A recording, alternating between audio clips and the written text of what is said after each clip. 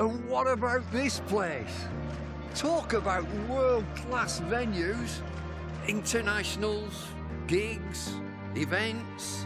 You can choose from a menu of triumph, of disaster, of pain, or pleasure. We've seen it all at Emirates Old Trafford, with the Red Rose together.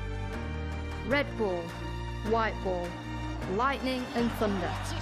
Have you ever sat back? Have you ever just wondered how far we've come? The storms we've weathered, or how far we'll go as the Red rolls together.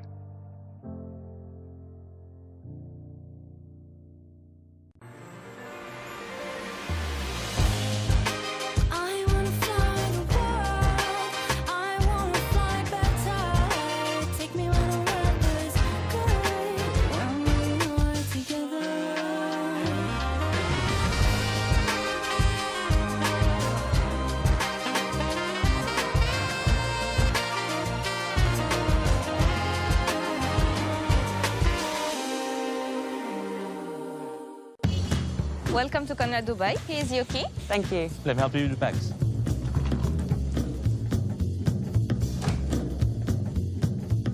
Nice room. How's that?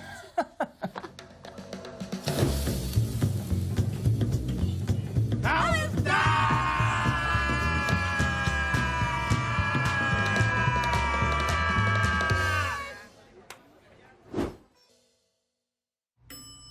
How's that?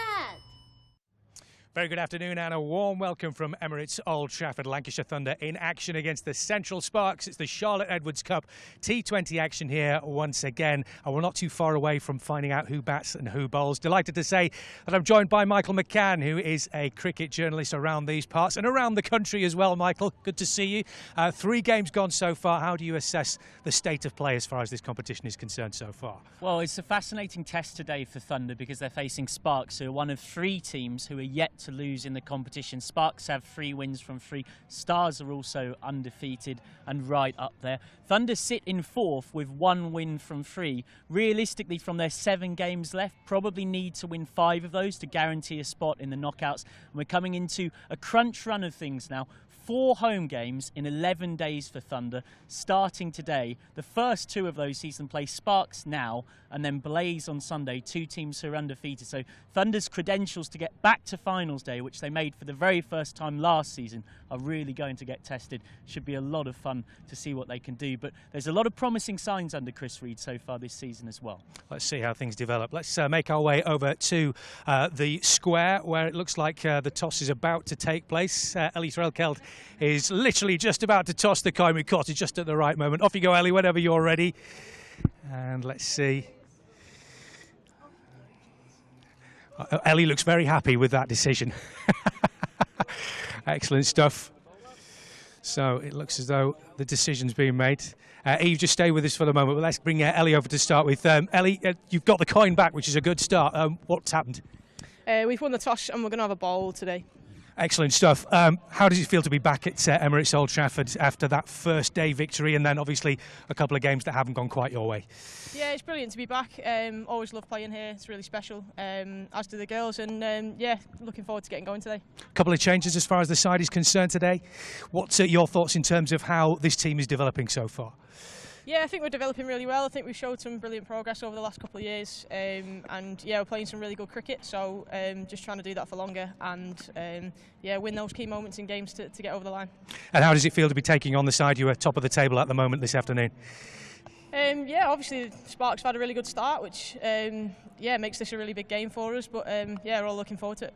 We wish you the best of luck. If you just pass the microphone over to Eve, let's have a quick word with Eve. Welcome back, I guess. How does it feel to be playing one of your old sides? Yeah, it's great to be back. I've been here once this season so far, so yeah, like playing here. Terrific start you've had to this competition so far. What do you make of how the team is going? Yeah, we're really delighted with how we started. We've talked quite a lot about how we want to play the T20 competition, and we've gone out and done exactly that. So yeah, still a long way to go, so we take game by game. And fingers crossed, you're keeping your fingers crossed that the weather holds off here this afternoon. Might the weather come into it, do you think? Possibly, but we just got to play what's in front of us, and yeah, hopefully no rain, but we'll see. Well, Eve, we wish you the very best of luck. Thanks very much indeed for joining us. So there you have it. Join us very, very shortly. Much more to come from Emirates Old Trafford very, very soon. Fee, we're 3 games into the Charlotte Edwards Cup. Just give us a quick rundown of how the first few games have gone for you. Yeah, obviously the last couple of games have been a little bit disappointing. Sort of both games got ourselves in a position to win and played really well for the majority of them, and then maybe just let the game go a little bit in the last 5 overs. But yeah, obviously beating Diamonds here at home in the first game was a brilliant performance, and we've done some really, really good things, and actually I think we've probably been the better team for a lot of the time, but just need to string a couple of performances together and be a little bit more consistent. And you mentioned that victory against Diamonds here. It was our Bat for Women's cricket fixture. How was that with the atmosphere? Had lots of people in, great win. How good was the day? Yeah, it was a brilliant day. I think we spoke at the beginning of the season as making Emirates Old Trafford a little bit of a fortress for us, and I think we've done that pretty well so far, and seeing all the kids and everyone coming to watch on that day was brilliant, and just shows how much this club's doing for women's cricket. And yeah, we put on a pretty good show for them, so yeah, it was a really good day. And you return to Emirates Old Trafford on Thursday to face Sparks in our first T20 doubleheader of the year. How much are you looking forward to that? Yeah, can't wait. Love the T20 blast. It'll be great to see the guys play here as well. Yeah, hopefully getting a bit of a crowd. Hopefully the weather will be a little bit better. But yeah, it's always great playing a few doubleheaders, and having 2 in a week is really exciting.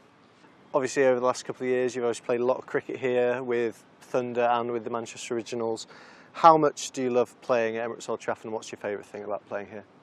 Yeah, I think the atmosphere here is always brilliant. Obviously having a bit of a home crowd always helps. As a spinner, it's a good place to play, always spins a little bit. You get value for your shots. It's always a really good hard-fought game of cricket. It does a bit for the bowlers, does a bit for the batters, and obviously this is our home, and there's no better place to play. So obviously Sparks on Thursday, another doubleheader on Sunday. We're looking to get lots of people down here. What would you say to them to urge them to come down, and who are the players to watch for Thunder this year? Yeah, I think it's obviously 2 kind of must-win games for us against the 2 teams that are unbeaten so far. So yeah, we're really backing ourselves to go out there and do what we do best and play some really positive cricket. And I think you get 2 for the price of 1, don't you? You get to see us, and then you get to see the guys after. In terms of players to watch, I think Elsa Lister, our Scottish recruit, she had a brilliant game the other day against Blaze. That really positive, did everything that we've been speaking about.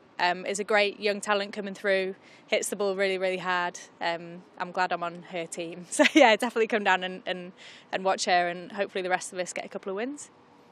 We are in a hard world of professional elite sport. And a warm welcome from Emirates Old Trafford. We are back again. It isn't a nice Sunday school tea party. There are no hiding places. It's another monster hit for 6. I know we are good enough, but we're just not showing it on the pitch. You put that support in, you put that investment in, right, start winning games. Doesn't work like that, does it? It means so much. It means so much to me, the staff and everyone in it. A few wins put together, maybe they could actually reach finals day. Well, that's a ferocious looking shot. We don't want equal pay, we want equal opportunity. They're going to try and show a little bit of something for the investment that's been put in. The reality dawns, that is what professional sport is.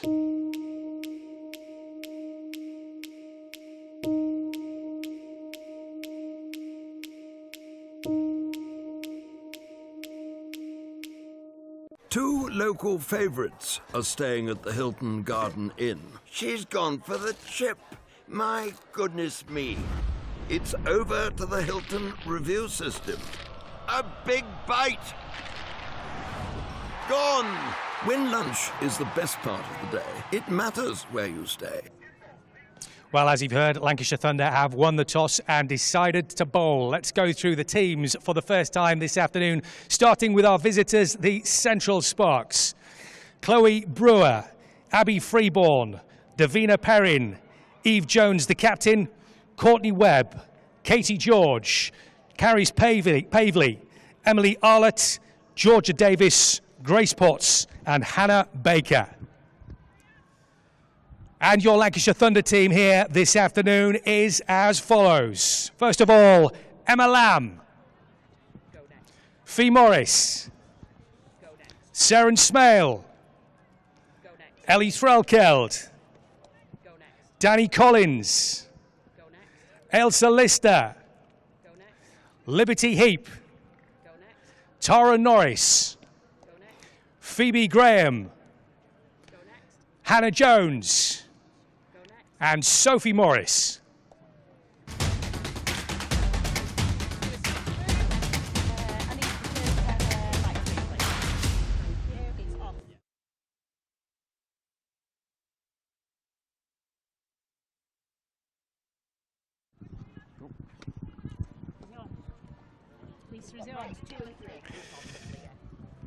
How far do you? Okay, off you. 3, 2, 1, off you go. Thanks so much to Fraser for the team. So we're not far at all from the first ball now. Yours truly, Michael McCann, joined by Alison Byrne, one-time captain of Lancashire and Cheshire. It's a double header. There's all sorts going on. There's people when we're coming into the ground on a bicycle, playing trumpets. There's razzmatazz. It's T20 time, isn't it? It's brilliant. The atmosphere, you can sense it's building already.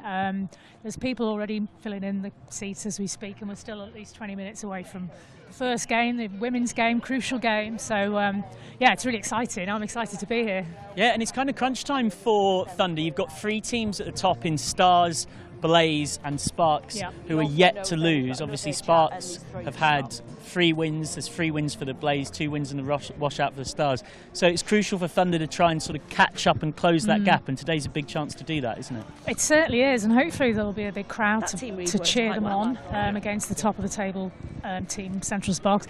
Actually, it's a crunch game for both teams because Sparks will be keen to maintain their position. Thunder will want to try and move on from their 1 win. They'll like to put another win in that column. So it should be really, really exciting. I mean, I've seen them play last season and they were very evenly matched. Obviously the momentum seems to be with Sparks at the moment, but I'm really looking forward to see how Thunder perform today. Looking at the team list that's just come on, there's a couple of youngsters playing as well. I could go either way, as we know. They could rise to the occasion and, you know, put this game out of Sparks' reach, or, you know, they might crumble. Who knows? It's exciting. It's really exciting. A couple of changes for Thunder, as Ali alluded to, from the side that lost against the Blaze. Daisy Mullin and Mahika Gore, Magic Meeks, as she's known to many, are the 2 to make way. And in comes Sophie Morris in particular, the eye-catching one for a chance for the young spinner to show what she's got. And Liberty Heap, who obviously has had a lot more exposure to cricket for Lancashire Thunder over the last few seasons. You know what you're going to get with her. Part-time off-spin as an option, explosive batting and devastatingly good with the field in the covers. Yeah, she is. She's very quick in the covers. But, yeah, Sophie Morris, left-arm spin, local to me, plays her cricket at Upton on the Wirral, about a mile away from where I live. I've got friends who play for Upton, and I know back on the Wirral they'll be hoping that she performs really well and does the county proud. So yeah, it's going to be good to see her perform well. Hoping, fingers crossed, that she puts in a good performance. Yeah, fun fact about Sophie Morris, she actually took figures of 6 for none, 6 wickets, no runs in a Thunder Academy game almost 2 years ago to the day, which is quite a way to announce yourself and get people's attention. And clearly she's done enough now to get into Chris Swede's lineup. A word on Sparks. We know that Sparks have got a very impressive seam bowling battery in particular. It does look like that pitch has had a bit of the Manchester rain on it. Does look like there's some grass rolled in. It might do a bit early. Sparks 3 from 3 as well. They're to be feared. And then there's a certain Eve Jones with the bat who already has 136 not out in a 50-over game against Thunder. That epic earlier on this season that Thunder lost. That was heartbreaking to watch from a Thunder point of view, but absolutely admirable from a cricket lover's point of view. It was an astounding captain's performance that day, to be admired. She carried her bat all the way through, 136 not out under pressure from ball 1. Amazing. As for the pitch, I had a quick chat with the ground staff. They do seem to think there'll be a bit in it for the swing bowlers early doors. Perhaps not as hard as it normally is. The bounce is a bit lower perhaps. So it'll be an interesting dynamic. I think it's one of those tosses that might be a good one to win today, I think. The weather seems to be picking up. Hopefully it'll dry out a little bit later on. So, yeah, it should be interesting. So skipper Ellie Threlkeld has won the toss for Lancashire Thunder and decided to have a bowl. If you're relatively new to the razzmatazz of T20, here's a rundown of all the rules to keep an eye out for and how it all works. Each match is played by 2 teams of 11 players. Some are batters, some are bowlers, and there's 1 wicket-keeper. Both teams have a chance to bat and bowl. Look out for the coin toss. That's how they decide which team bats or bowls first. Each team has 20 overs to score as many runs as possible. The team with the most runs wins the game. 1 over is made up of 6 good deliveries from the bowler. To score runs, batters hit the ball and run between the stumps. If the ball reaches the boundary, it's 4 runs, and if it gets there without bouncing, that's a 6. While the batting team is scoring runs, the bowling team are trying to stop them and get the batters out by taking wickets. A few ways batters can be out are bowled, caught, run out, stumped, and LBW. Watch out for signals from the umpires, 4s, 6s, wickets, and these when a bad delivery has been bowled. Bad deliveries add runs to the batting team's score, and the bowler must bowl an extra ball. If you see the umpire doing this, the next ball is a free hit, and the batter cannot be out, bowled, caught, LBW, or stumped. And those are all the basics you need to know to get behind your team in this year's Vitality Blast competition.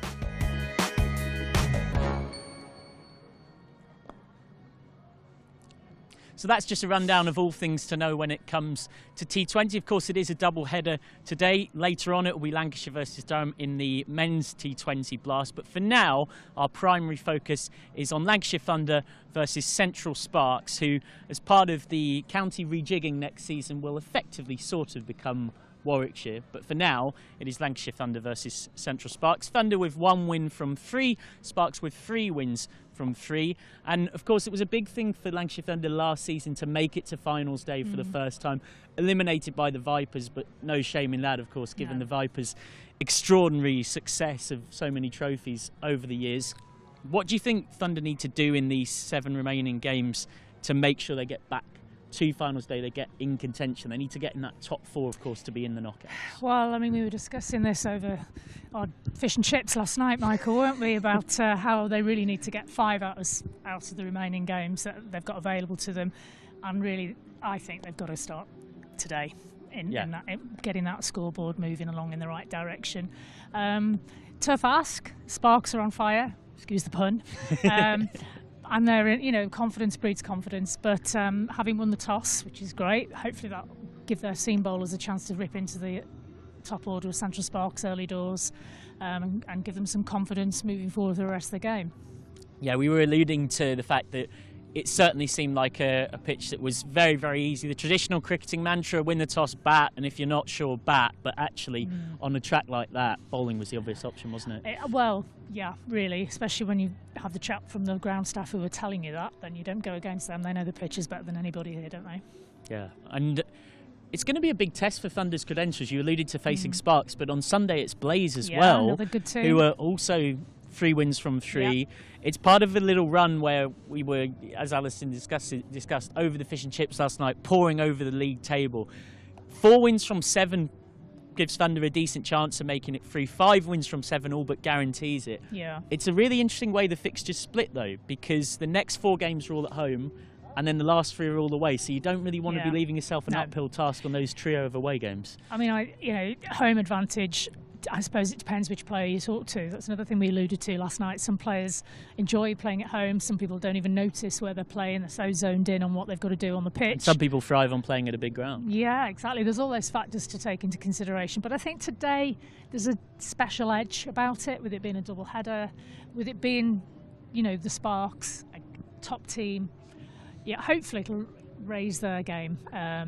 They've not played badly this season, the Thunder, but they've just had moments where you just seem that opportunities have slipped away from them in a sense, So, and it's a case of finding the bite of that Diamonds performance, isn't it? Definitely, I was here for that one as well, and they just performed so well in every department that day. You couldn't fault them. So I'm hoping for another performance like that. Hopefully, Sparks perform like that, and we see both teams at their very best, which will entertain the crowd. And that's what we want in women's cricket: competitive games. We want teams that are evenly matched, going at each other, showing their skills. And of course, next season it will be Lancashire as such on the paper. It's Lancashire Thunder right now. What do you make of the switch from 8 regions to 8 counties? I'm neutral, to be honest with you, Mike. I haven't got an opinion. I don't think you can form an opinion until you see how it works out.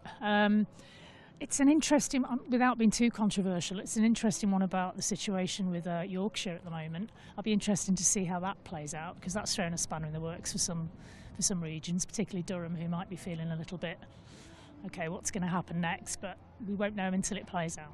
Obviously for Lancashire, relatively simple transition in many senses, and there's been such a synergy over so many years and all the more games at Old Trafford that makes the transition as simple as it could possibly be, really. And I can say this without too much bias, but I think Lancashire, in terms of how they've developed women's cricket, have been slightly ahead of some of the other regions, and certainly in the way they've respected some of us oldies, giving us our caps on the pitch, organising events for us at Old Trafford. There's one here on Sunday for the former players. We've been hosted, wined and dined and looked after, and a chance to just get together and relive old times. But free membership for for players from the women's team as well, who've represented this county in the past, shows that they do value their cricket, their women's cricket, and have done for a while. I think they're well worthy of the franchise, to be fair.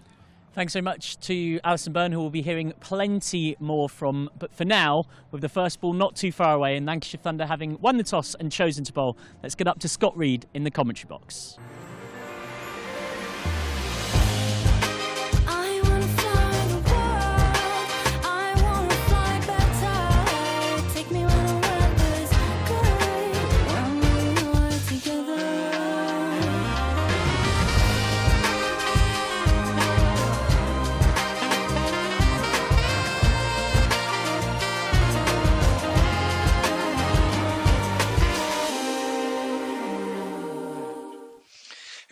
Challenge Annika when you set a task for someone to try and do, and it was something really complicated and completely unnecessary.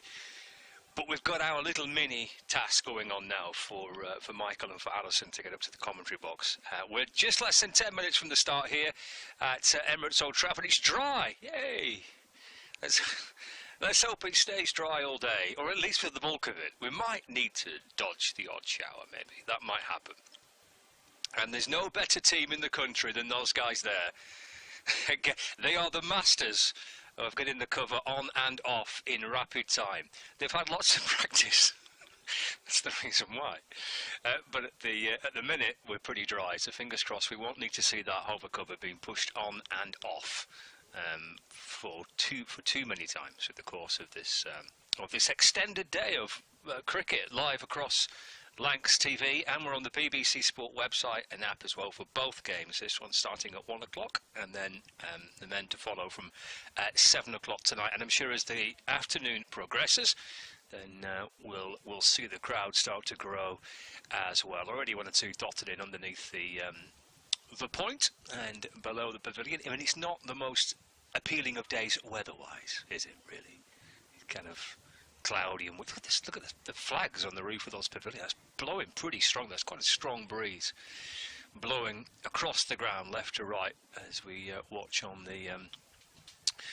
the screen. So it's that type of day. It might see the odd burst of sunshine a little bit, but not too much expected, I don't think. It's a bit of kind of cloud and chilly conditions, but as long as it stays dry, that is all that matters. And we'll keep you across all the games through the course of today. There's one other Charlotte Edwards Cup match taking place, which is the Southern Vipers against the Western Storm on this breezy old day. And then from 6:30 and 7 o'clock tonight, we've got the men's action as well, plus the international game between England and Pakistan at the Kia Oval. So we're going to keep you across all that through the course of today here on Lancs TV and the BBC Sport website and app. Hello, people in the crowd, checking the scores, checking the weather forecast maybe, and getting themselves ready for this fixture. Yeah, it is a day where you need your coat, I think. Well, there's no disguising that fact. Of course, it is a school holiday, so there's a few school kids knocking around, which is quite nice. And that's a Manchester Originals hat, I think, there as well. So there's not just Lancashire or Lancashire Thunder fans, that is definitely a Manchester Originals cap. That are watching on from the stands, and quite like this, where you get the kids seeing themselves on the giant screen on the far side of the ground, and they get a chance to have a bit of a wave. I'm going to see if we can try and find anybody with an earpiece in, because you can buy the earpiece to listen to the coverage inside the ground. They're available, I think, at the club shop. So we'll keep an eye out to see if anyone's listening to our coverage through the course of the next few hours. But a bumper day of cricket here on Lancs TV and the BBC Sport website and app, live from Emirates Old Trafford. I was saying, Michael, that it's you're too young for Challenge Annika, which was a TV My eyes programme. are glazing over. Yeah, I thought they would. It was a TV programme in kind of the late 1990s, where they would set a contestant a kind of ridiculous challenge to do, and it would involve climbing over obstacles, and it would involve trying to get from one part of the country to another part of the country. And Annika used to follow them around with a microphone and used to report on how well they were doing.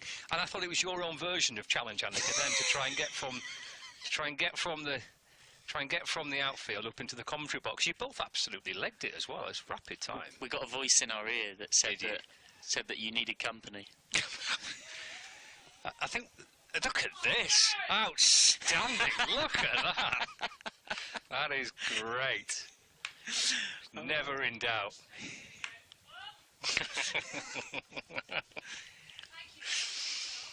It's nice to be working with athletes. Normally I have Kevin Howells. A Saturday fourth team cricketer. Ah, well, that'll do. That's still in the category of athletic. Although we should repeat that, of course, one of the three of us has actually captained Lancashire. Yes, yeah, exactly. Yeah.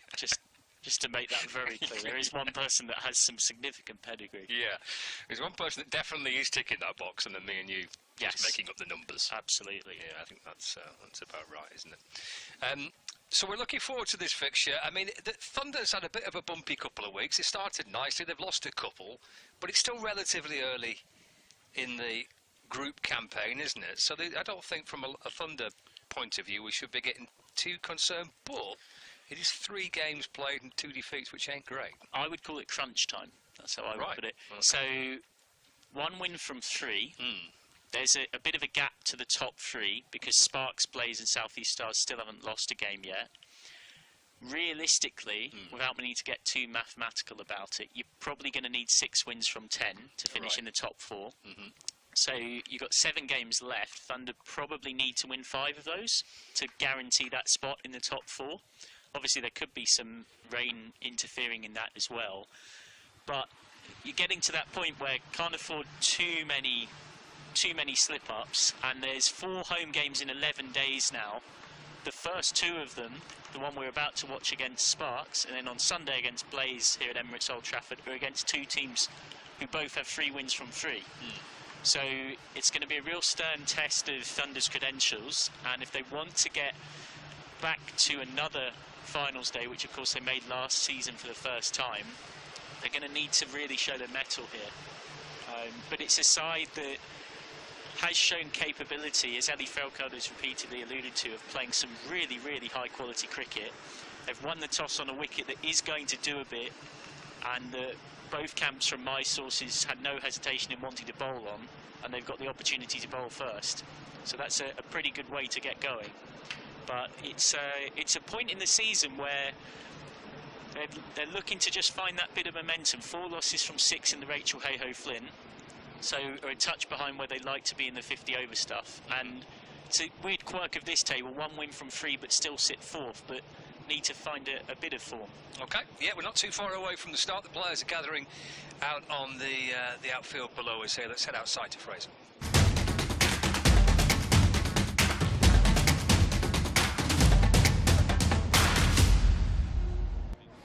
Ladies and gentlemen, please welcome to the pitch your umpires for this afternoon, Joanne Ibbotson and Simon Widdop.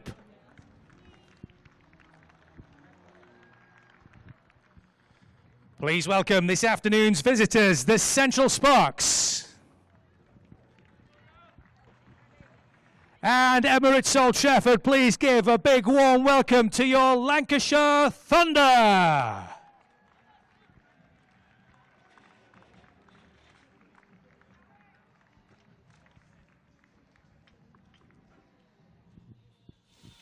So here we go then, the first of this 3 double headers here at Emirates Old Trafford, which start with Thunder playing first and Lancashire finishing the day later on tonight. But it's not always the case, because on Sunday it's the reverse.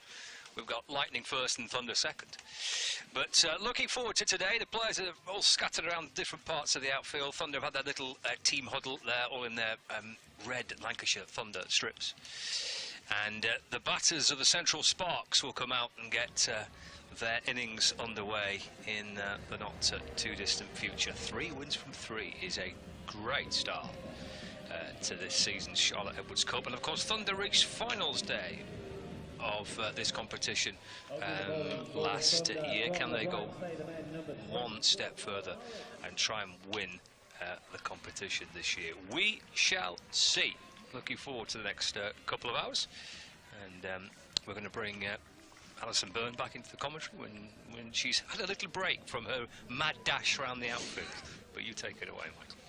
Thank you very much. Scott Reed, Tara Norris has got the ball in her hand, and Ellie Frelkeld, being the pest of a wicketkeeper that she is up to the stumps. Some of you may remember last season that outrageous stumping she took off a Tara Norris bouncer in one game that really summed up her keeping excellence. We've got a ring of 4 on the offside. The 2 allowed out of the ring are at deep square leg and deep fine leg. Norris bowling to Chloe Brewer to get us going for the double header. Frelkeld and Norris are both up from the very first delivery.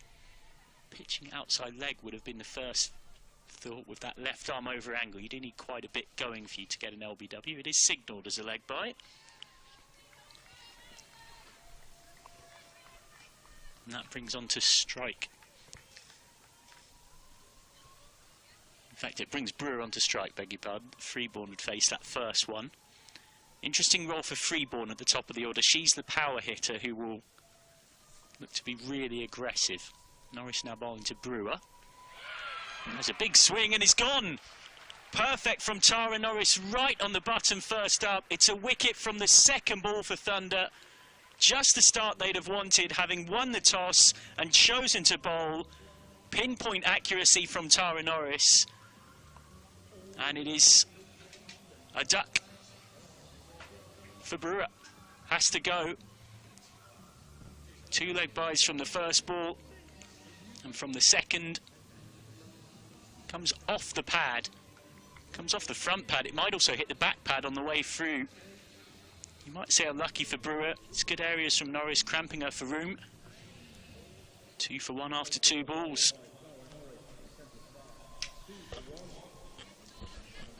So, now out to the middle comes one of the great young exciting talents of women's cricket. If you haven't heard of her name, you will have heard of her very soon. Davina Perrin of Central Sparks, Staffordshire, Birmingham Phoenix, part of the England Under-19 World Cup squad last year. Only 17 years old, smashed 79 not out off 40 balls against the Sunrisers. But the talented teenager has to face Tara Norris, who already has a wicket to her name. And alongside me, former Lancashire and Cheshire captain, who was fist-pumping from behind Scott Reed and I in the commentary box as that wicket was taken. Joining me is Alison Byrne. Hello, Michael, again. Nice to see you again. Thanks for putting the video of us on the... Absolutely stitched up. Stitched up massively by Scott Reed. In comes Tara Norris. Norris right on the button again. That's gone again. Me. The furniture is splattered. Absolutely superb from Tara Norris. Perfect line, perfect length, coming back in. Too good for Perrin. A golden duck. 2 for 2 after 3 balls. It's all happening. And the American superstar is right on the money for Thunder at the start of this one. Yeah, she's perfect for these conditions, isn't she? Left arm, swing bowler. Look at that action, lovely. And Yeah. there is no sight better for a fast bowler Well, it depends on your choice of disturbed stumps. Some people like the stumps flying all over the place, but there we had the middle stump tuning in one direction, the leg stump off in another. Norris right on the button again, that's gone again! Me. The furniture is splattered! It was a good toss to win, wasn't it, Michael? The sun has just poked through as well. We're keeping an eye on the weather today, but we've been cautiously optimistic that it will be okay. And so, Eve Jones, who's been opening magnificently 4 sparks in the 50 over format, but has dropped herself down to 4 in the T20s by virtue of allowing others to come up and try and dominate the power play, and then Jones to play a different role at 4. Instead, finds herself walking out, 4th ball, with the score 2 for 2 after 3 balls. Yeah, Norris is adjusting her field at the moment. She's waving her arms frantically. She's brought in a slip to the left-handed Eve Jones. She's moved 3rd slightly, changing the angle of 3rd. So the tails are up. It's a deep square leg and a deep 3rd, the 2 out for Jones. Once a Thunder player, of course, so successfully. Just leaves that first one from Norris. Eve Jones from Shrewsbury, skippered Lancashire once upon a time. Played for the Red Rose from 2017 to 2019. Has been in very good form this season, including 136 not out against Thunder when these sides met in the Rachel Hayhoe Flint Trophy, the 50 over competition earlier on this season.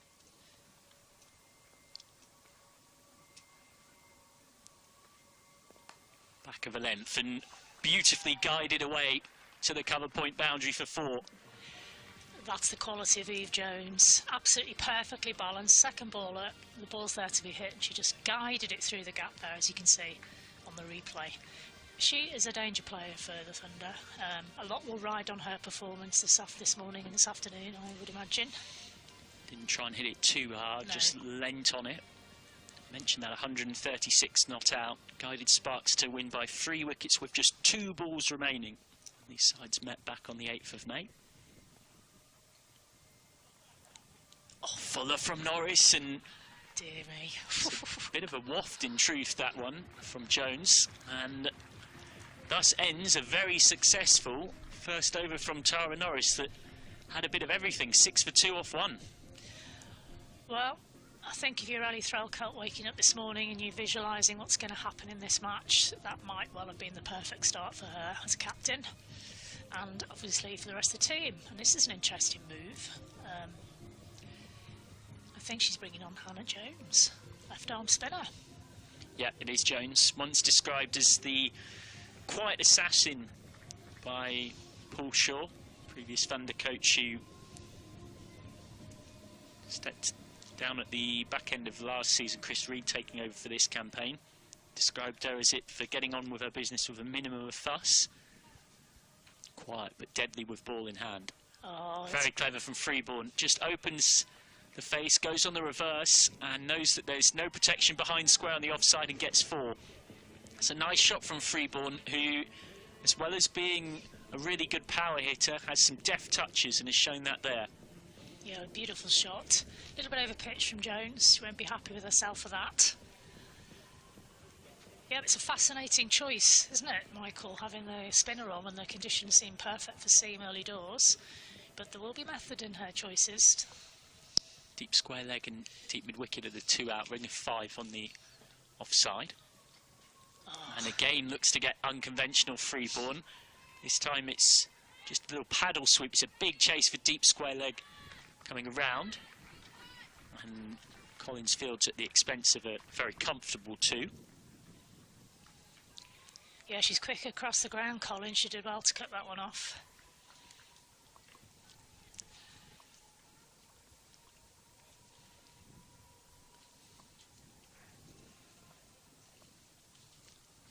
Jones is in again. Comes down the track, Freeborn, and meets it on a half volley. Doesn't really get it cleanly. Out to deep mid-wicket for 1. So Freeborn has 7. Freeborn will more likely look to be the aggressor in this partnership. Jones will look to tick things along steadily. Field changes for the left-hander, albeit once it maps out, it's pretty much the same field that they had for Freeborn. So Lancashire Thunder with a deep square leg and a deep mid-wicket as the 2 out. Although for Jones, it's actually a 5-4 leg side field. So Jones really can't really afford to give too much width here. Full toss, and Jones has missed out on that a little bit in truth. Player of her quality does get a single, but you'd have expected to see that escorted promptly to the boundary. Yeah, Jones seems to be struggling a little bit with her length at the moment. A bit full pitched. It's unconventional to refer to players as their first name, but when one has Jones bowling to Jones, it feels like a different modus operandi might be required from us as the commentary team. It's Hannah Jones, and this time to Freeborn, no such problem here. And a well-judged quick single. Very quick. Yes, but I don't think Eve Jones will be bowling to herself, Michael, so I don't think the listeners will be too confused. Jones now, Eve Jones facing up. Thoroughly experienced player and really a figurehead of this Sparks side, both as a captain and with bat in hand. Just opens the face. Nice touch shot. Nobody behind square on the offside. So they'll get 2 for that. Yeah, Jones shows her quality there. Waits the ball, plays it from her off stump down to third. Wonderful. So that's a good over for Sparks. They've scored off every ball and they've picked up 11 with 2 overs gone, 17 for 2. If you are joining us a bit late, great to have your company here on Lancs TV. It is Lancashire Thunder versus Central Sparks, the first of a series of double headers. Later tonight it's Lancashire versus Durham in the men's T20 Blast. For now, Lancashire Thunder looking to grab a second win from 4 thus far against a Sparks side who've been in great form with 3 wins from 3. A really good crowd building, particularly in and around the members' pavilion on the far side away from us. Norris to bowl their second over. Her first one was plenty eventful, picking up a couple of wickets. Norris into the pads, just trying to cramp Freeborn for room. Yeah, lovely length.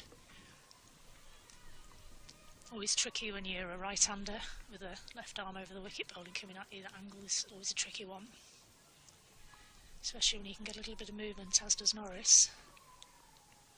Freeborn just opening up her stance a bit to try and factor that in. Gets funky Freeborn, and that's a clever shot, but there is deep backward square leg in play. I think she was just trying to get it a bit finer than she actually managed to, so she does only pick up 1 for it, Abby Freeborn.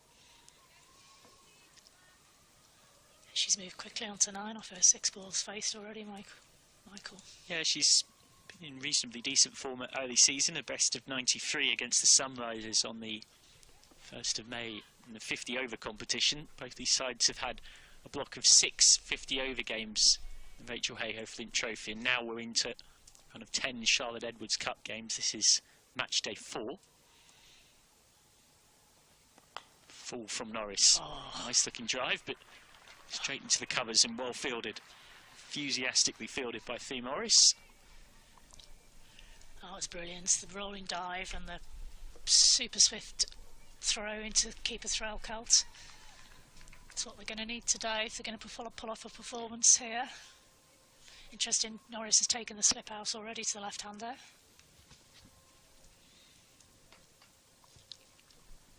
Oh, beautifully bowled by Norris. Lovely keeping as well from Threlkeld. Takes it with those super buttery smooth gloves and is eyeing the stumping. It's just what you do not want as a batter. A keeper not only up against the seamers, but who is so impressive in doing so. Yeah, it's really helpful. Traps you in your crease. Yeah, exactly. Yeah, Jones is reluctant to move too far forward in case she doesn't connect as she wished, because Threlkeld is, as you say, waiting to pounce. Deep cover point in play now. Deep square leg has come up. Ring of 4 on the leg side. The clear remit with a field like that is to bowl outside off, which is what Norris has done, but it's driven handsomely by Jones. Big chase for that fielder who's just gone out a deep cover point. It's kept to 2. Smell did well there on that boundary. She'll be key later on with the bat, Seren Smell. She's having a fantastic season wielding the willow. You're in poetic form this morning with your alliteration, Michael. Far too kind. Put the Wielding check the in willow. the I post. shall remember that one.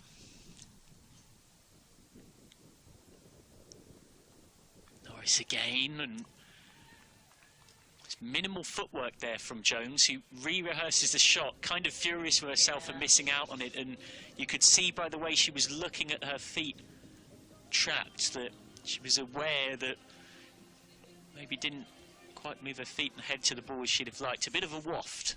Yeah. 3 off the over, Very tight 20 for over. 2 off 3. Tight over from Norris. 20 to 2. Freeborn and Jones are both on 9. So it looks like it was the classic experiment with 1 over of spin up the top and nothing more, because having conceded 11 off her 1 over, Hannah Jones is coming off, and from the pavilion end it will be Phoebe Graham, or PG Tips, she's known to her teammates. Phoebe Graham, who's having an excellent season with the ball. When she really gets into rhythm, she can get into the early 70s in terms of miles per hour. She'll get it to swing, she'll get it to nip about in these conditions. She's got a deep square leg and a deep fine leg. It's just guided away by Freeborn. Jammed her hands down on it on a half volley, and it goes through deep third for 4. So Freeborn into double figures. Waited for it nicely, and whenever the ball goes through that part of the pitch, people are keen to say it was an edge, but certainly that was a clear opening of the face from Abby Freeborn. No, she meant that. That was a really lovely shot. Freeborn looks in good nick, 13 off 7. Interesting contest here. She will have something of a licence, even with the 2 wickets lost early, to be aggressive. That's her role in the Sparks batting order.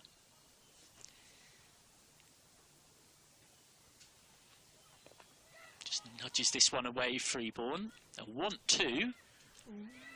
And it could be a touch tight. That's excellent running, isn't it? I get there. It's well judged. It was right between the 2 sweepers. Fee Morris coming around from deep square leg. And from deep fine leg was Sophie Morris, who we'll see later on with ball in hand, you'd imagine.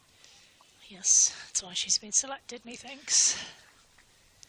Yeah, I expect we'll get a spell of the 2 Morrises with spin later on. It's Graham, driven by Freeborn. She opened herself out. That's something Abby Freeborn likes to do. I've seen her in a few innings do it very successfully. She likes to open that front leg out and likes to target that area through mid-wicket and long on.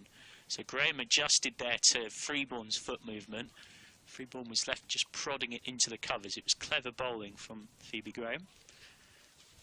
And the other thing, you can hear the effort from Phoebe Graham. You can hear her all the way up here, actually. A grunt as she delivers.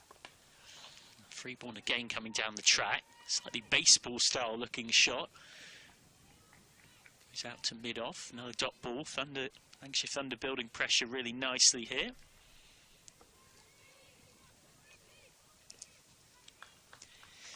Yeah, you can hear the Thunder players, Lancashire Thunder players, you know, shouting their support. They know how important this fixture is, urging their bowlers to perform.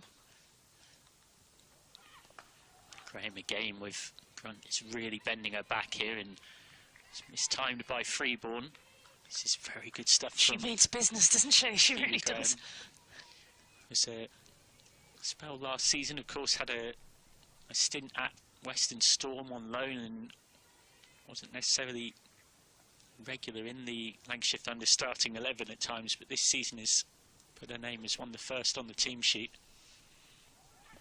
Shorter and straight at mid-wicket, gone. Freeborn can't believe it. She's picked out Fee Morris, 26 for 3. The pressure that Phoebe Graham has built right through that over tells. Freeborn didn't quite time it, and it was a very simple catch for a fielder of the high quality of Fee Morris, 26 for 3 off 4. Yeah, she'd frustrated Freeborn with the earlier couple of balls in that over, and Freeborn's little eyes lit up and she saw it slightly shorter, and Fee Morris gobbled it all up. It was a purposeful bouncer. It was banged in with real intent, and this is a wicket actually as a surface that, looking at it pre-match, seemed a bit slow. In truth, it's a wicket that's had a fair bit of moisture, and it's a real compliment to Phoebe Graham that she got that bouncer to rear up like she did. And Freeborn was not really in control of the shot, you'd have to say. And Fee Morris just wasn't going to drop that. No, no. She's great in that position. Great reactions, good hands. So, game on, 26 for 3. A rebuilding job for the Aussie. Out comes Courtney Webb. Was that your attempt at an Australian accent, Michael? Because please don't do it.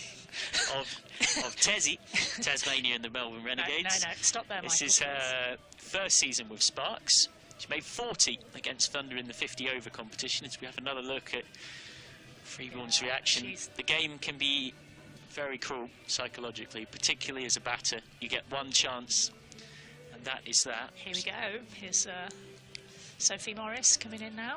Yeah, so bold move from Frelkeld, who, having already tried Hannah Jones in the power play, is going to turn to a second spinner in the power play, but variety very much the spice of life when it comes to T20 bowling attacks these days. And so Sophie Morris into the side, and we'll get her opportunity nice and early. A bit of a funky feel going on here. So we've got a long on and a deep cover. It's a 5-4 onside field. The clear remit from skipper Frelkeld in terms of what she wants from Morris is not to offer too much width. Oh, what a start. What a start. Beats the outside edge with her first delivery. I think it's a great move bringing in Sophie Morris on early, because the longer the game goes on, potentially the more, you know, the tummy starts to rumble, the nerves kick in. She hasn't had a chance to feel nervous yet. This is great. Again, that's a good ball bowling right to her field and pushed out by Jones to mid-off. You would think with the loss of these 3 early wickets, the remit for Jones in particular will be to bat through as much of the 20 overs as possible and then have others bat around her. Well, she's certainly good at that. We've seen it happen. Goes back, and that's good. Really beautifully bowled again by Morris. The youngster must be delighted with this start. Youngster who is right on the button. Of course, looking to follow in the footsteps of another left-arm spinner from these parts, who became the fastest female bowler to 100 ODI wickets last night. Sophie Eccleston, of course. Yeah. 2 good Cheshire girls there, Michael, in the mix. Oh, off the edge. Unlucky. Not sure whether Jones was trying to guide this away or it was a genuine edge. It might have been a bit of both. Jones turned the bat in her hand after hitting it as if that was what she intended. She gets 2 regardless, moves into double figures. But again, really good signs here for Sophie Morris. Yeah, she's got straight to work around her line and length very early early doors in this game. Again, just nurdled away to square leg, zinged into Frelkeld. This is good pressure being built here by Lancashire Thunder. Morris, who is just 20 years old. Just in the gap. It's a quickly taken single. It's a well-judged single. Point had to go 5 or 6 yards to her right and then pick up and to her left, sorry, as a right-handed thrower. So 5 overs gone. 29 for 3. What a fabulous first over from Sophie Morris. You can see the start the Sparks have made there. A couple of wickets in that first over and another one in the last over. Sophie Morris was born in the Wirral. She was. January the 2nd, 2004. That's my daughter's birthday. Is it? Yeah, not this. Actually, they're exactly a year apart in age. There you go. Yeah. I think a lot of us can remember exactly where we were in 2004. Well, I was probably celebrating my daughter's first birthday. Should hope so. There's a bit of a tip. And they were probably born in the same hospital, actually, Arrow Park on the Wirral. Yeah. There you go. Here's Phoebe Graham. That's crazy.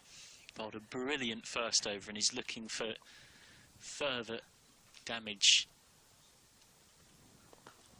Pushed out to short mid-wicket.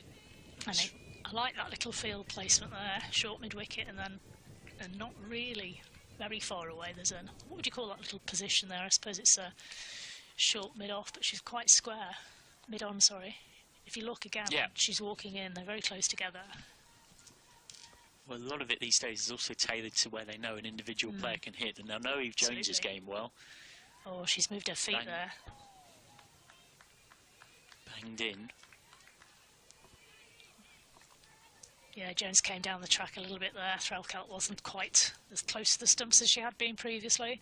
Sign of frustration potentially from Jones, maybe. Some excellent bowling from the Thunder so far.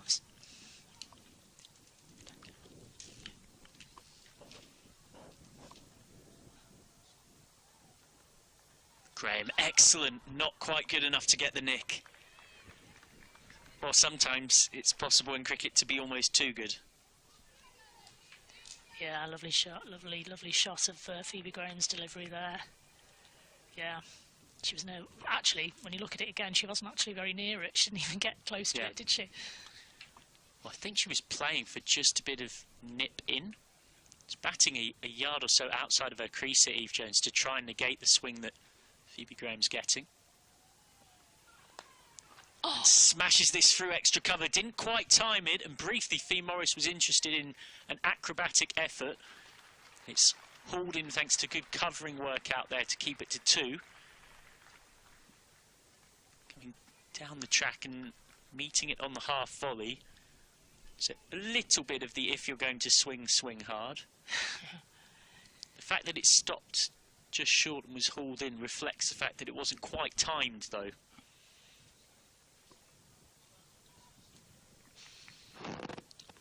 Yeah, great field placement again from skipper Threlkeld. I think she's looking for that shot there. She's come up now to stop it. Swing and a miss outside off stump from Jones. Just left again, just re-rehearsing the shot.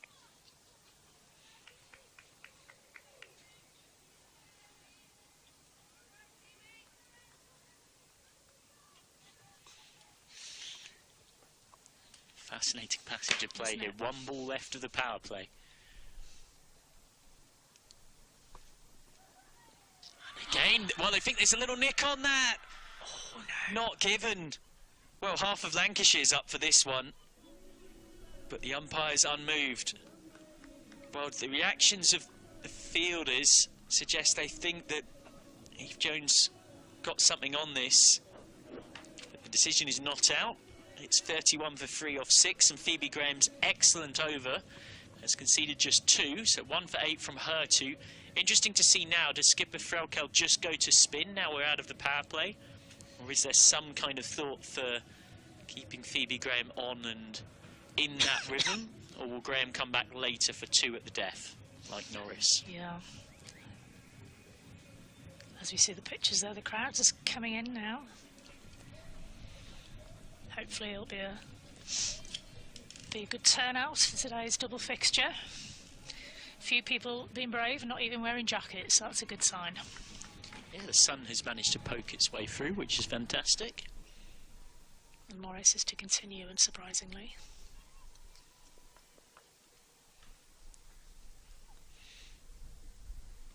Short and just punched out to deep cover for 1.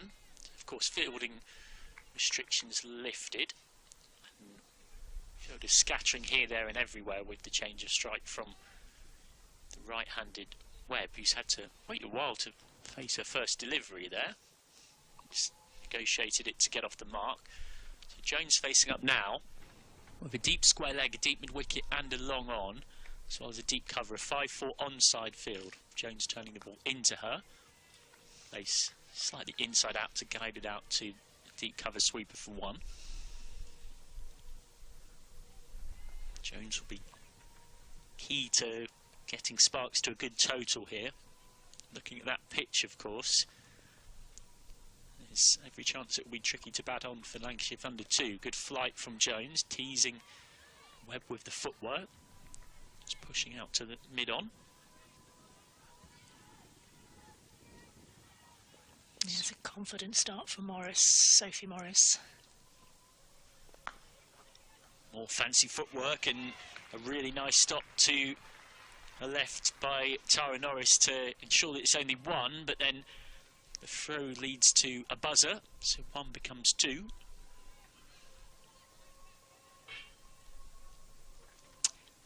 Yeah, that's gutting for Tara Norris. She did all the hard work. Yeah, the dive was positively Mary Earps-esque.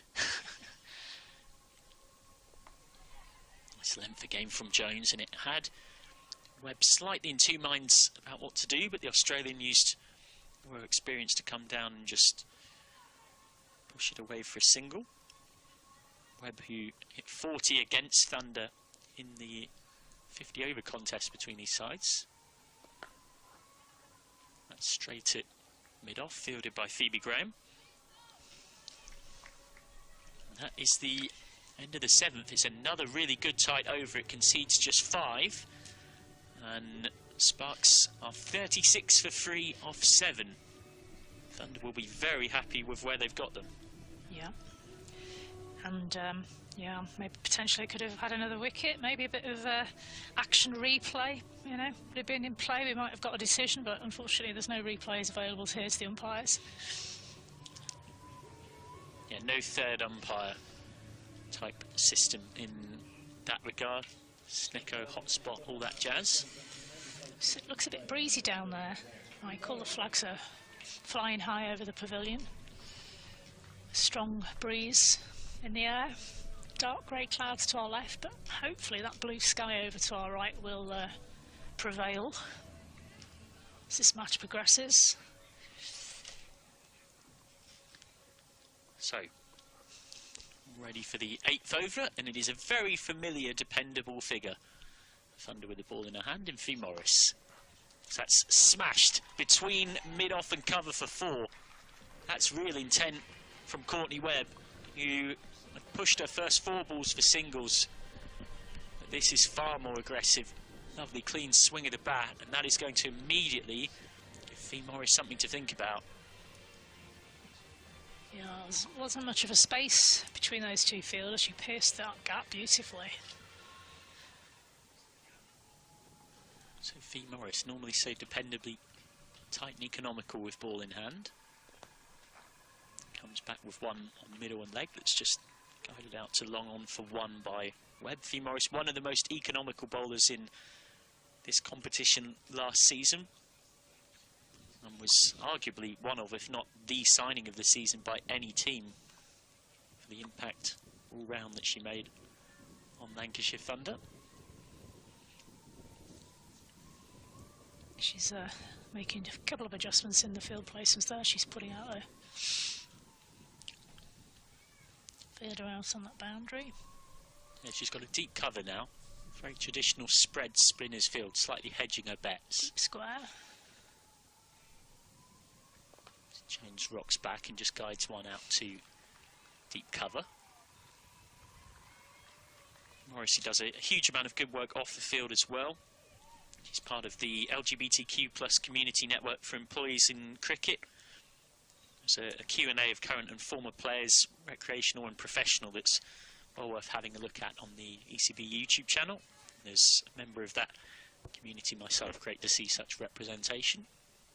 Goes on the sweep, could be gone, yes! And is gone. The finger goes up. A 4th wicket for Thunder, a 1st wicket for Fee Morris. Webb has to go for 9. Thunder's great start, having won the toss and chosen to bowl, continues. And it's the familiar figure of Fee Morris who strikes. That's so crucial wicket for Lancashire Thunder there. Because, you know, as we know, we've seen Webb put on a 40 when Eve Jones was... Well, that replay suggests it was very out. Hitting in pretty much in line of middle, having shaped in. That would suggest cannoning into middle and leg. Webb had looked very good in her brief stay at the crease. Played some nice shots, particularly that 4 through extra cover. And of course, that's quite a pedigree from her time at Tasmania and the Melbourne Renegades. So they'll be very happy to ensure her stay at the crease was a short one. Now here comes Katie George. George, who has 7 England appearances back in 2018. Hasn't quite managed to break into those honours since bursting through as a talented teenager, but is still very impressive, both with ball and bat in hand. He's going to try and lead the rebuilding job with Jones. It's naturally a batter who looks to be aggressive. That might be what Sparks need here to try and inject a bit of energy into their innings. Fee Morris will be eyeing another strike to her tally. Morris with a teasing floater. It's a nice looking drive out to mid-off. Good tumbling stop there from Graham to ensure it's only one.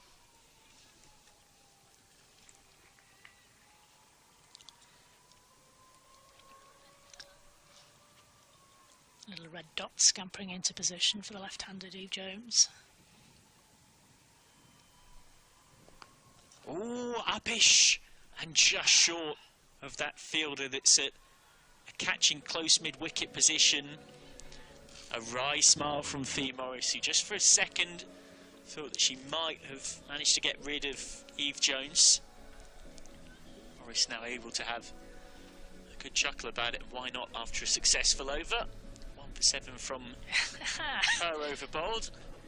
Some spectators who are a touch more sheepish than others about the prospect of a camera. I get the feeling she's saying, "Dad, did you have to wear that hat?" Hear it. Double header, of course. 7 PM the men's game gets going. Lancashire versus Durham. For now, primary focus on seeing if Thunder can close the gap to the 3 unbeaten sides above them. Here's Jones. Right on the button. Just prodded out into the covers. Yeah. Morris, beg your pardon. Sophie Morris, yeah. It's interesting, Thunder have ended up with a trio of spinners on a wicket that looks like it's doing plenty for seam. For now it's working out well enough, but that's cut nicely through backward point. Big chase needed, and it was almost kept in. Very close. It was almost kept in. It was a great effort from Fee Morris, who ran, you can't fully see it from that camera angle, but she sprinted a good 30 yards around from deep cover. She had no right to get anywhere near this. As that angle shows, it was hit through backward point. And you can see the red flash in the background. That's Fee Morris. She gets there with her left hand. And then the ball just dribbles into the rope. Meanwhile, that's beautifully bowled by Morris, beating the outside edge of George. Yeah. Yeah, she'd be pleased with this. Will Morris, captain in Upton actually this season as well. Morris goes wider of the crease. Driven out to long on for 1. If you're just joining us a touch late, Lancashire Thunder winning the toss, and they've got Central Sparks struggling a bit. 48 for 4 off 8.4 on a wicket that does look to be a testing wicket to bat on. Floater slower, a bit of a teaser from Morris. Worked out to deep cover for 1 more.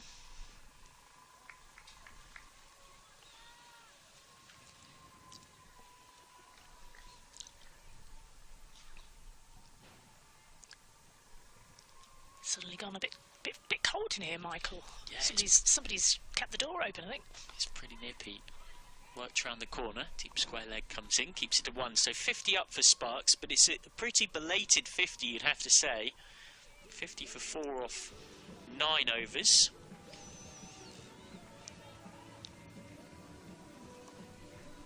Sparks unchanged for today, and with 3 wins from 3, no surprise. 2 changes for Lancashire Thunder, Daisy Mullin and Mahika Gore making way. Sophie Morris and Liberty Heap coming in from the side that lost against Blaze last time out.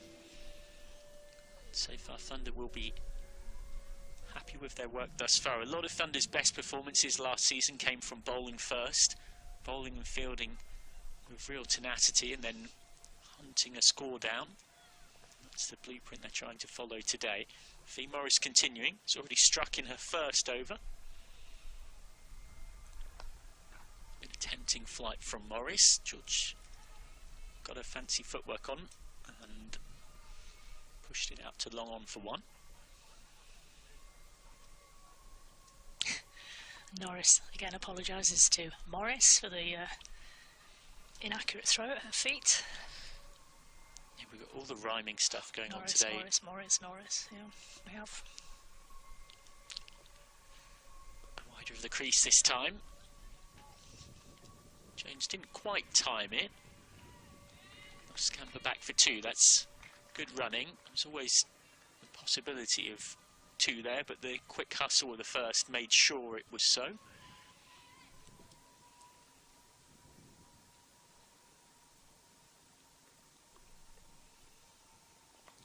Oh, full toss, and straight to backward point. A real teaser and tempter from Morris.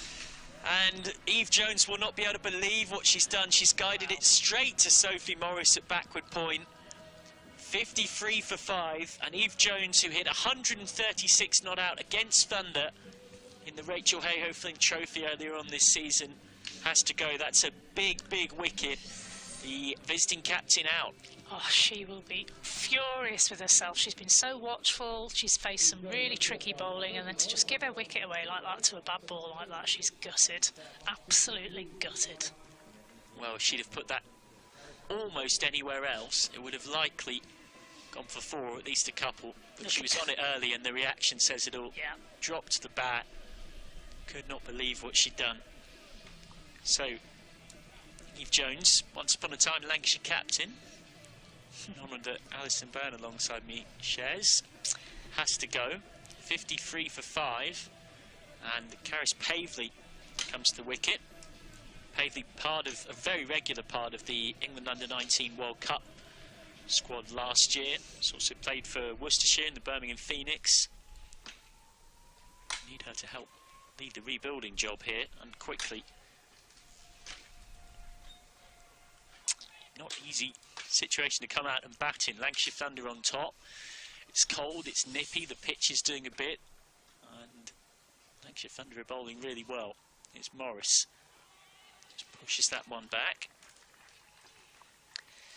Yeah, it's tricky batting conditions because it's gusty, that wind as well. If spinners on, it's going to give them a lot of drift sometimes, and then sometimes not. It's difficult to read. Quicker ball. And Pavley was beaten by it. Very much going well down leg, hence the lack of appeal from keeper or bowler. Frelkel was busy springing down that leg side.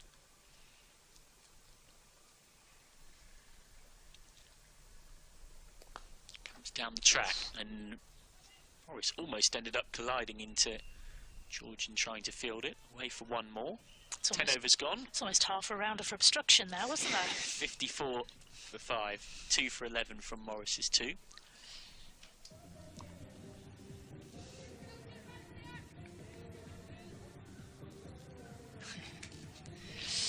Yep, so halfway through. 100 looks like it could be a good score at the moment.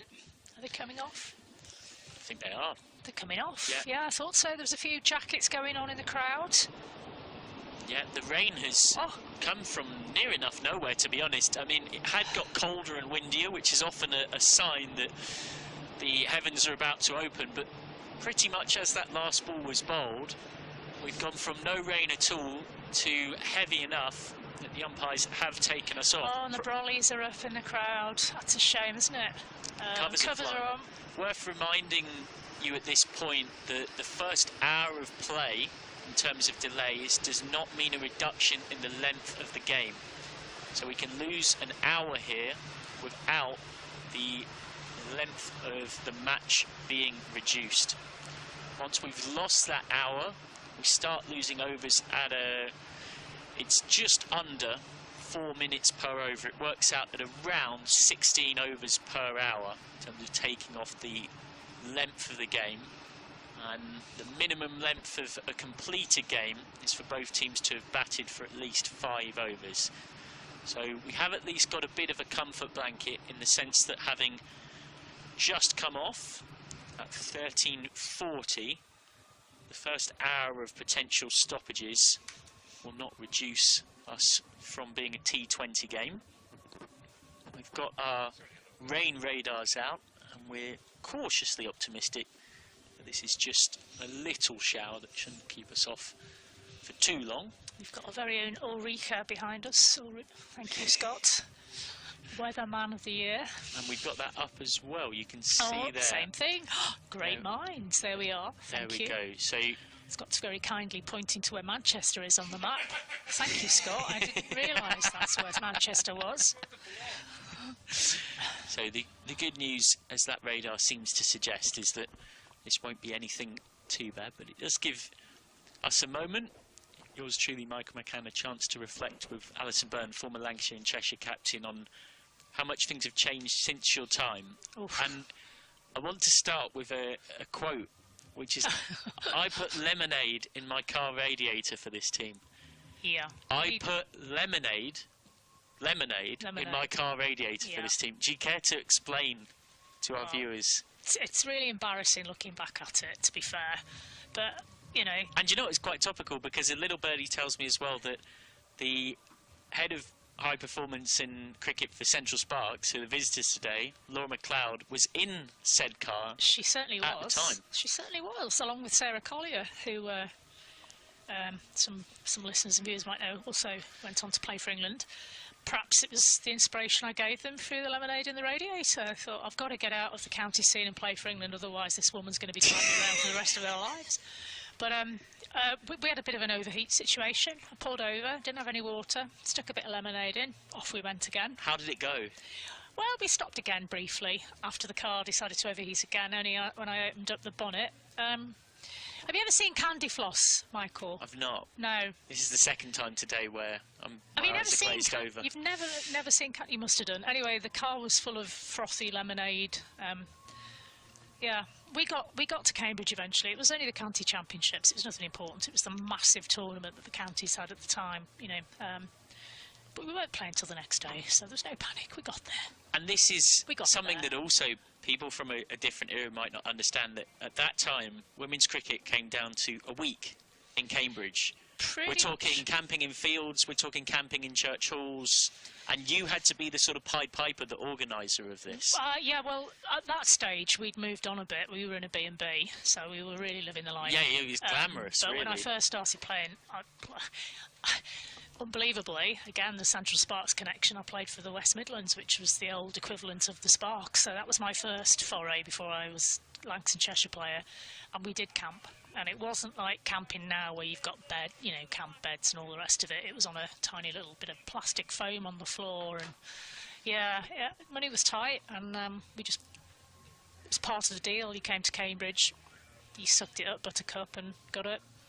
Did a few stretches if you were lucky, and played your 50-over game, and then went back to the campsite. So And when you now look at a pre-season tour to Bangalore, Abu Dhabi, Karnataka, how does that, being live streamed as well on Geo, a 24/7 TV channel in India devoted not just to cricket content but to Lancashire cricket? Yeah, it's different worlds, isn't it? Well, it is, and I had this conversation off camera and off audio with Paul Shaw last time I was here, and he said, he asked me the question, what would I have genuinely, would you have preferred to play now or then? And you know what? I actually genuinely said to him I'd rather have played then, because to me cricket was a release. It wasn't my job. It was a release from a job. I love the game. I love playing. I love the silliness of camping and playing cricket and celebrating in strange ways that the players can't do now because they get told off and told that they weren't being professional and representing their regions correctly, etc., etc. We didn't have Facebook. We weren't criticised for every mistake we made. We weren't abused for being women in a sporting environment in a way that some players in different sports still are now. Yes, we didn't have the money. No, we didn't stay in hotels, etc., etc. But for me personally, I really did enjoy the amateur side of the cricket. And I do feel for some of the players now having to be under so much scrutiny constantly. They've got physios telling them what to do, psychologists talking them through every move they make, statisticians telling them what their stats are, comparing their stats to what they were like previous seasons. It's truly professional, and rightly so that these girls and women are under that pressure, because that if you want to raise the standards, if you want a professional sport, this is the sort of environment that they're working in. And with all of that goes the positives of that as well. I'm not decrying the situation, far from it. The standards are massively better than anything we could have achieved for so many reasons, and that's only good for those young girls who may not aspire to play for Thunder or beyond, who just want to go and play club cricket. The opportunities are out there for them if they just want to go and find a great sport to play, you know, a social sport, a sport for everybody, an inclusive sport from my perspective, and cricket is the sport for them. And so the more visibility the counties such as Thunder and the other ones have, the better, to inspire them. So 54 for 5 off 10 then, with the rain here, and hopefully not around for too much longer. It's meant to only be a passing shower. We'll be back with you shortly.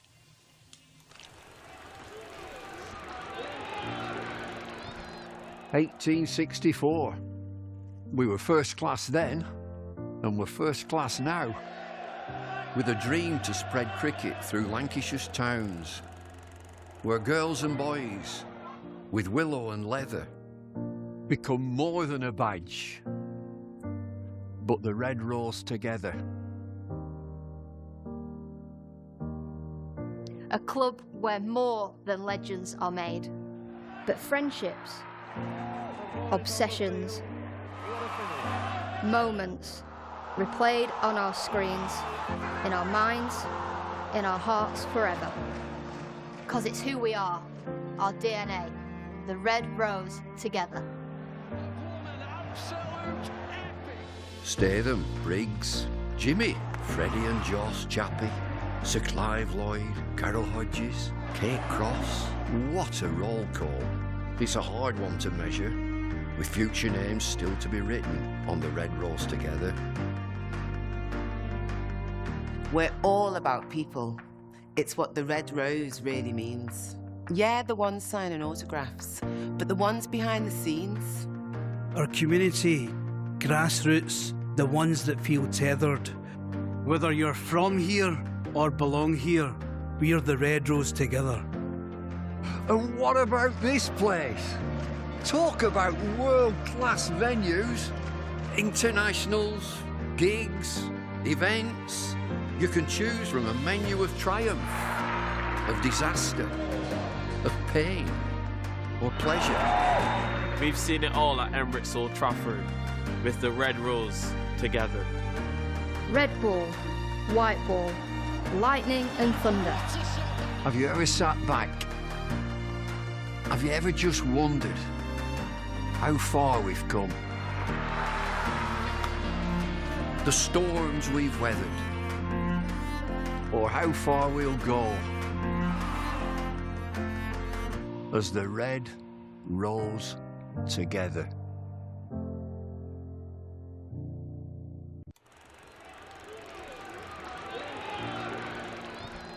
"1864.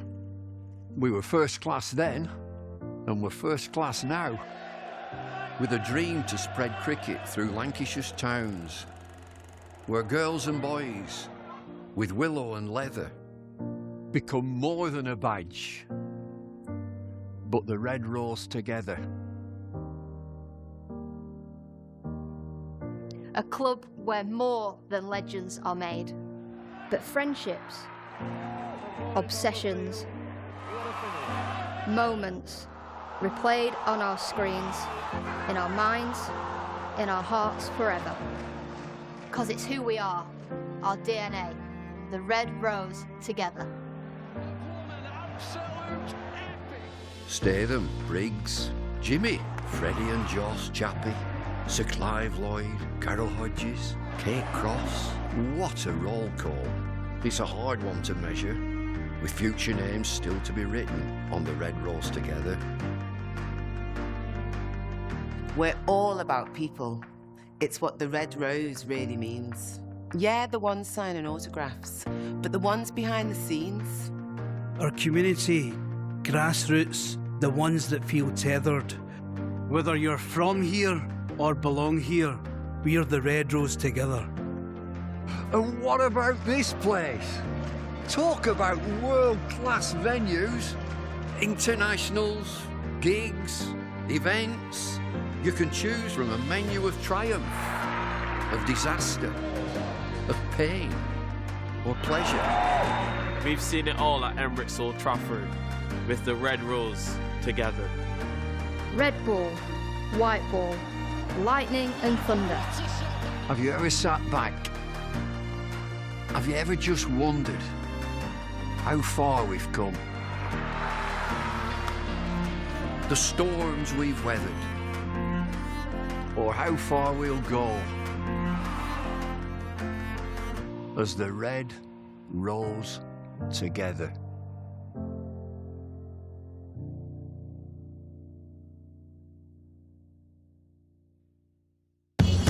Welcome to Conrad Dubai. Here's your key. Thank you. Let me help you with the bags.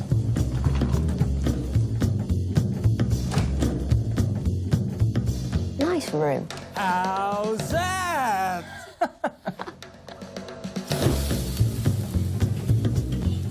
How's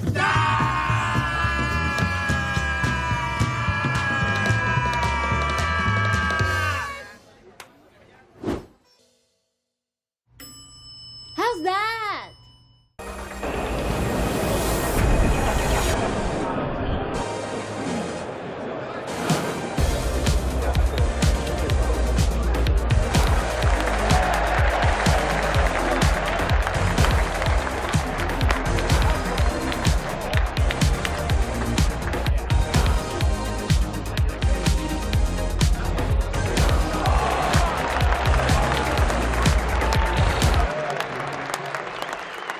This is a call for hungry dreamers and hard-working self-believers.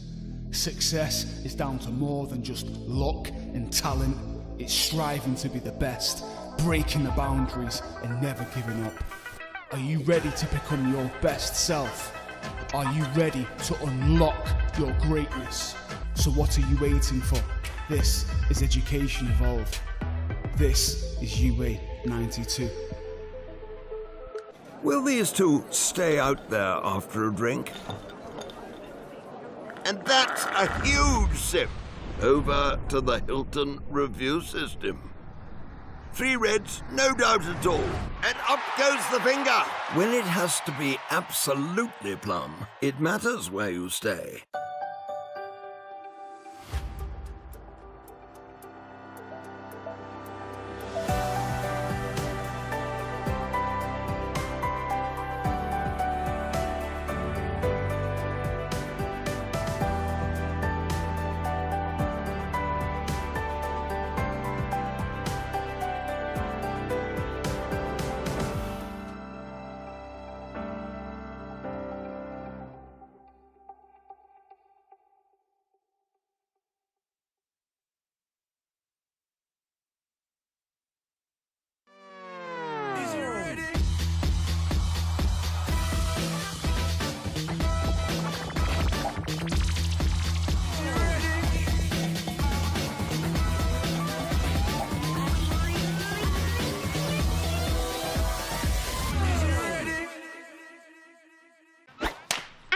All the fun and all the games, they all start here with All Stars Cricket. All new experiences for everyone. All over the country. Every session is all-out action all the time. All are welcome, all invited. Even mums and dads. Skills, friendships, smiles, dreams. It all happens here. All you need is delivered right to your door. Best of all, it even has your name on it. All the activators are fully trained. And all they want is for us to have a great time. Always. Surf, ball, catch, throw, try it all. It's time to go all in, all together. And it all starts with All Stars. All you need to get started is at allstarscricket.co.uk. 2 local favourites are staying at the Hilton Garden Inn. She's gone for the chip. My goodness me. It's over to the Hilton review system. A big bite. Gone. When lunch is the best part of the day, it matters where you stay. 1954, Cyril Washbrook became the first professional captain of the county. Lancashire have won a tremendous victory here. Indeed he has, and he's taken what a moment.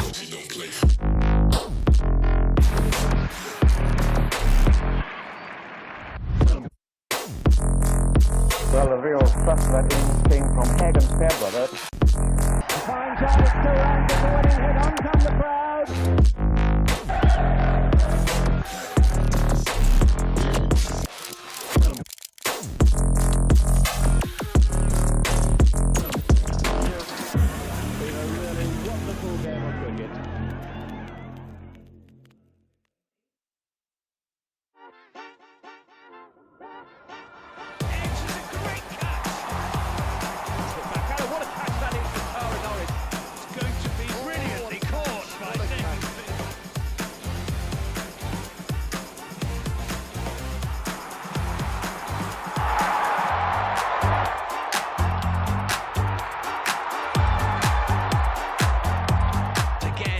That's a big hit. It's another monster hit for 6. Big shot by Sol. Seems to...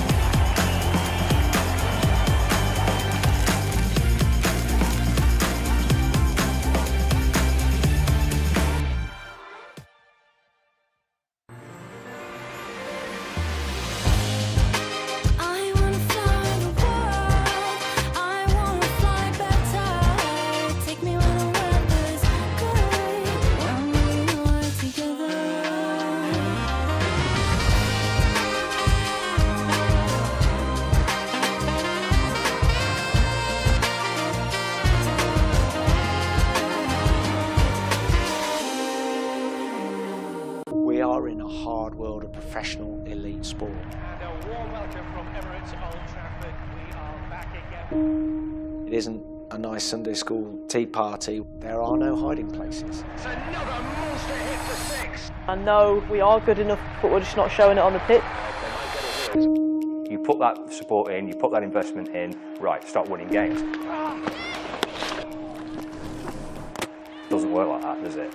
It means so much. It means so much to me, the staff and everyone in it. A few wins put together, maybe they could actually reach finals day. Well, that's a ferocious looking shot. We don't want equal pay, we want equal opportunity. They're going to try and show a little bit of something for the investment that's been put in. The reality dawns, that is what professional sport is.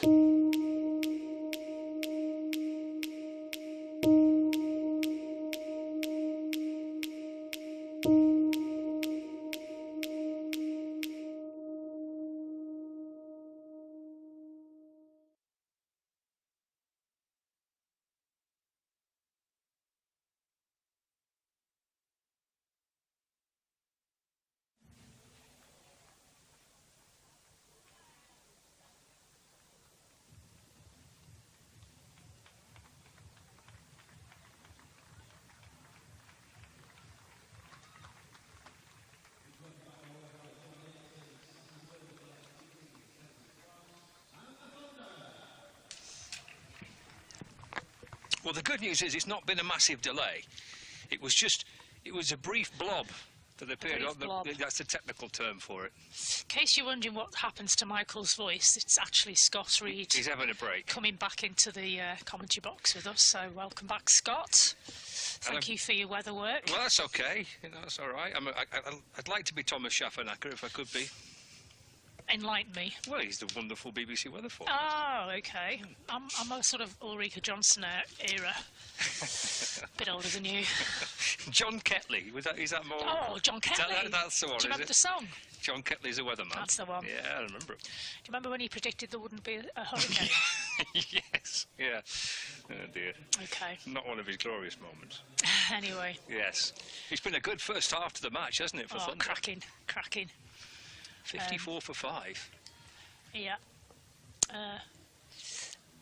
Well, usually I would suspect that a break in play upsets the the batting team more so than the fielding team. So you've got a feel for these two batters having to restart in this situation, 54 for 5. Especially after a wicket had just fallen as well. So you're kind of having to...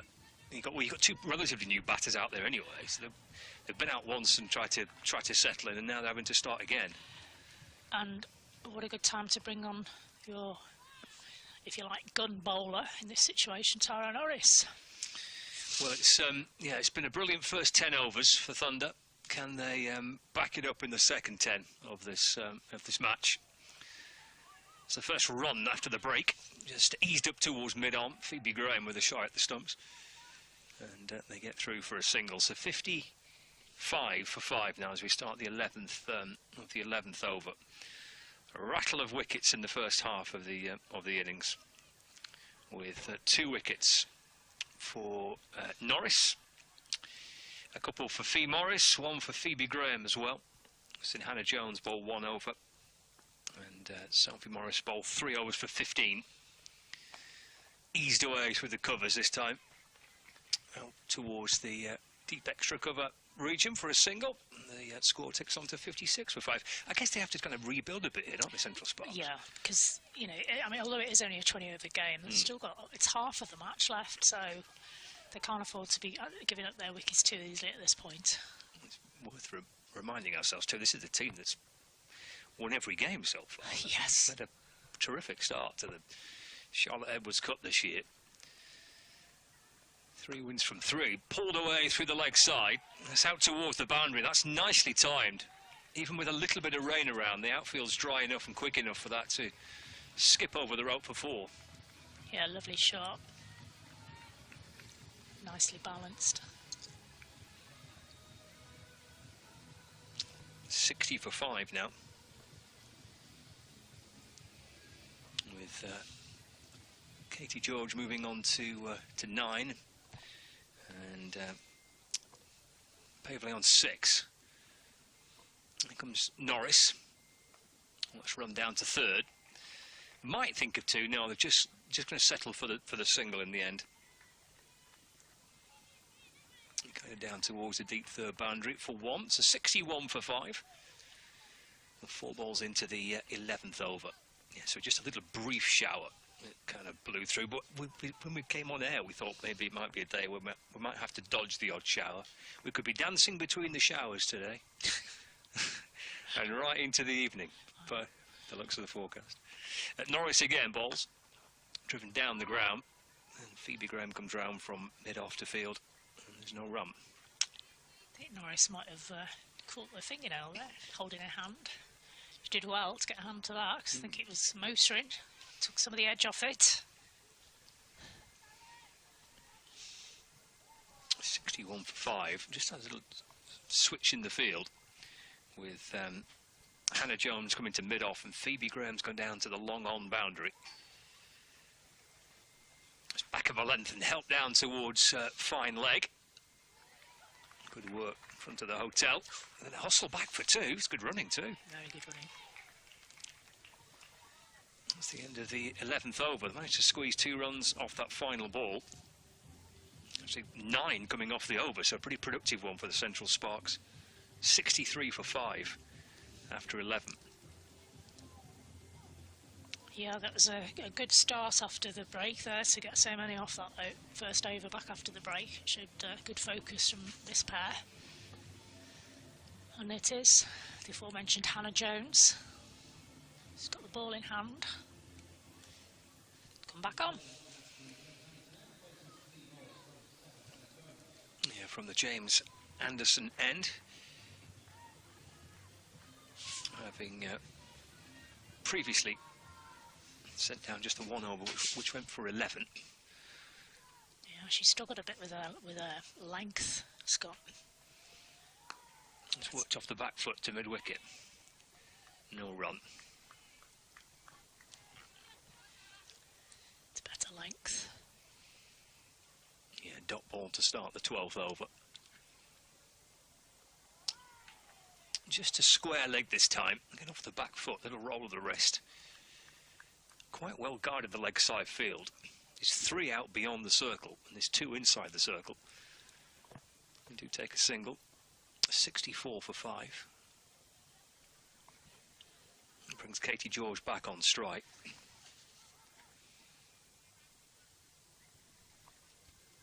We've got the left hand and right hand combination batting here for Central Sparks. Will be another dot ball, just off the back foot, nudged away to the leg side. So out on the long on boundary, a deep mid wicket and a deep square leg. Sweeper on the cover boundary. Around the wicket, little dance towards the bowler. Katie George strikes it nicely along the ground through mid wicket.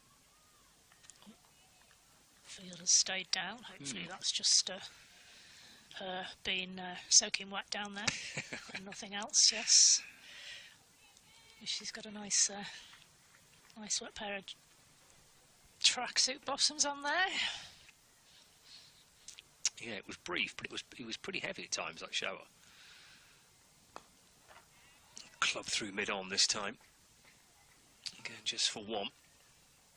The score ticking along by the odd single in through the course of this over so far. 66 for 5, 3 runs coming off. It brings Katie George back on strike. Good comeback this by Hannah Jones. Yeah, I was just thinking two things. Number one, a good comeback from Hannah Jones, but you know these two seem to be picking off singles as and when they can, and I think they've been encouraged by the start. Let's play back to Jones. I should say restart. End of the over. Well, just 3 coming off it, so that's pretty tidy. Yeah. 66 for 5 after 12. Central Sparks.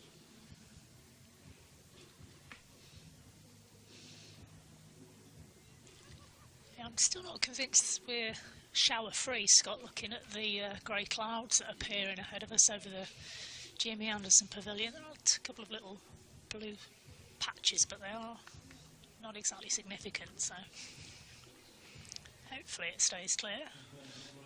Yeah, the weather, for those with us on Lex TV, they're coming from kind of from behind the camera, kind of to our left, which is where the direction of the wind's coming in. That's where all the darker clouds are. But hopefully we get lucky.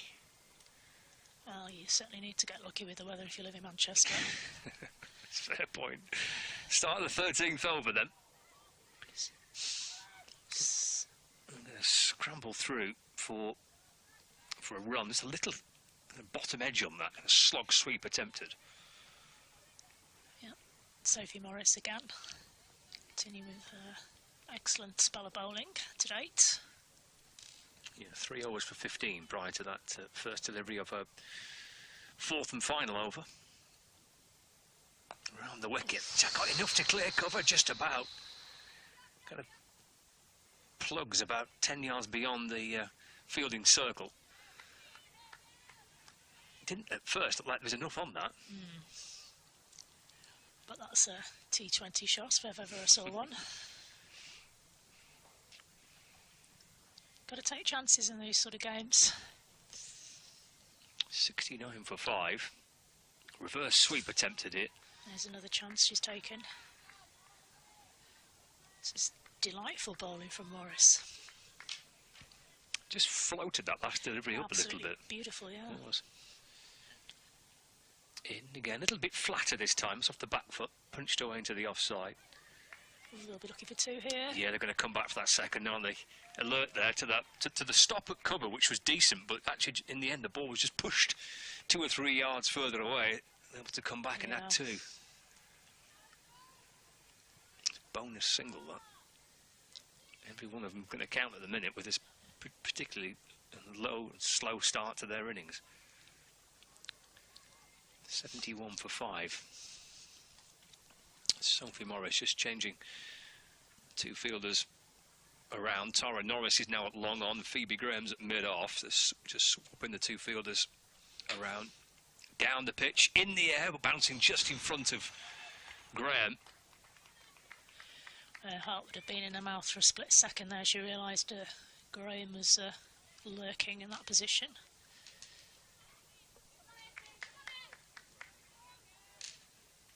Single taken, 72 for 5. Final ball of the 13th over.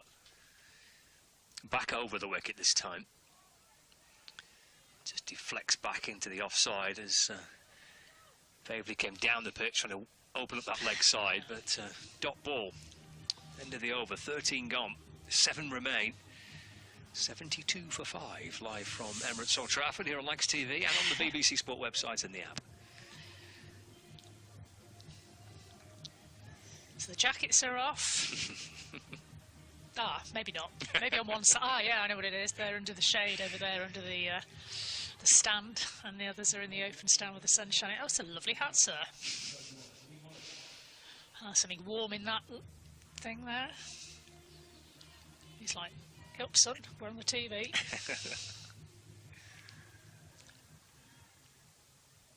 Yeah, if you're in the sunshine, you're okay with your jacket off today, I think. Yeah, Just so. Fee Morris. In from the Anderson end, it's a full toss, hit back down the ground, straight to her. Caught and bowled. Katie George has gone for 17, 6 down now, 72 for 6. It's a filthy full toss, but it's not a wicket. Another full toss. That's her second catch off a full toss that she's bowled. That's why she's sort of hiding her face in embarrassment. But you know, you earn those cheap wickets with good bowling in other areas. So you can thank your other bowlers for that one, I think. I feel obliged at this point to produce a stat that belongs to Alex Hartley about the wickets fallen to full tosses. I mean, she's always spouting this one out. I think she's made it up, but she's right. I agree with her. She was something like 33% of all full tossers produce wickets. I am convinced she's right with that one, if not more, because every cricket match I've watched, every women's game I've watched in the last few years has been at least one. And when I used to play, we used to say full tosses win matches. You bowl, you know, you get good bowlers coming on and bowling good spells, and then you know, the eyes light up, the technique goes out the window, and the ball ends up in the hands of a grateful fielder, and then the bowlers holding their hands over their face, happy and embarrassed at the same time. So basically, as a batter, you get a bit giddy because it's a full toss. I think so. Yeah. I can't think of any other reason. No. You're mentally, you're thinking, right, I'm going to give this some volley, this is going. And then your technique sometimes goes out the window. You don't look where the fielders are, and okay, I'm out. Whereas in the first one that Morris bowled, she was at the back. Eve Jones was overreaching for it and didn't connect properly. But anyway, doesn't say that on the score sheet. It just says out. Yeah, and Fee Morris has got 3 for 11, and almost a fourth there has just got off the back foot and 3 for 11. Wow! Almost fiddling it through to the keeper. But Emily Arlott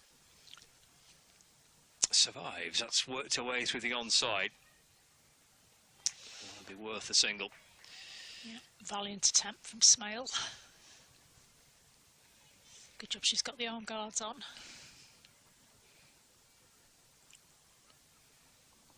.73 for 6.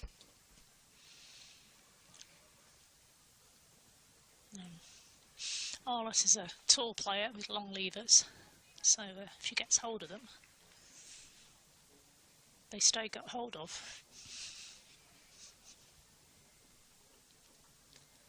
Morris comes around the wicket and bowls. It's driven away. It's a really good looking shot. Phoebe Graham will chase after it, but just escort it really to the boundary. It's a lovely shot for 4. 77 for 6 now.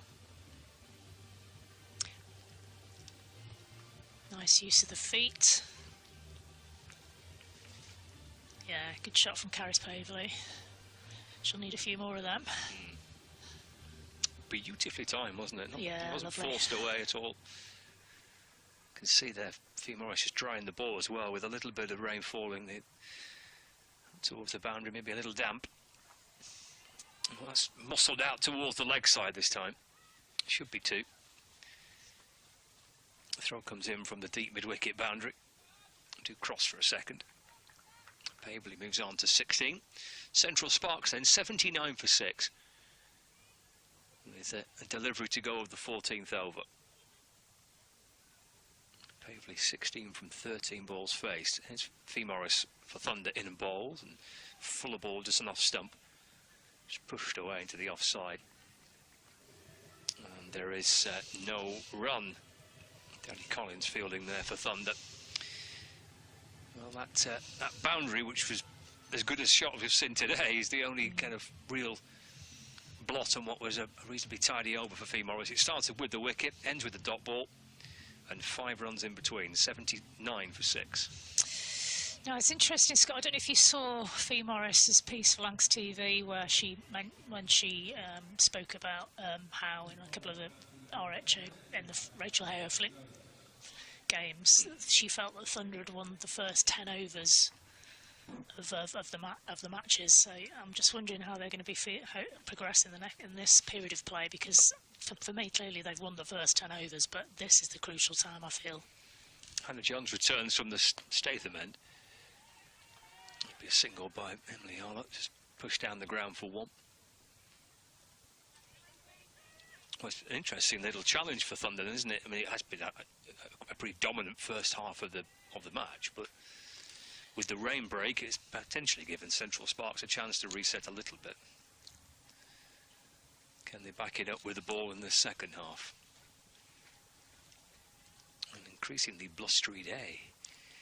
Flags billowing on the roof of the pavilion. Let's hope the rain stays away. Pavely on strike as Hannah Jones comes in. Will shuffle down the pitch and eased away through the covers for a single. Score moves on to 81 for 6 now. Yeah, I do like the way Caris Pavely is using her feet there, negating the seam movement, getting to the pitch of the ball. Shows a lot of confidence. Harlock back on strike. Just played off the back foot. Guided away through the offside for a single. Moves on to 3 now, 82 for 6. Brings Pavely back on strike.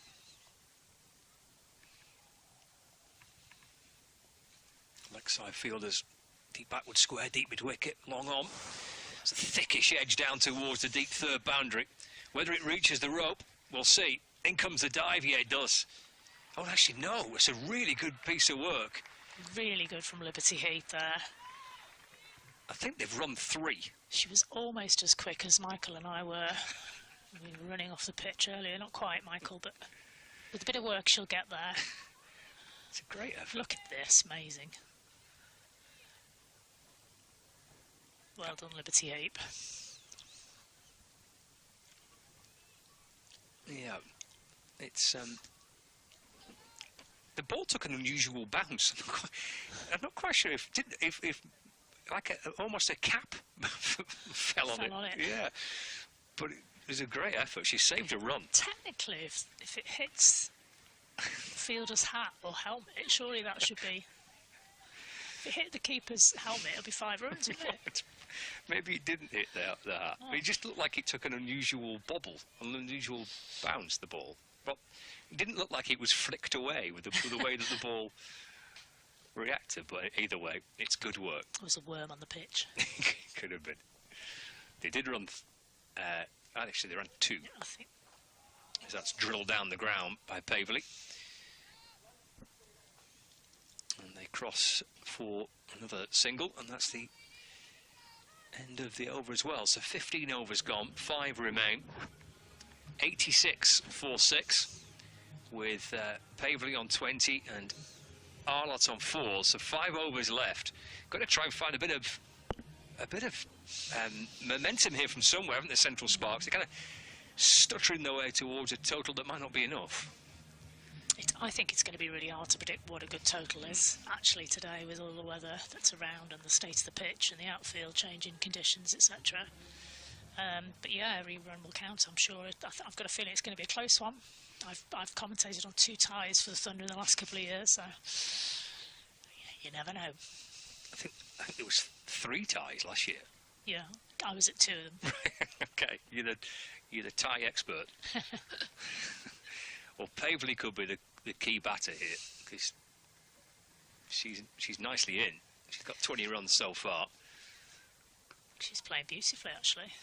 Flicks this delivery out towards the leg side boundary, out towards deep square for a single. Oh, Threlkeld and Arlott having a to-do.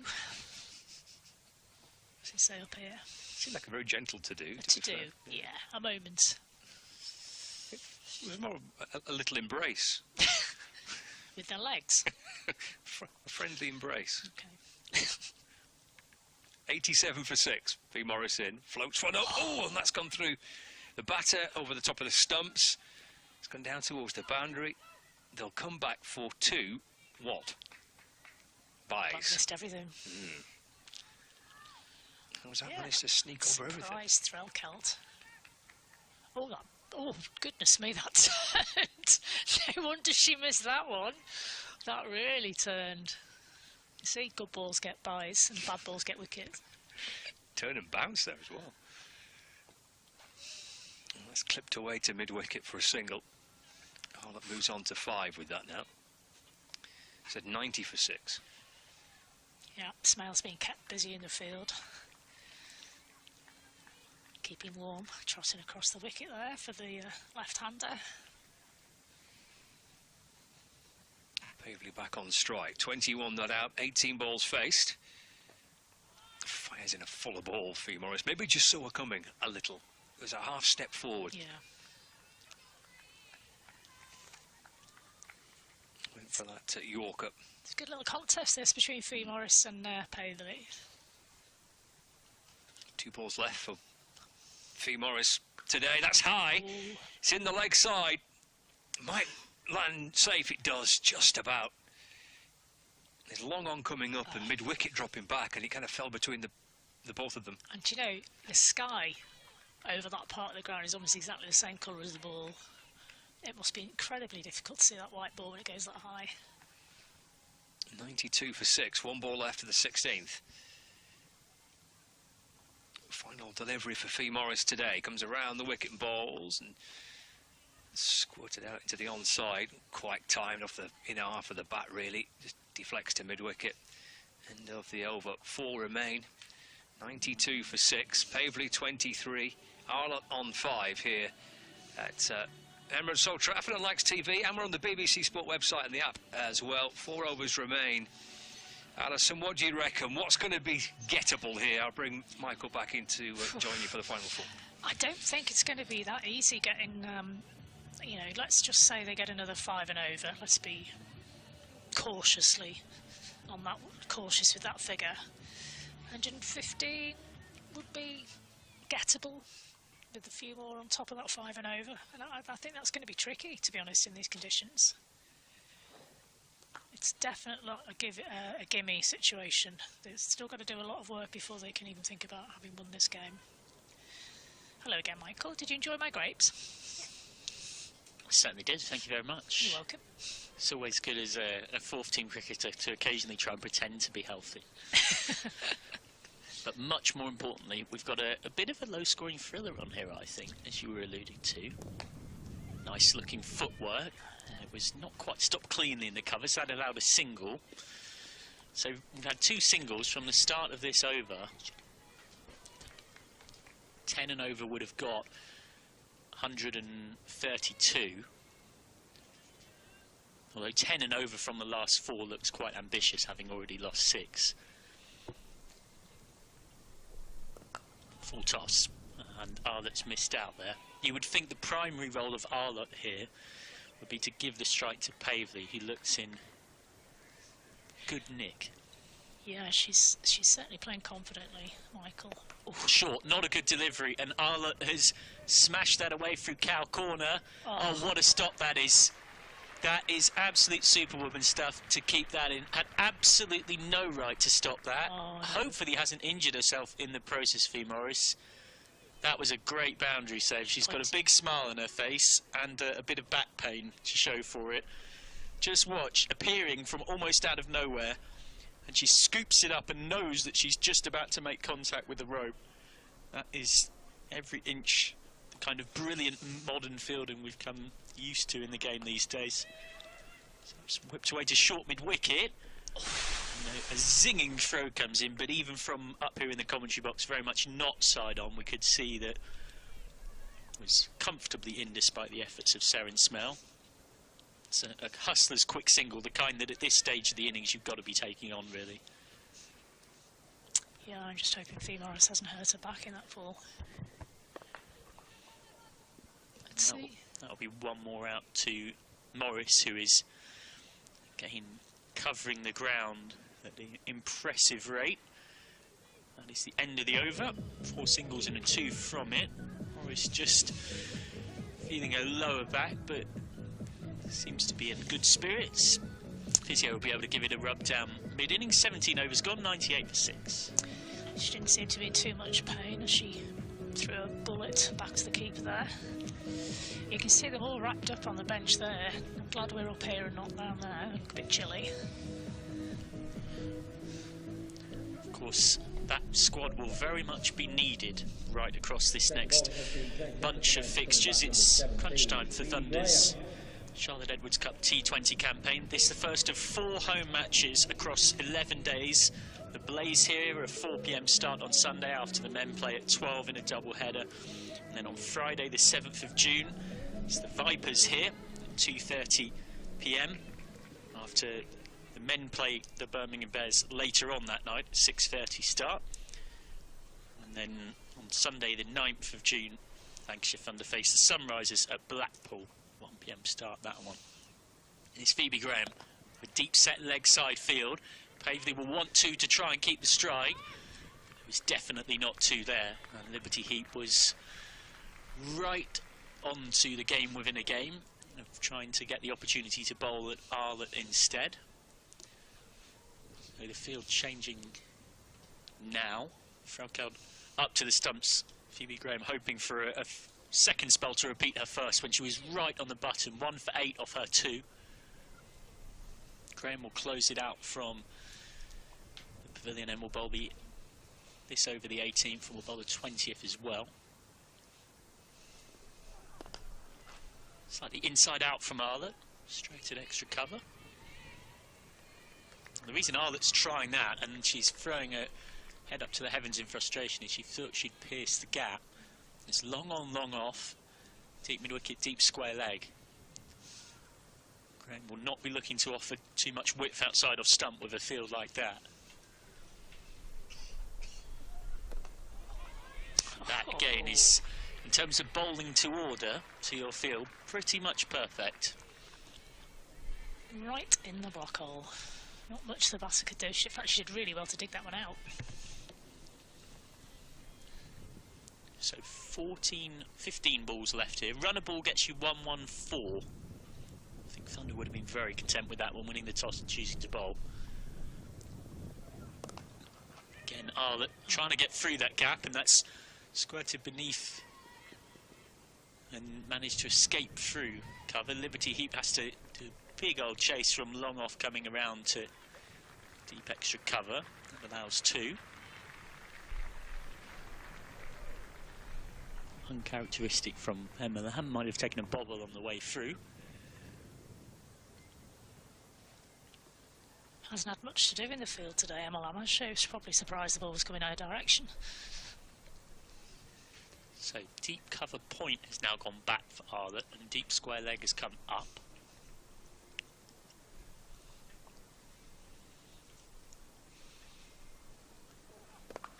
Short and pulled away through deep square leg. So maybe it was the double bluff from Phoebe Graham, but Emily Arlott was right onto that and gets herself 4 runs to show for it. Didn't quite time it cleanly, but got more than enough of it. So where does Graham go for the final ball then? Deep square leg has now gone back again, having been brought up for the short ball, and deep cover point has come back into the ring. So a bit of a hokey-cokey game going on here. Just slightly prodded out into the covers by Arlott. Dot ball to end the 18th, 7 off it. 105 for 6 then off 18, so going at just a tickle under a runner ball. 15 off the last 2 would get them to 120. Sparks looking to make it 4 wins from 4. Thunder looking to close the gap between the 2.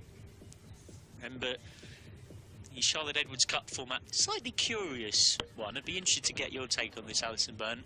8 teams, you play 10 games, you play everybody once, but you play 3 teams twice and 4 teams once, and then the top 4, first plays 4th, second place third. Do you want me to answer that honestly? It's bonkers. That's one word for it, yeah. It's just I was going to unfair. use the word curious. It does strike me as... I don't understand why that's been programmed in that respect. It's just not fair. There are clearly some teams who will benefit from that situation, some that will, you know, will not. So it can't be fair. I don't think I've ever come across a situation like it. I can't think of a tournament or an event I've been involved in where you play some people more than others, it being a fair contest. But I'm sure there are logistical reasons for it. I just don't know what they are or understand them. Norris to complete the final over from our end of the ground. It's that short and hit straight to short fine leg, and could have been a run-out chance.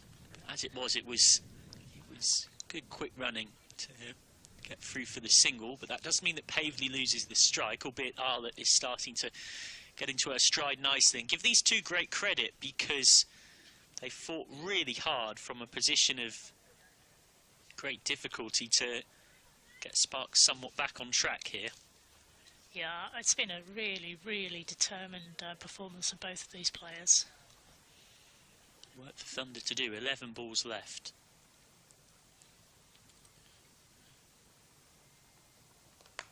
Down the ground, hit hard, but straight to Phoebe Graham, and dropped and over the rope for 4. Might have just come in a touch too far, Graham. It was hit right out of the meat of the bat, though. 4 to the total. Oh, it's just gone right through her hands there. It's burst through the hands. It was struck with some ferocity, and it's a life for Arlott. We'll look to rub salt in the wound. Yep, she's swinging those long levers now. 1-2 out through cow corner, and they'll get it. It was right between sweepers at long on and deep mid-wicket. Arlott, who we'll see later on with the ball, and Sparks do have a very impressive seam bowling battery.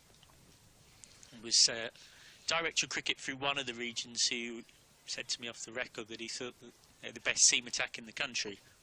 Sparks, I can confirm that was not someone from Sparks or Thunder, which leaves you with 6 possibilities.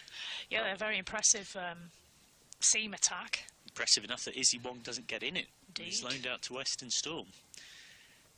Norris into the pads, and that seems to have hit and slightly hurt Arlott. That's it's in the bread basket. Not pleasant. 8 balls left for Sparks to muster what they can. But later on today as well, there's elsewhere the Vipers against the Western Storm at Southampton. Western Storm, one of the sides yet to win in the competition. Vipers in that early mid-table pack. Oh, that's smashed away through deep square. They could be out. It's gone for 6. A long, long boundary out there, and Arlott still managed to clear it. Long levers, great timing, and that means 13 has already come off the over now of 5. This is a really good, clean pickup.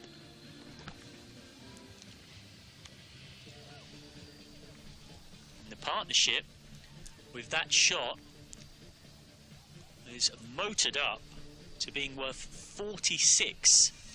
These two came together with a score 72 for 6 off the first ball of the 14th over. It's been quite the stand. Yeah, impressive. Momentum's with the Sparks at the moment. So they have added from 34 balls, they've added 46 runs.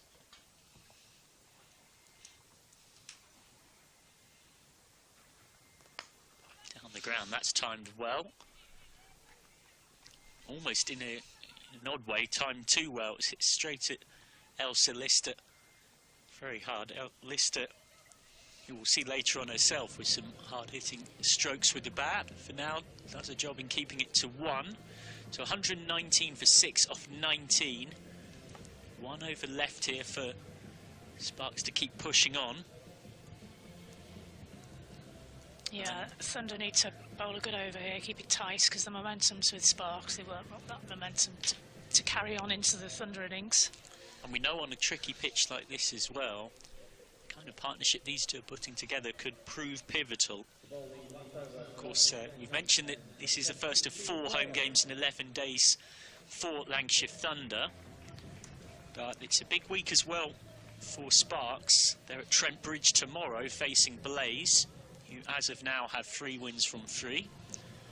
I'll be hoping to make that trip to Trent Bridge still unbeaten.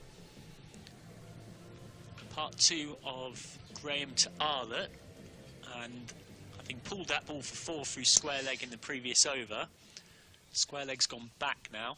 So ring of 4 on the offside from backward point round to extra cover. That's where Arlott might target. Oh, Arlott instead goes up over Frelkeld's head, yes, and it's caught. Arlott out for 28. A good running catch out there.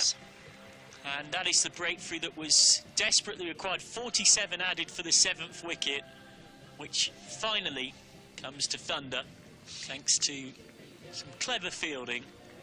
It was a good catch, because it was always going over her shoulder, wasn't it?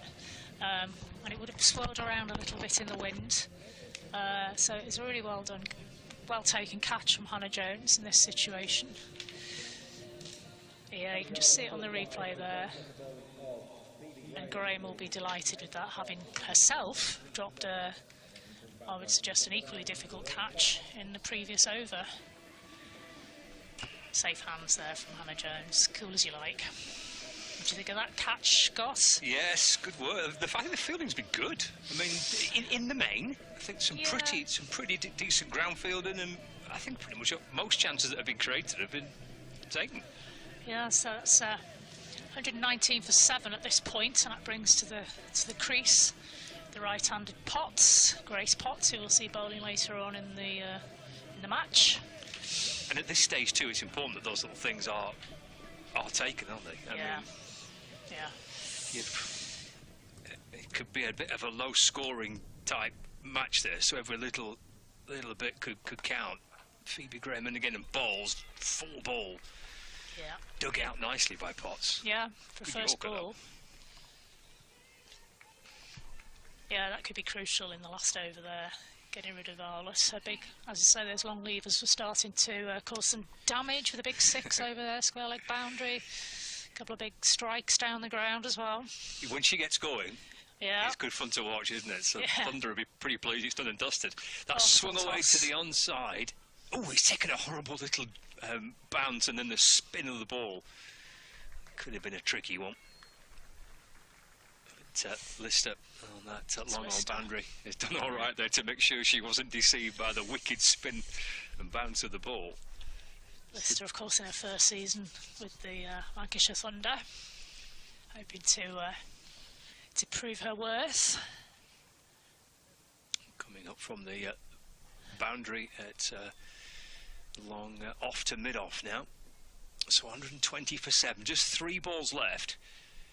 If it is to be a pretty low-scoring game, 3 potentially really important deliveries here, for both sides. Phoebe Graham in, balls. Oh, she banged that one in short. And do you know, I wonder if Threlkeld took that on the helmet then. What a brave piece of keeping that was, Scott. Let's take a look back here on the replay. Where's that hit? Ellie Threlkeld. Gloves. Just good work. Yeah, she's quality, isn't she, Threlkeld? That's 4 runs saved there and then. Yeah, that'll be a grateful Phoebe Graham for that short ball. The skipper's done well there. Tries to swing this one away to the leg side. I reckon that's a leg bye. Yeah, no bat on that. So a slightly kind of scrambled leg bye. The score moves on to 121 for 7. Delivery to go of the innings. This is a good final over from Phoebe Graham. Yeah, it's what the doctor ordered if you're a Thunder supporter. Starts with a wicket, couple of dot balls, single leg bye. This is tidy stuff. Can she get through this 4th and final over, the last one of the innings, without conceding a boundary? That's swung out towards the leg side. It should be out, and is. Brilliant end to the innings. Really good bowling by Phoebe Graham. She ends with 3 for 16. Central Sparks finish on 121 for 8. Yeah, you can see the determination in her face with her run up there. This is a superb catch from Collins. Yeah, never in doubt. Yeah, looks better on the second view as well, Scott. It does. Mentioned the catching too. I mean, it looks pretty routine, but you've still got to make sure that you don't do anything silly and spill what looks like a pretty routine chance. I'm suspecting the ball might still be a little bit slippy as well. So, grade A white ball, slippy surface. You know, any catch like that is a godsend. So I think, you know, but Honours, I actually think Honours evenish. Actually, I think they have Thunder definitely had the better of the first 7 or 8 overs, but it was a really great rebuild from the Sparks. It's going to be an interesting one, Scott. It is, and we'll see whether or not 121 is going to be enough. Well bowled, Phoebe Gren, 3 for 16 she finishes on. 121 for 8, so 122 to win for Thunder. Let's head pitch side, and here's Fraser. Thanks very much indeed. 121 for 8. I think your microphone just needs switching on there, Michael. We'll sort that out for you in just a moment. He's been running around all over the place this afternoon. It's like Challenge Annika. I'm sure you saw the pictures of him earlier, sprinting towards the commentary position. Well done for that, by the way. 121 for 8. Central Sparks. What did you make of that innings? It was an innings slightly of 2 halves. Obviously, before the rain delay, Thunder utterly dominant. 54 for 5 off 10, completely in control. That big partnership in the context of what we think could be a low-scoring game, 47 added for the 7th wicket, is the thing that Sparks will cling to. But ultimately, what Thunder have got to look at in the round is it's a tricky pitch to bat on, but when they won the toss and chose to bowl, if they were offered 122 to win, they'd have snapped the proverbial limbs, arms, kidneys, everything. Name whatever. They'd have been extremely happy with that. Let's go through it from the early start. But I mean, what an incredible start Lancashire had with the ball. Tara Norris, 2 wickets and 2 balls. She was on for a hat-trick, and at that point, it seems like there's only one team in it. Yeah, that's what Tara Norris does. Anyone at home who's watched her before will know that when you've got someone that can bowl quick, can bowl left arm, can nip the ball back in, as a batter you're always wary of when that cross-seam delivery is coming, the one that actually doesn't come back, and that's what you saw in those 2 wickets. It's just Norris at her best. That first one you might say it's a bit of luck because it comes off the pad, but it's that extra swing that makes the ball beat the bat and then come off the pad onto the stumps. And that second one, I mean, I think the only sight a fast bowler enjoys more than the furniture being literally destroyed, cartwheeling down the ground to fine leg and third, is actually seeing the leg stump at that angle and the middle stump at that angle, and that kind of set the tone for what followed. And Sparks, until Emily Arlott and Caris Pavley got together, as we've already alluded to, didn't really have any answer to any of the Thunder attack. It was a very accomplished bowling performance. Previous to that, Eve Jones did pretty well. I mean, she came in, made a pretty handy 19 before she was removed. 53 for 5 just before the rain break, and that did seem to make a little bit of a difference to the Sparks when they came back out, didn't it? It probably helped Sparks, in truth, when you're bowling and fielding that well. And this is a Thunder side that, remember, got to T20 finals day last season, and the bowling and fielding was seen as the primary reasons that drove that success. There was a bit of a blueprint often for Thunder in T20 cricket of bowl first, restrict well, and then chase, which is of course what they're trying to follow today. But that rain break probably helped Sparks out a little bit, just gave them a moment to reset and work out, right, okay, what's a good score from here? And credit where credit's due, Pavley and Arlott batted very well. We could see, couldn't we, right from the start, as soon as Ellie Threlkeld won the toss, she wanted to be out there bowling, and that's exactly, as you say, the blueprint that they're looking for. But the frustration right at the end, Caris Pavley and Emily Arlott, a 7th wicket partnership of 47, they batted very, very well indeed. That could be a crucial partnership as far as the makeup of this whole game is concerned.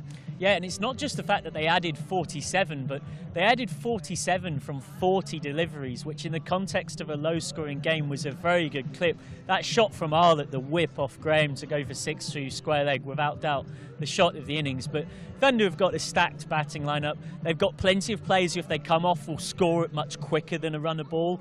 And so that is the very positive, ultra-modern approach to a target like this. You're not just trying to chase it, you're trying to get well on top of that required run rate in the power play. That's where someone like particularly Fee Morris and Liberty Heap, depending on how Eddie Frelkel looks to work a batting order could be very, very destructive. And if, and it is an if, they can take advantage of those fielding restrictions and have a good power play, then you would hope that you break the back of this chase early on, because that was the Sparks' problem. When you've lost 2 wickets after 3 balls, you can't really take advantage of only being able to have 2 fielders out, because you've got to try and rebuild from the wreckage, right? I'm just looking behind you because Emma Lamb is just lighting herself up there, just getting ready to go out and open the batting. She will be relishing this. She's been in fantastic form in recent weeks. 36 against South East Stars, 63 against the Blaze, 44 against the Diamonds. She's been in fantastic form, hasn't she, so far? Yeah, she certainly does. And of course, she hit that ton as well in the 50 over stuff as well, when she had that big partnership with Seren Smell, and yet extraordinarily that was a high scoring game that they ended up losing. But Emma Lamb, whether it's 50 over or T20 at the moment, just looks in such crisp touch as a technical player, as someone that can score 360. She'll look to bat through. I would expect that it's going to be Lamb and then Fee Morris, and Fee Morris will have the licence to thrill, as I call it, in the power play to go hard at the top. And if Fee Morris is around for most of that power play, if not all of it and beyond, then 122 shouldn't be much of a problem. They did manage to knock it off, similar sort of total against Northern Diamonds here a couple of weeks ago. I think they were on, 10, 12 less than that. They only needed 15 overs, and they went at it what looked like reasonably conservatively. Do you think they've got enough in this batting lineup to knock these off in similar fashion? They should do. The only difference between that game and this game is the pitch does look like it's a trickier pitch to bat on. It's quite rare in the modern game you turn up and both camps have privately told you that they'd love to have a bowl on it. Most of the time, more often than not, teams like to bat first. There's more pressure chasing a score rather than setting it. But Thunder right now are the favourites without doubt. So regardless of the pitch being slightly tricky to play on, they'd be expecting to chase this 122. I think the bonus point is in play as well. Our viewers won't need to get the calculators out. We can do that for you in the commentary box. But if your run rate is 1.25 times better than your opponent, you pick up 5 points rather than 4. And ultimately, this is a race for points and a race for a top 4 spot, and it all makes a difference. And chasing it in as quick fashion as they did against the Diamonds gave them that 5-point feeling, and there's every chance today Thunder are going to get that 5-point feeling again. The other factor that we will be keeping our eyes on are, of course, above us, because there are some very grey, leaden skies, but there's quite a breeze as well, which means that a lot of the bad weather seems to be getting blown over pretty quickly. The rain break that we had earlier was very, very quick, so fingers crossed we get enough overs in to get a conclusion to this game. Lancashire Thunder chasing 122 to win this game. The run chase is coming up very, very soon. Welcome to Conrad Dubai. Here's your key. Thank you. Let me help you with the bags.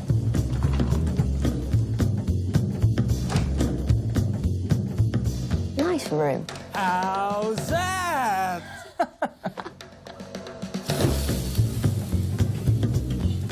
How's that?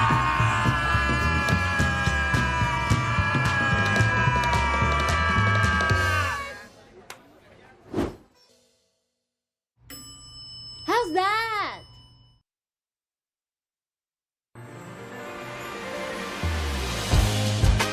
I wanna fly the world.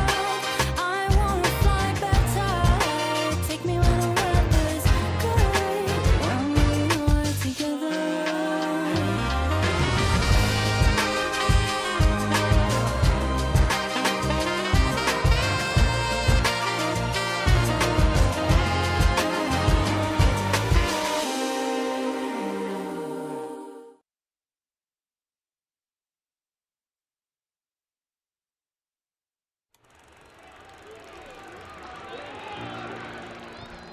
"1864.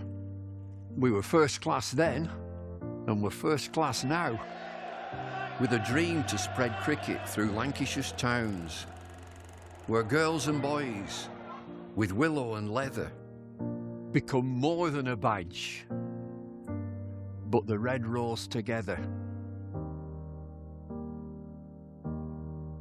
A club where more than legends are made, but friendships, obsessions, moments replayed on our screens, in our minds, in our hearts forever. Because it's who we are, our DNA, the red rose together. Statham, Briggs, Jimmy, Freddie and Joss, Chappie, Sir Clive Lloyd, Carol Hodges, Kate Cross, what a roll call. It's a hard one to measure, with future names still to be written on the Red Rose together. We're all about people. It's what the Red Rose really means. Ladies and gentlemen, please welcome back to the pitch. But the ones behind the scenes. Our community, grassroots, the ones that feel tethered. Whether you're from here or belong here, we're the Red Rose together. And what about this place?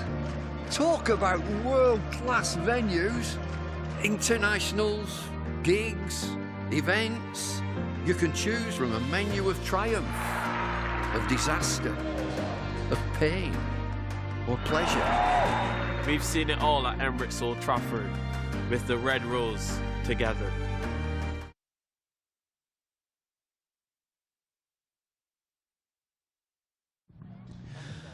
Ladies and gentlemen, please welcome back to the pitch our visitors this afternoon, the Central Sparks. They're still in the huddle, I think we announced our girls.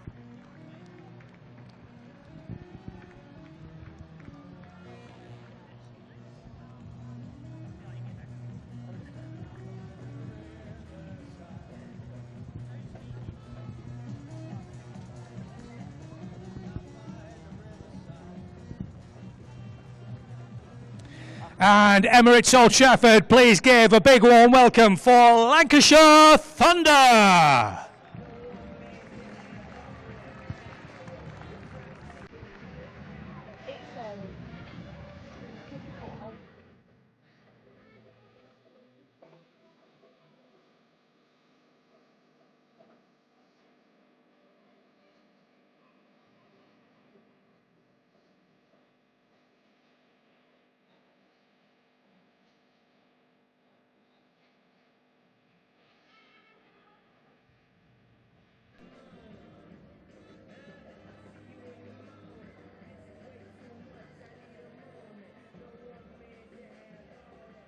So, will 122 be gettable for Lancashire Thunder? Could we be in for a bit of a low-scoring thriller? I love a low-scoring thriller. I mean, it's all well and good watching lots of 4s and 6s, but there's nothing wrong with a proper tight game of T20 cricket, Alison. Nothing wrong with it at all. As I said in the pre-match chat with Michael McCann, you just want competitive games. Only sports fan, you know, hand on heart. Yes, it's nice winning one easily now and again, but you want a real tight match that you've won. You know, you real feel of passion behind it all. Get involved. Sometimes if they're one-sided, it can be a bit less of a spectacle, shall we say. Well, it would be great spots to open up from the Jimmy Anderson end, and that's Emma Lamb, who's finding runs through the covers already. There's a chase on towards the boundary, didn't quite reach the rope. The teamwork allows it to come back. Throw eventually from Eve Jones, the skipper of the Central Sparks, and that's a nice start by Lancashire Thunder. They've run 3 off the first delivery, so nice positive start. Yes, very nice shot from Lamb. I think she's been playing really well this season so far after her back injury. Yeah, she was telling me all about that the other week. Seems like a pretty tough situation she's having to endure. The difficulties of just kind of, well, walking and going through day-to-day activities, let alone trying to play cricket. So, yeah, a big operation, and hopefully that's all behind her. There's Potts. It's a wide ball. It's perfectly fine that everybody's wide off stump. Fee Morris just trying to get bat on ball, but through to the keeper. Yeah, unfortunately she reached for it and played over it, so the umpire couldn't really give a wide in that scenario. Yeah, so quite a big win to that for Emma Lamb to have got through that the back surgery and get back fully fit and back feeling healthy and I guess confident that you can your body's fine. Potts again, that's a lovely shot, that's 4. That beats the infield, it's raced away to the boundary rope. It's a lovely shot by Fee Morris. Gorgeous shot. Yep, good start from the Thunder. I was just thinking, actually, me and you were thinking, and indeed maybe our viewers and listeners are thinking it'd be good to have a nice close game of cricket. Actually, Ellie Threlcold and Chris Reed, they couldn't care less about that, could they? Let's be honest. They just want to win. They couldn't. No. Probably the last thing that Ellie needs is a close game, really. I mean, we want one, but Well, a close game's okay if you win a close game. Right. A close game that you win is even better than a win-win, if you know what I mean. It's Potts to Morris. There's another one. And they'll get through for a single. Right, so you want a close game, but with the caveat that it ends in one particular outcome. Well, as long as the team you support wins, yes, obviously, yeah, Scott. yes. Come on, don't be a fool now. Okay, right. And here's me thinking, may the best side win. As long as they're in red. Oh, I never said that. As they're in red, yeah. That goes for football as well. You can tell what team I support, and it's not from this area. eight without loss in the first over. 122 is the target. Lamb's back on strike. It's Potts. Slip in place. 4 inside the circle on the offside. Nice. Just eased up towards mid-on. There's no run. Yeah, good competition so far. Top of the run charts in the first 3 matches of this competition for Emma Lamb. Top score of 63. So we'll see how she progresses today. There are one other game taking place in this competition right now, alongside the game here at Emirates Old Trafford. Just about getting underway, actually, in the Utility Bowl in Southampton. This is the Southern Vipers against the Western Storm, and the players are just heading out to the middle down in Southampton. So we'll keep you across that match as well. Vipers against the Western Storm. That's Lamb lifting this ball out towards the boundary. Got a wide long on, and that's going to be 4 more for Lamb. And Thunder have got 12 off the first over, so just the best possible start, really. Well, yeah, considering that Sparks was 6 for 2 after their first over, yeah, you couldn't have a stark contrast, really. Lamb 7, Morrison 5, 12 without loss. First over gone. 2 boundaries. They ran 3 off the first delivery. So, yeah, brilliant start by Lancashire Thunder. That target of 122 to pick up. Will be a second win in this year's Charlotte Edwards Cup, where played 3 and won 1 and lost 2 so far. And they find their second victory, and it would end a sequence for Central Sparks. They've won 3, played 3 and won 3. Some pretty emphatic results as well, not just like marginal close victories. They've had some really serious wins in the first 3 games. Davison from the Statham men, that's swept by Morris down towards long on for a single. Score moves on to 13 without loss. So interestingly, the Sparks have gone for a spin option early doors, as did Thunder. Let's see if this is just for 1 over, or is this going to be a consistent move from the Sparks? Well, here, playing cricket here, isn't it? Your spinners play such an important role.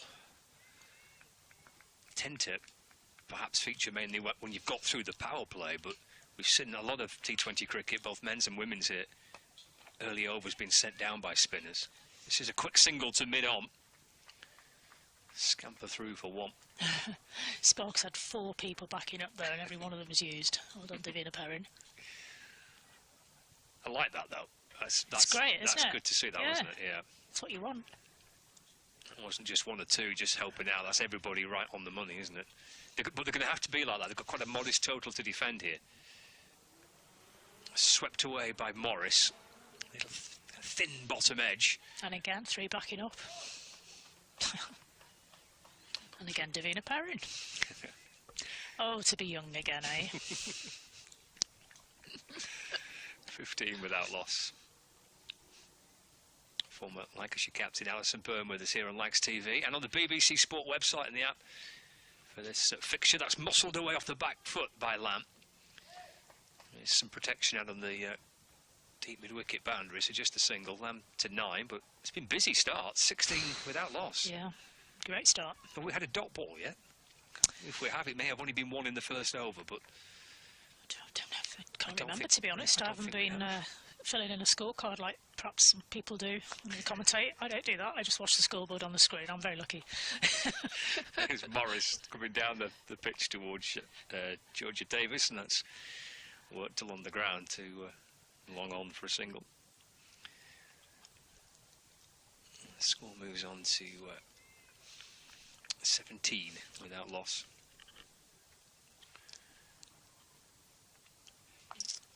Carved out through the offside, there's 3 fielders. There's your dot ball. In and around the point region, and there is the dot ball, yeah. And that is just the second, actually. We had a quick look of the match, of the innings, rather. So 17 without loss, Morris on 8, Lamb on 9. So a nice and bright and busy start by Lancashire Thunder. They've both hit a boundary each, but their running's been good. There's a good energy, actually, about both the 2 batters. And to be fair, the Central Sparks have come out with a lot of energy. They're going to have to field well, we know that. 121 to defend, but there's a sense that this actually could be quite an interesting game. Yeah. And this might be difficult to call. I think there's a lot riding on these 2 players. Looking at the team sheets in advance of the game, I was a bit concerned about the relative strength and depth of the batting teams. I don't know how you feel about that, Scott. So they do need to perform well, these pair. Well, there's quite a bit of pressure for me on Thunder's top 3. Yeah. And to be set up by these 2. Emily Arlott into the attack. That's a good shot, just about clears backward point. It's in the air and it's going to go for 4. Just enough to get over Perrin at backward point. 4 runs for Fee Morris, but it's in the air. Here comes the dive. Perrin was interested, wasn't she? She's a very athletic young player, as you know. It's kind of goalkeeper style, wasn't it? Not the tallest of players, thankfully for from Lancashire Thunder's point of view. Yeah, Davina Perrin had been maybe just another inch or 2 tall. Could have been a really good catch. That's pulled out behind square on the leg side. It's a bit of good fortune in the end, because it looked for a moment that Katie George had gone too far one way. I think she's gone over on her ankle, though. Take a look at this bat. That pulled out towards square leg and just kind of overstepped it and had to readjust, and hopefully in that process of readjusting she's just feeling maybe a hamstring there maybe a bit potentially. higher, maybe pulled a thigh potentially. It's definitely not right. No. Well, I think the physio's coming around to have a chat with her there on the boundary. A lady in the black baseball hat potentially. It might be the physio. just overstretched, didn't she? Having gone a little bit too far. And did you say that was George? George? I think that's Katie George. I was watching her in the warm-up actually. I didn't think she was moving very well in the warm-up pre-match when I was waiting by the camera over on that side of the field. I wondered whether she was carrying a little niggle. Well, that's not going to help. 22 without loss. Let's hope Katie George at deep square is going to be all right, but she's still kind of stretching the back of that, either thigh or hamstring. Here comes Arlott in the balls. Lamb just nudges the ball off the hip, just drops it to mid-wicket. It's a cheeky little single. That's really good one-day cricket, T20 cricket, isn't it? Taking the, good ball, just take a little dot, take the pace off it, and good communication between these two. Have batted a lot together in the last couple of seasons. I guess you need to be both switched on when you're playing that type of shot, don't you? It's a little drop and go, isn't it? But any kind of hesitation could cause problems. It's down the leg side by Arlott. It's a wide signal by the umpire. Yeah, you don't want to be running each other out at this stage.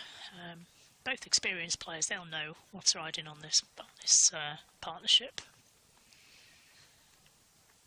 Expecting Seren Smell to come in next. I would think so. And then Ellie Threlkeld after that. So that's it's going to be the key, bulk of the work, isn't it, between those four? So the back foot by Morris. Pushed away into the offside, no run. 24 without loss. Emily Arlott bowling for Central Sparks from the James Anderson end. Fee Morris, who's had a really good game with the ball. Now trying to back it up with the bat at the top of the innings. Arlott again. That's a big shot. Yeah, it's out towards that deep mid-wicket region, which is unguarded. Skipping out towards the rope, it's flicked back. And they do come back for two. 26 without loss. Morris moves on to 15. It's a big boundary, that. Yeah, it is. It's sort of, it was in the air a while as well. You get the fielders quite a good opportunity to get around and kiss it off. I thought for a second they were going to go for a third there. I was holding my breath thinking, no, you don't. Arlott. away to backward point by Morris. Again, Perrin's there. She's been busy in the field for the Central Sparks. Does some good work again. End of the over. So 26 on the board. Lamb on 10. Morris on 15. So a bright start by Thunder, trying to get themselves up and above the rate early on.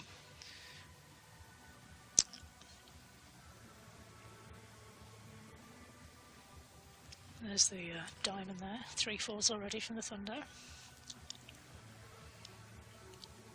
Into the fourth over coming up. Interesting, it's fourth over on fourth bowler as well. Yeah, one over so far from Grace Potts, one from Georgia Davis, one from Emily Arlott.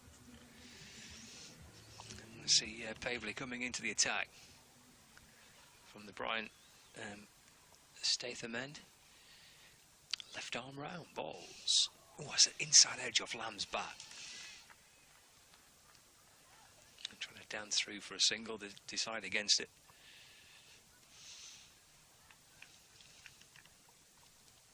.26 on the board. Start of the fourth over.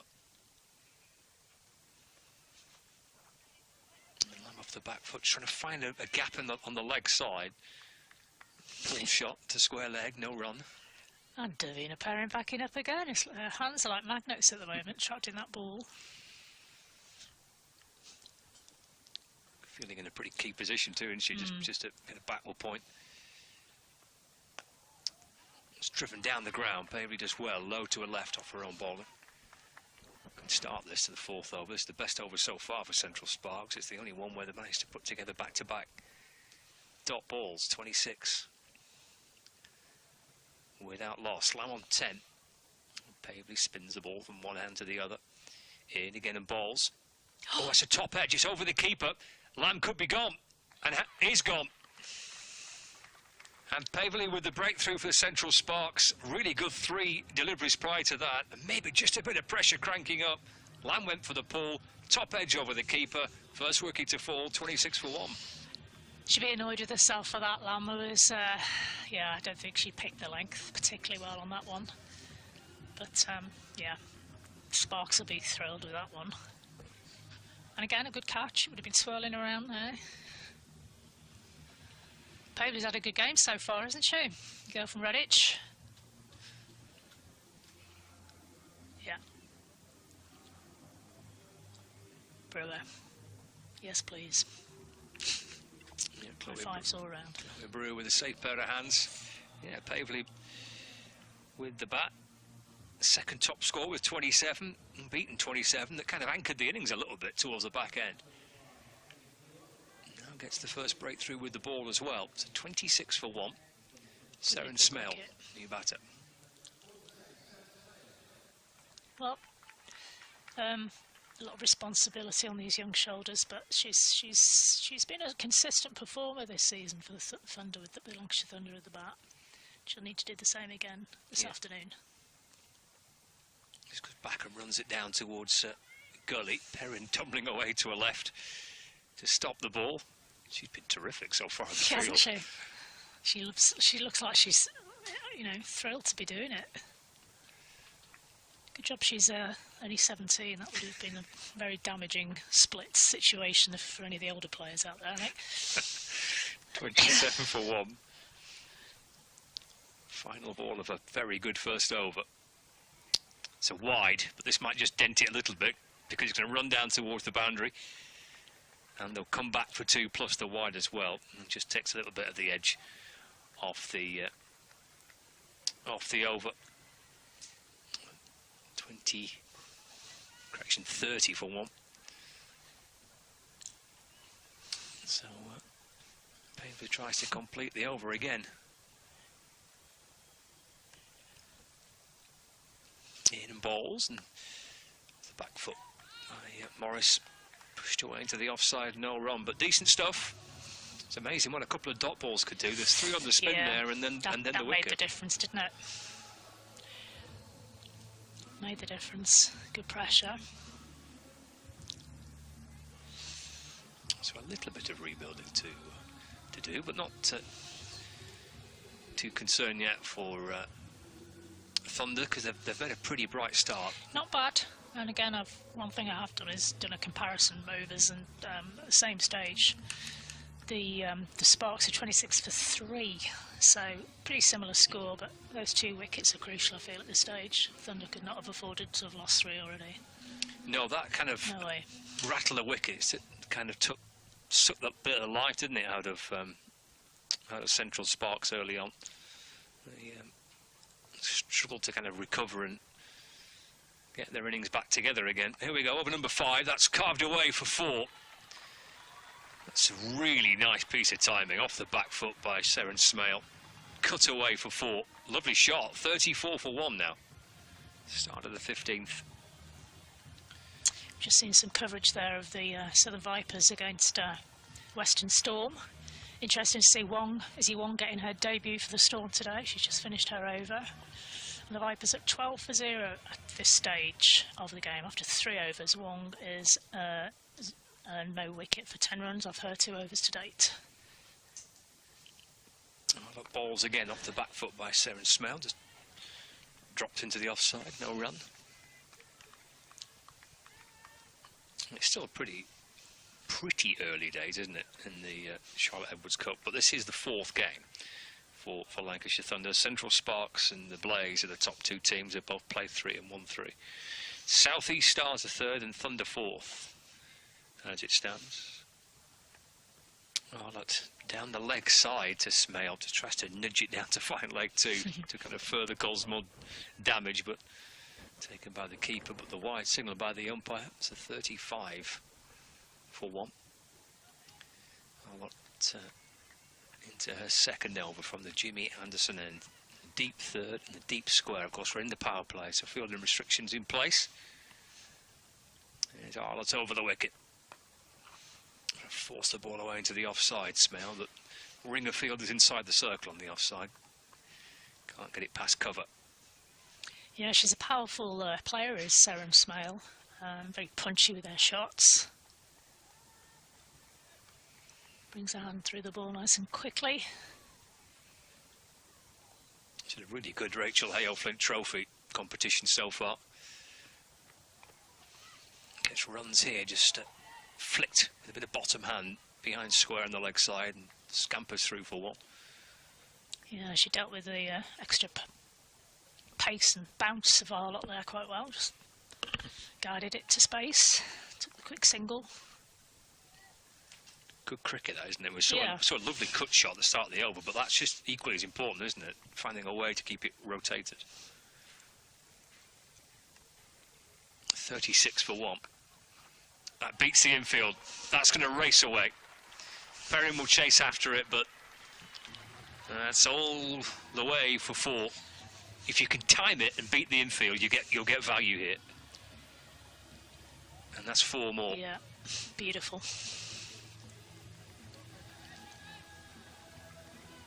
There's not much of a gap there. We can see back on the replay, there's 4 fielders on the offside, inside the circle, at point, cover, extra cover and mid-off.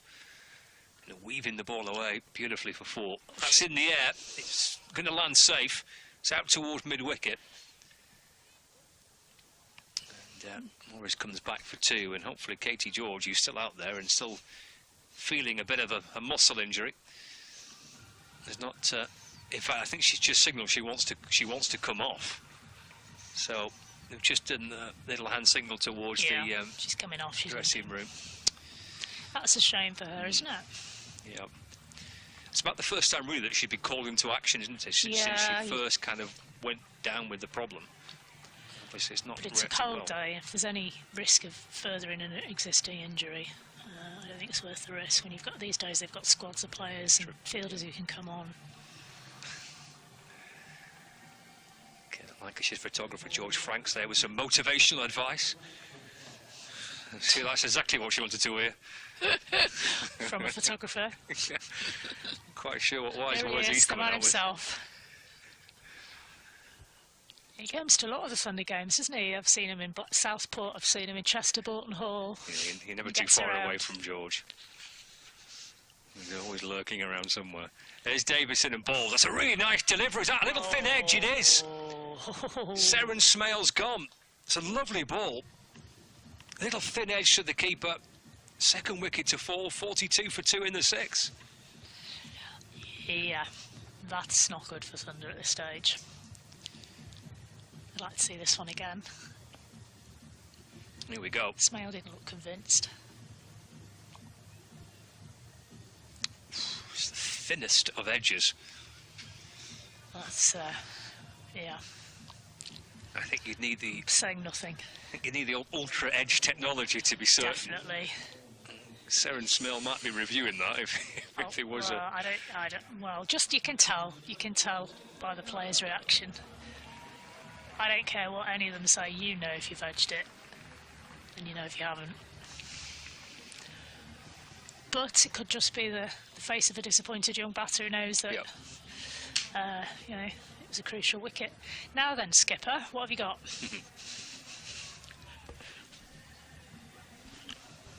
Well, coming out to bat, Ellie Threlkeld with the game still very, very balanced here. Very balanced. That second wicket just, I think, swings it back to a bit of an even keel, really. So what's the comparisons at this stage? So, at the end of the 5th. Yeah. Well, Sparks were 29 for 3 at the end of their 5th, and we're currently 42 for 2 start of the 6th, so we're ahead of the run rate, but... Sweep attempt, and it's 2 and 2, it is. Captain's gone, Ellie Threlkeld looking to sweep, and Georgia Davis with a really good spell here. 2 wickets in 2 balls at the start of the 6th over. Threlkeld's gone LBW. Yep, that's evened things up even more.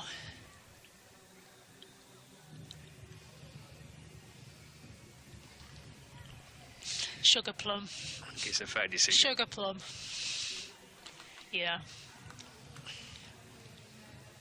So I think it's a fair enough call, that, from the umpire. Yeah. Threlkeld out for naught. There's a bit of a wobble here, potentially, for Thunder. Yeah, 42 for 3 as opposed to 29 for 3. Wickets down is even. Thunder still ahead of the run rate at this stage, but as we know, Sparks did not go through the gears towards the end of their innings. Collins. Danielle Collins into bat after fielding very well, taking a really good catch on the leg side boundary down there. Should be keen to do well, hasn't mustered an awful lot of runs so far this season. Now's your chance. Yep. With Fee Morris going very nicely at the other end, and she's watched 2 wickets fall in 2 balls. Yeah. Little thin edge through to the keeper, the LBW dismissal. So, Sparks are now having to contend with the left-hand, right-hand combination that Thunder were dealing with for most of their bowling innings. Collins just needs to steady the boat a little bit here. Obviously there's the hat-trick ball to negotiate initially. Don't think Sparks are making any undue changes to their fielding as a result of it being a hat-trick ball. Scott? No, it's quite a lengthy conversation between the bowler and the captain. Eve Jones in conversation here. There might be a slip in place. Aha, here we go. Yeah, this is better, isn't it? Yeah, slip going in. Oh, she's behind the keeper. Move over, dear. She's really close to the keeper, isn't she? So it's 2 and 2 for Davis. Oh, it's a really good ball. That's a very, very good hat-trick ball. That's asking the questions of the umpire. Smiling there. No pressure, umpire. You can't really send a better ball down for your third on the spin, looking for a hat-trick. Collins survives. 42 for 3. These runs here down towards fine leg. Eve Jones will chase after it. Could be a 3. Yep. Could be. They're quick. Danielle Collins is quick. There she goes. Yeah, Morris wanted to come back, didn't she? She was turned and halfway good down. Girls. That's very good. And well fielded again from the Sparks. It went as a pack, didn't they? Yeah, 3 went chasing after it. And guess who got there first?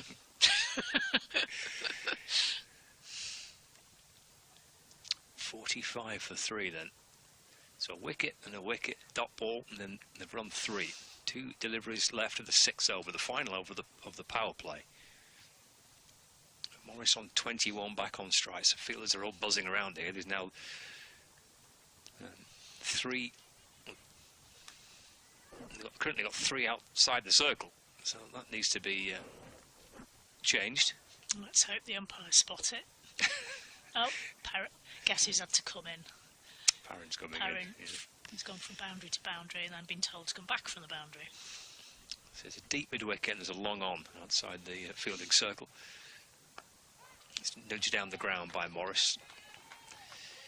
Through mid-on for a single. Moves on to 22. And 46. 4-3 with 1 ball remaining of the 6th over.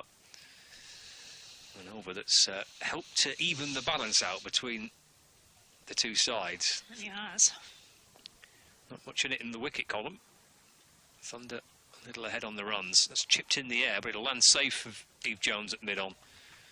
And Collins goes through for a single and keeps the strike as well. So 6 overs gone. Collins on 4, Morris on 22. The target of 122 to win. 47 for 3. Crowd just starting to gather up quite nicely here at Emirates Old Trafford. Time for a dance by the looks of things in the crowd. The monkey's enjoying it. 47 for 3. A bit wooden in his celebrations, but, you know, he's got a smile on his face. Looks a happy monkey, yeah. I wasn't referring to you being the monkey, Michael. There's Lanky, always happy as Lanky. We'll bring Michael back in while we take a look at what's happening around Emirates Old Trafford. Bit of coffee being consumed, a few drinks as well. 122 is the target, 47 for 3.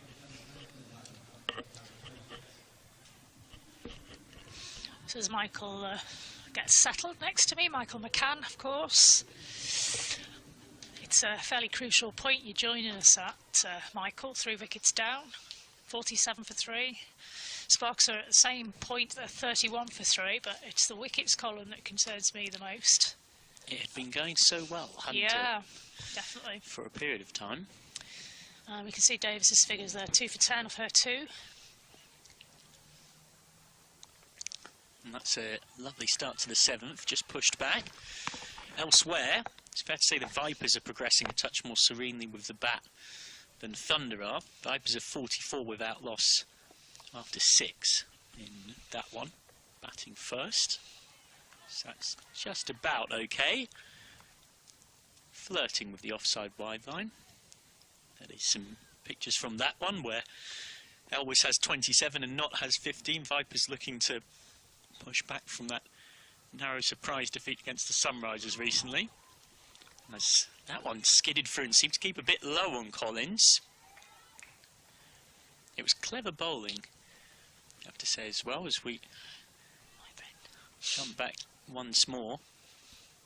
Knott and Elwes going nicely. Storm looking for their first win of the competition. They had a washout against the Stars at Beckenham on Monday. Short, pulled away out to deep mid-wicket. That'll be just 1. That got Storm their first points of the competition, 2 points for the washout. They'd had 2 defeats before that. Vipers, meanwhile, so often ending up with a trophy in their hand at the end of the season in women's domestic cricket, of course, but right now not looking necessarily as convincing as they might want to be early season, it's fair to say. Yeah, it's unusual.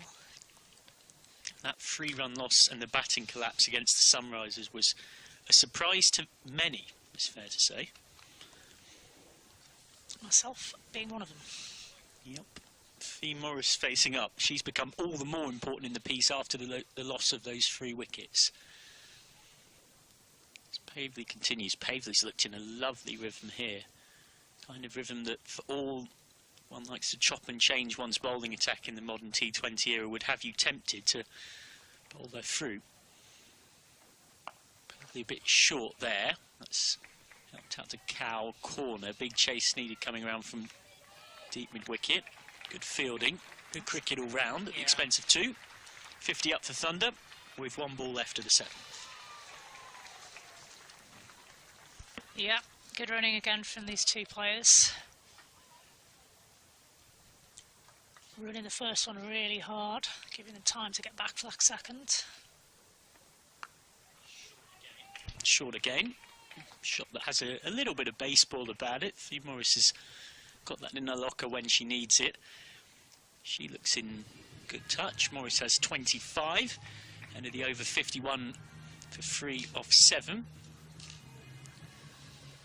As we cross back again to Southampton for a quick look at things there. Worth saying, of course, that's the first innings of that contest. Whereas we're very much in a run chase here at Emirates Old Trafford. 10 games each across the format. We're in match day 4 for both the two teams that you're watching. And Amanda Jane Wellington, the absolute magician that she is on and has broken that first wicket partnership between Knott and Elwes.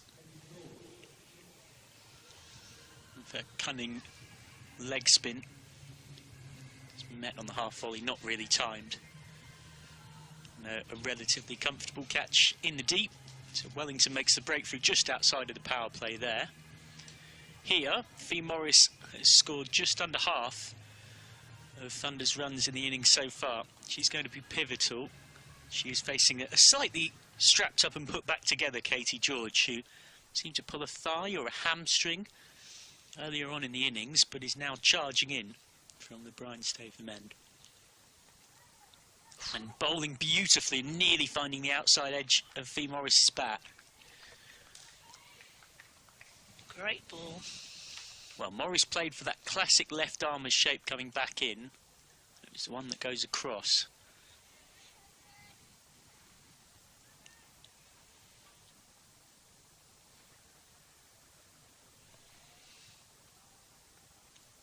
Full toss, smashed away through deep backward square. There is protection out there, will be just 1. So Morris moves on to 26. Alongside Collins, who signed their first pro contract last June.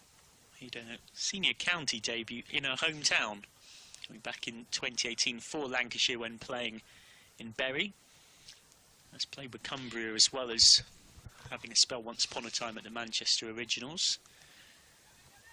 Bury. I'll leave the impression to you. Oh no. Oh, gone. You miss, I hit for Katie George.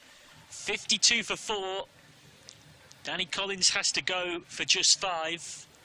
And Thunder lose another wicket. Beautiful bowling from George, shaping in and splattering the stumps. Yep. Yeah. 2 full, 2 straight to be doing that. She's really annoyed with her shot selection there. She's trying to whack that through a sort of mid-wicket region, and she alluded to it was a delivery that probably didn't deserve quite such an aggressive riposte. Oh, this is interesting. Leicester's coming to the crease at a crucial time in this match for sure.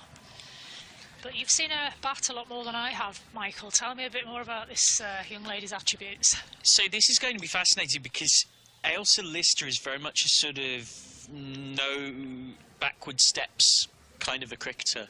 She will look to be naturally aggressive here. She already has made one particular contribution of note for Thunder, that 44, which showed a bit of what she can do.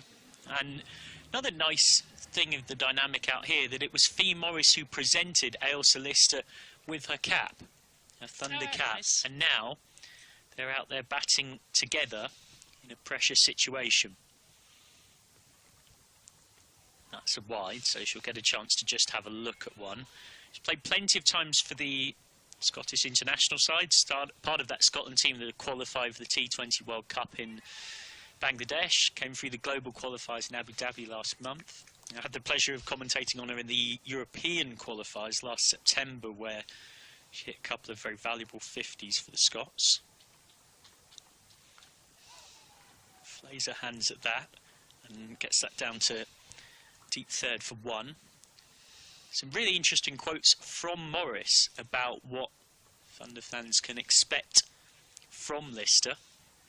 Said she's come into our group with an amazing attitude. She works so hard and is an amazing cricketer. She hits the ball hard, can hit 360 and is definitely capable of hitting 6s straight away, which is exactly what you need at 6 or 7.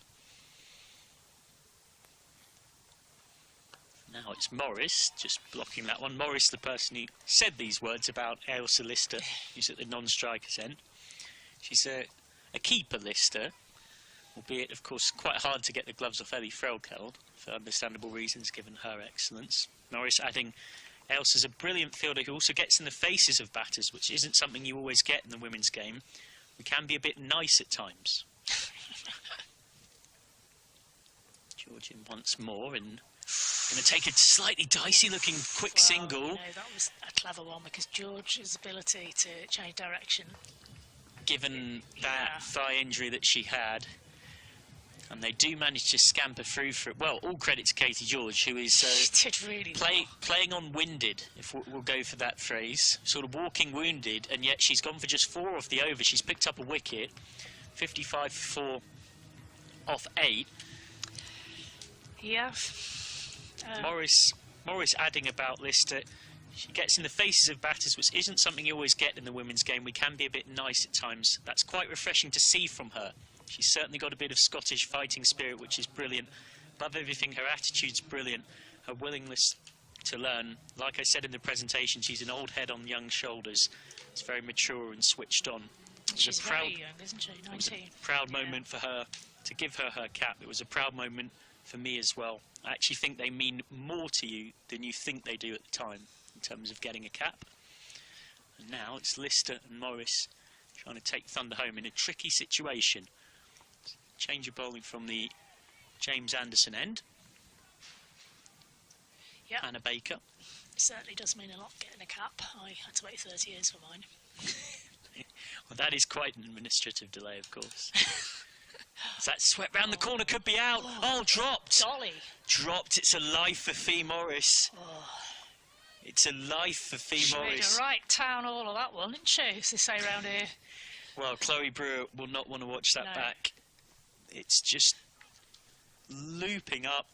Had to go back a touch, but you would expect that to be taken. So Morris is dropped on 27. How pivotal could that prove?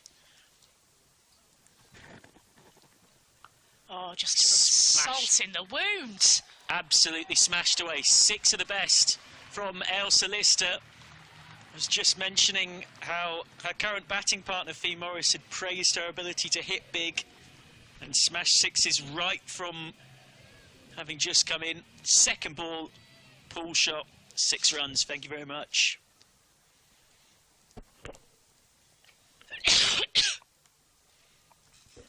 Quicker and flatter as it often is from a spin bowler when they've been deposited for 6. Dot ball.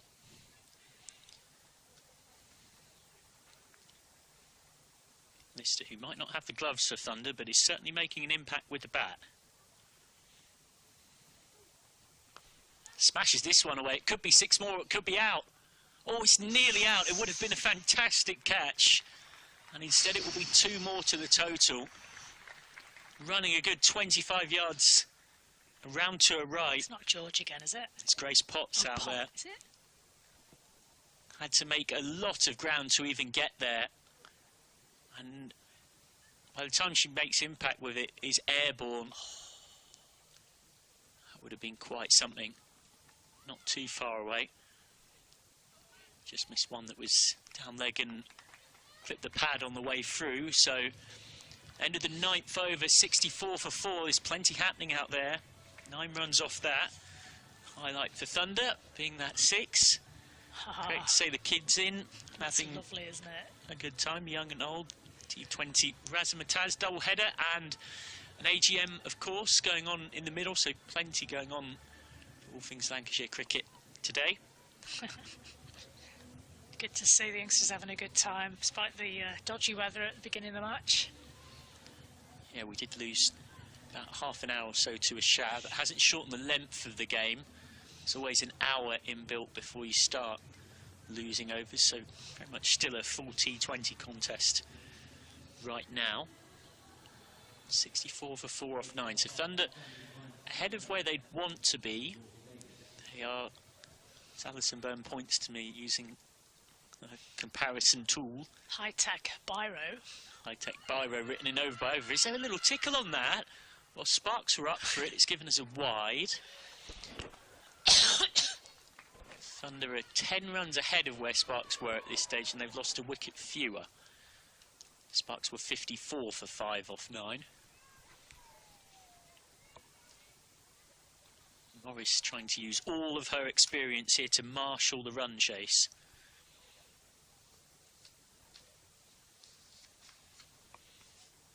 Short, and Morris goes to one of her favourite scoring areas, which is square or behind square on the leg side. Has a really nice way of different sweeps and paddles. Gets that away for one more, brings Lister onto strike.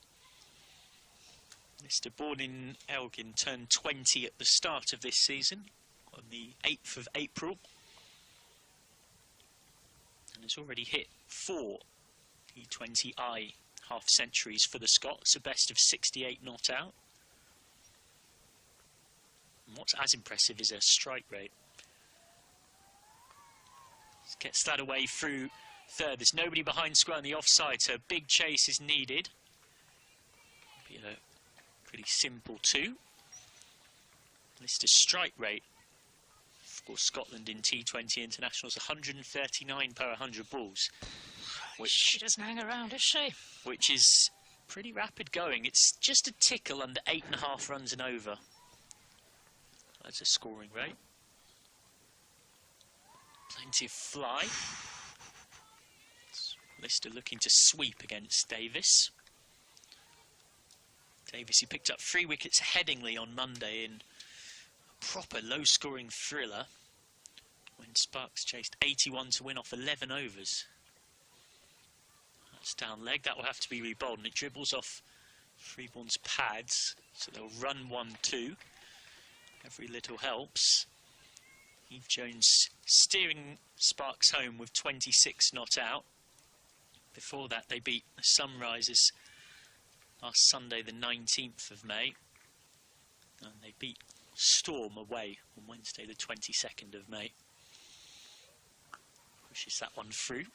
Cut out to deep cover. Morris has one more. Productive over so far this for Thunder.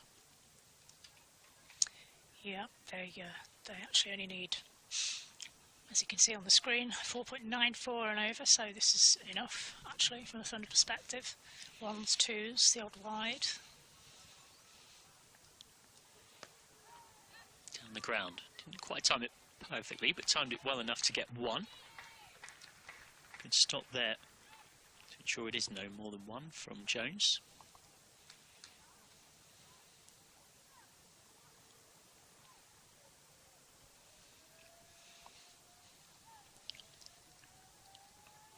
Short, and Morris loves that shot, just helping it round the corner to deep backward square. It is a decent over for Thunder. Produces 8 runs off it.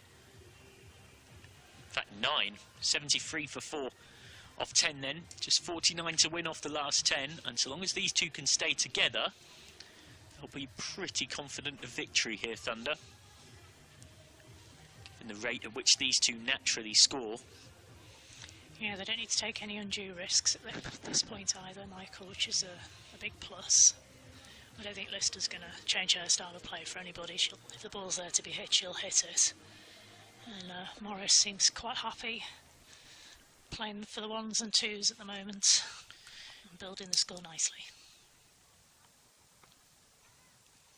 Straight at point from Morris, fielded by Davina Perrin. Lister looking to continue on with the form that she showed against Blaze when smashing 44 off just 30 deliveries in a typically belligerent knock. That's whipped away. There's a bit of a gap there at cow corner that allows them to get 2. Pick the gap nicely between the long on and the deep mid wicket. So right now it's the Sparks who've got to do something here. Momentum's very much with Thunder. Swept away on the half volley. Fielded by Pavley at the expense of 1.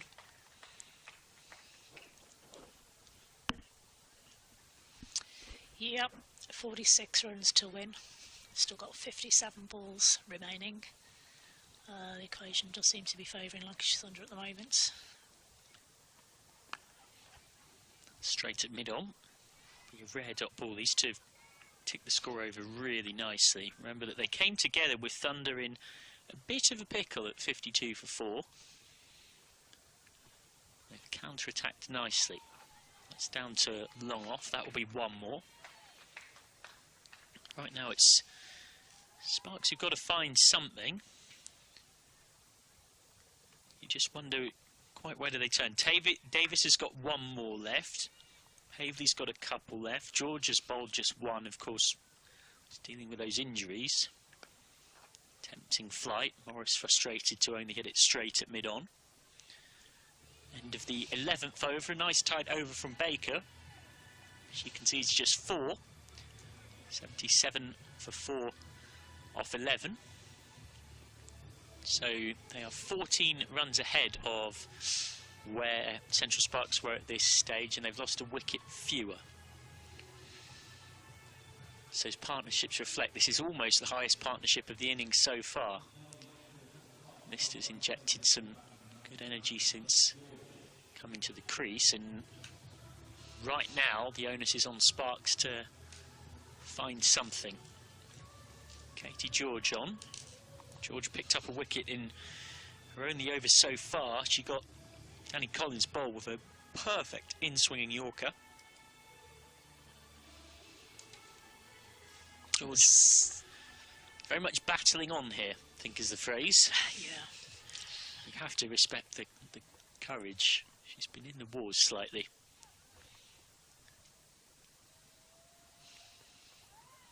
Oh, nice from George.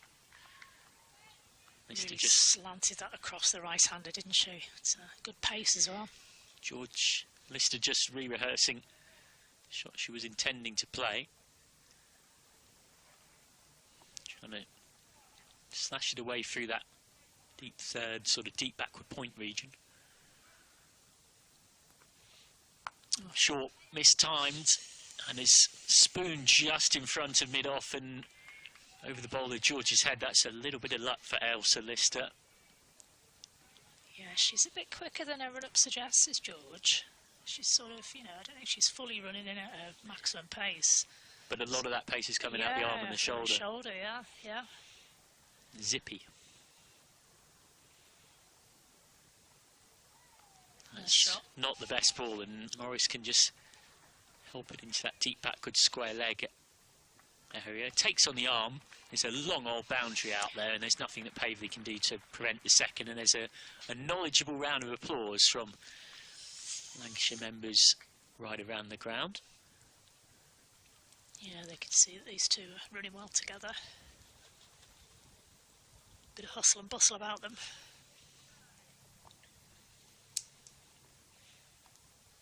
Guided away with the open face, but straight to the fielder.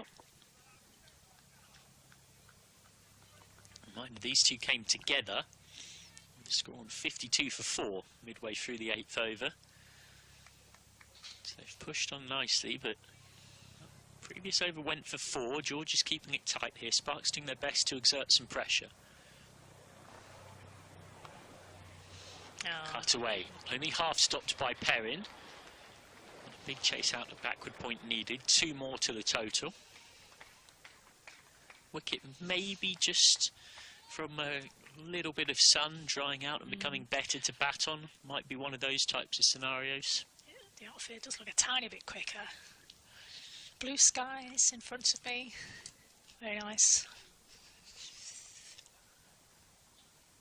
I mean, regardless, it's still going to be a slightly chilly night for the men's game later on.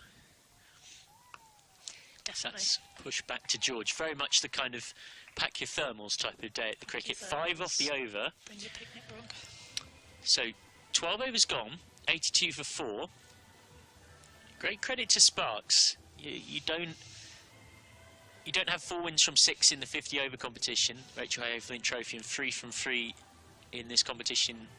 Charlotte Edwards Cup with the T20s if you're not a team that fight to the end. They've only scored 9 off the last 2 overs. Update from elsewhere. Seren Smale has just got Georgia Elwes out. 86 for 2 then. Vipers in the 12th over of that one. Storm looking to cause something of an upset. Grab their first win of the Charlotte Edwards Cup this season. Change of bowling from the Jimmy Anderson end here at Emirates Old Trafford. Trying to... Oh, it's called a dead ball. I wonder why that was. Was she not ready? I think so. I think Lister was actually barely looking up when the ball was bowled. Oh, there Grace. we go. A bit of that Scottish fire on show. Grace Potts on, looking to make an impact and grab a wicket.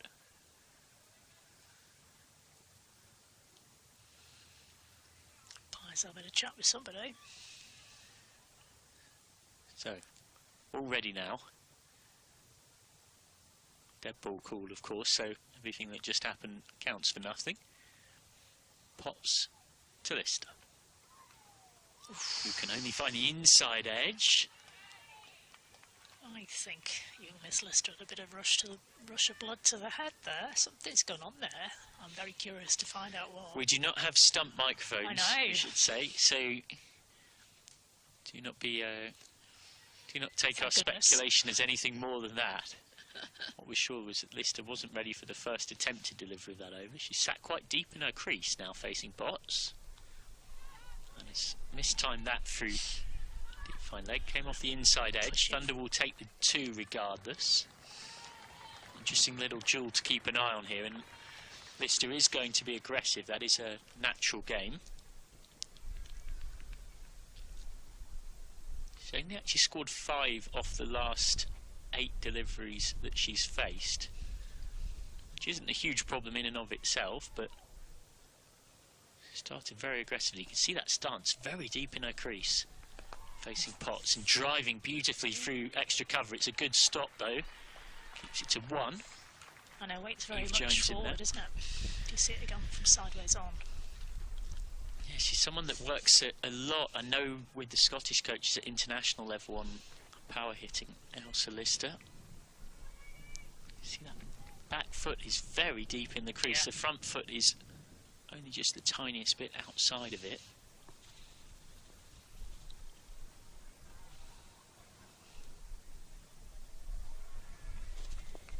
Lister this time with a touch shot. It's well played, but guided straight to short third. No reward for that. I think it's that was Morris's turn to have a little double dabble.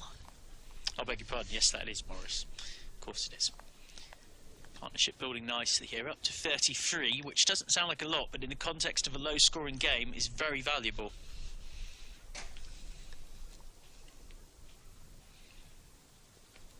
Oh, gets funky, Morris. She likes to do that, and she does it so well, as she's done again here. Morris up to 42. It's the first boundary in 3 overs for Lancashire Thunder, and it comes through some funky stuff from Fee Morris. Is that your word of the week, funky? It's a great word, by the way.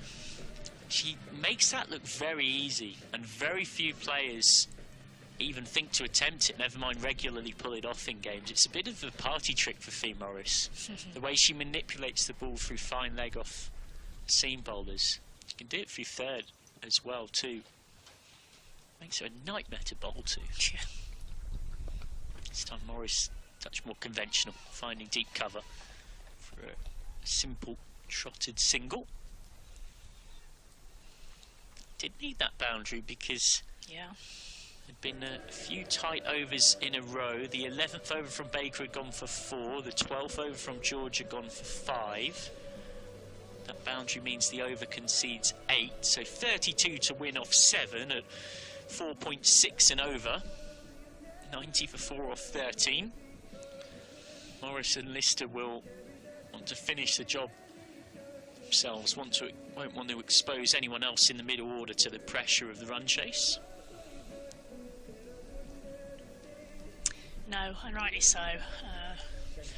They're the ones in the middle. They've seen the bowlers. They've got a sense of what's needed for the occasion. And it's always really tricky to bring a new bat in at this stage of any match. Smashed away by Morris, but there is a fielder out there. Oh. And she's been picked out perfectly. Morris has almost hit a 6 to the long, deep mid-wicket boundary, but not quite. Morris gone for 43. Hannah Baker gets the breakthrough.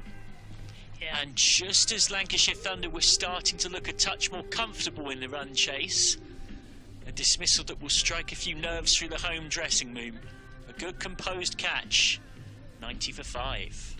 Yeah, that changes the dynamic hugely, doesn't it? And it's another one of Thunder's younger players, Liberty Heap, I believe, coming out to the crease. 2 youngsters together. Wouldn't it be great if they could see this job through? Tell you what, there are no short boundaries here at Emirates Old Trafford today, quite the opposite, and the square boundaries in particular are pretty whoppingly big, and Fee Morris was not far off clearing that for 6. She gave herself quite a tough task though, almost managed it but couldn't quite. Another brilliant knock from Fee Morris, got into the 40s against the South East Stars in the loss at Beckenham back last Friday when making 42 off 25, and today she goes for 43. So it's the 2 youngsters, Heap and Lister, who will try and see it through. Nice stuff from Baker there, fair bit of turn for young Hannah Baker. Already has a 5 for this season, 5 of 45 against South East Stars in the 50 over competition. So that's way out to the left of mid-off for 1. Heap off the mark. Nice confident stroke. Well, if there's 2 players who are not going to abide by the old school cliche of, well, we can just do it in singles, it's Ailsa Lister and Liberty Heap. I mean, Heap, I think she's opened the batting a couple of times for Thunder in last season's matches, so she's no stranger to being out at the crease. It's guided straight at point. Yeah, Hibbity Leap. Liberty Heap was tried for a run of games as a bit of a pinch hitter at the top of the order. Now seems to have settled into more of a role as a finisher. Comes down the track and gets a decent chunk of this, Lister, to long off's left. Do 1 more. Good stuff this from Hannah Baker. Yeah. Talented young spinner, giving it plenty of flight, getting it above the eye line, tempting and teasing with flight and guile. Was in the team of the tournament at the Under-19 World Cup last year, and you can see why. He just forced to block that one. So just 2 runs scored off the over, and the loss of Fee Morris presents a problem for Thunder. 92 for 5 off 14. They are still 13 runs ahead of where Central Sparks were at this stage, having lost a wicket fewer. They need exactly 5 and over from last 6. That's your batting card, which tells a tale of the fact that Fee Morris is the only player to go in and make a score of real significance. As for the bowling, 2 wickets for Davis. That partnership between Morris and Lister that was going so nicely broken up. Heap has just had to grab a change of gloves. I'm not entirely sure of why, having only just got to the crease. I don't know whether it is, and I'd love it to be the case, as someone that plays club cricket at a very low level, but I'm sure there is a better reason than this. The classic right hand, left hand gloves. Even in the professional game, you still have to occasionally embrace the village aspects of our sport. But what is for sure is Liberty Heap did just need a change of gloves, having faced 3 balls. That's the best explanation I've got. Potts continuing. Is that slice? That could be out. Oh, she's found a gap. Not Parrott quite. Slipped. Well, that is a bit of luck. Slight bit of nerves out here for Thunder as they try and see this game to a conclusion. Yeah. It's Emily Arlett back on, looking for the breakthrough. Arlett slightly expensive in her first 2 overs, uncharacteristically so. She went for 21 off 2. Took 2 for 10 at Headingley on Monday. The victory against Diamonds. Clever slower ball. He picked it well, finds deep cover. 28 to win off 34.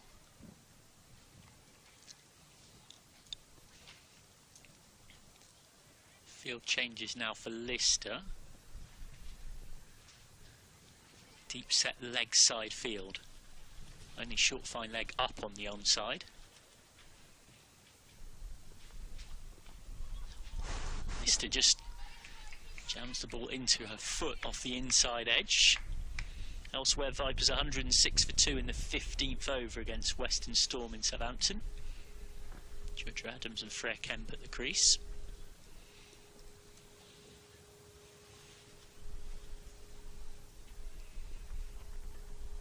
Comes off the outside edge of Lister's bat. Bit of fortune here, and it will skittle away to the third fence for 4.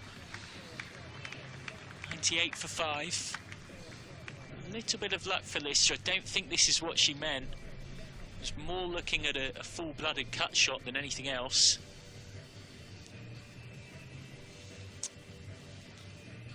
Still work to do here for Thunder, even though it is comfortably under a run of ball needed.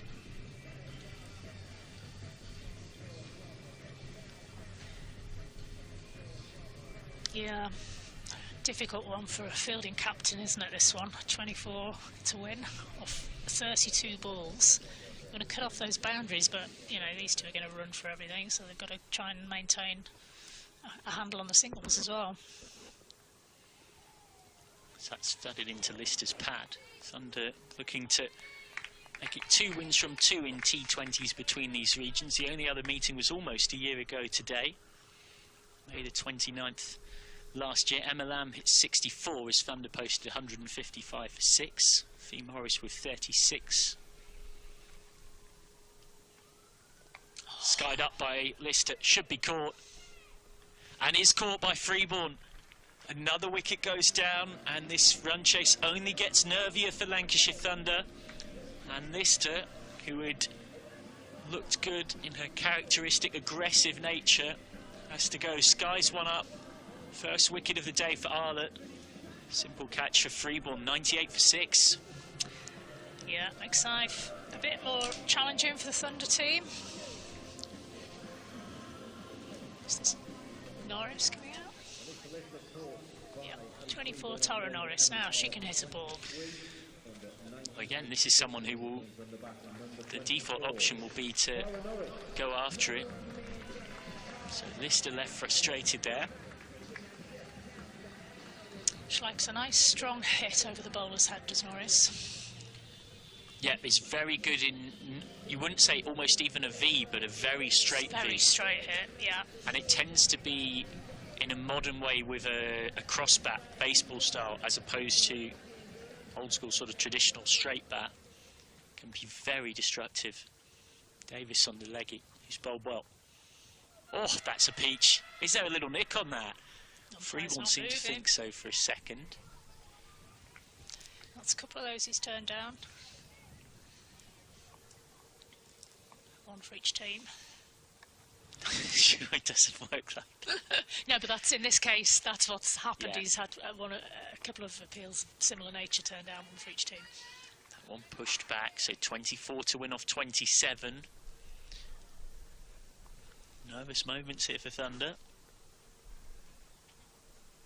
They are still a few runs ahead of the DLS par score at this stage. There's no sign that rain's going to stop this as a game coming to its conclusion, but it's always interesting as a comparator to use.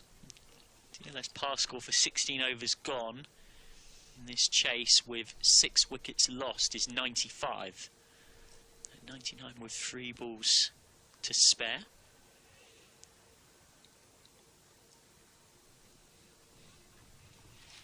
Been really impressed with Baker here at a key time in the game. He's bowled with good flight variations, has extracted plenty of turn. Very brief appeals and a scurry back. Alison Burnett, former Lancashire and Cheshire captain, deciding to call from the commentary box. Not sure they can hear us quite from up here of third floor of the media centre. I've got a good PE teacher's voice, you know. It's pushed out to extra cover, dot ball, the tension's building here. 1 ball left of Baker's spell. 23 to win off 25. And Eve Jones has brought herself across for the final ball of it into a short gully. Down the ground. Absolutely smashed by Norris. Her favourite area, as we alluded to. A 6 straight back past the bowler's head. What a way to get off the mark from her third ball face. Tara Norris, who took 2 wickets in 2 balls in the first over of the match with the ball. Now crashing that one back past the bowler for 6 of the best. 105 for 6. Seen that shot before. I was really pleased to see it again at that particular moment. I think Thunder needed that one. So 4 overs left, 17 to win. Interesting. Well, from here, you would fancy Thunder to see it home. No comment. I think things are a bit tight for me to call this one.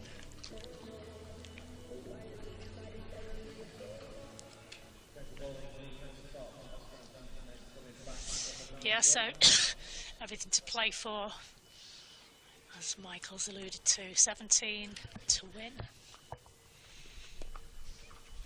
Make that 16. So take a quick single through the covers. Good composed batting from Heap.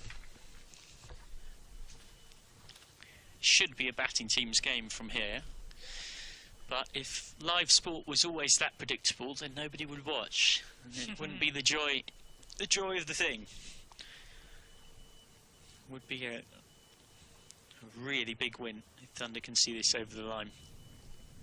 They'd cut the gap between themselves and Central Sparks to 4 points.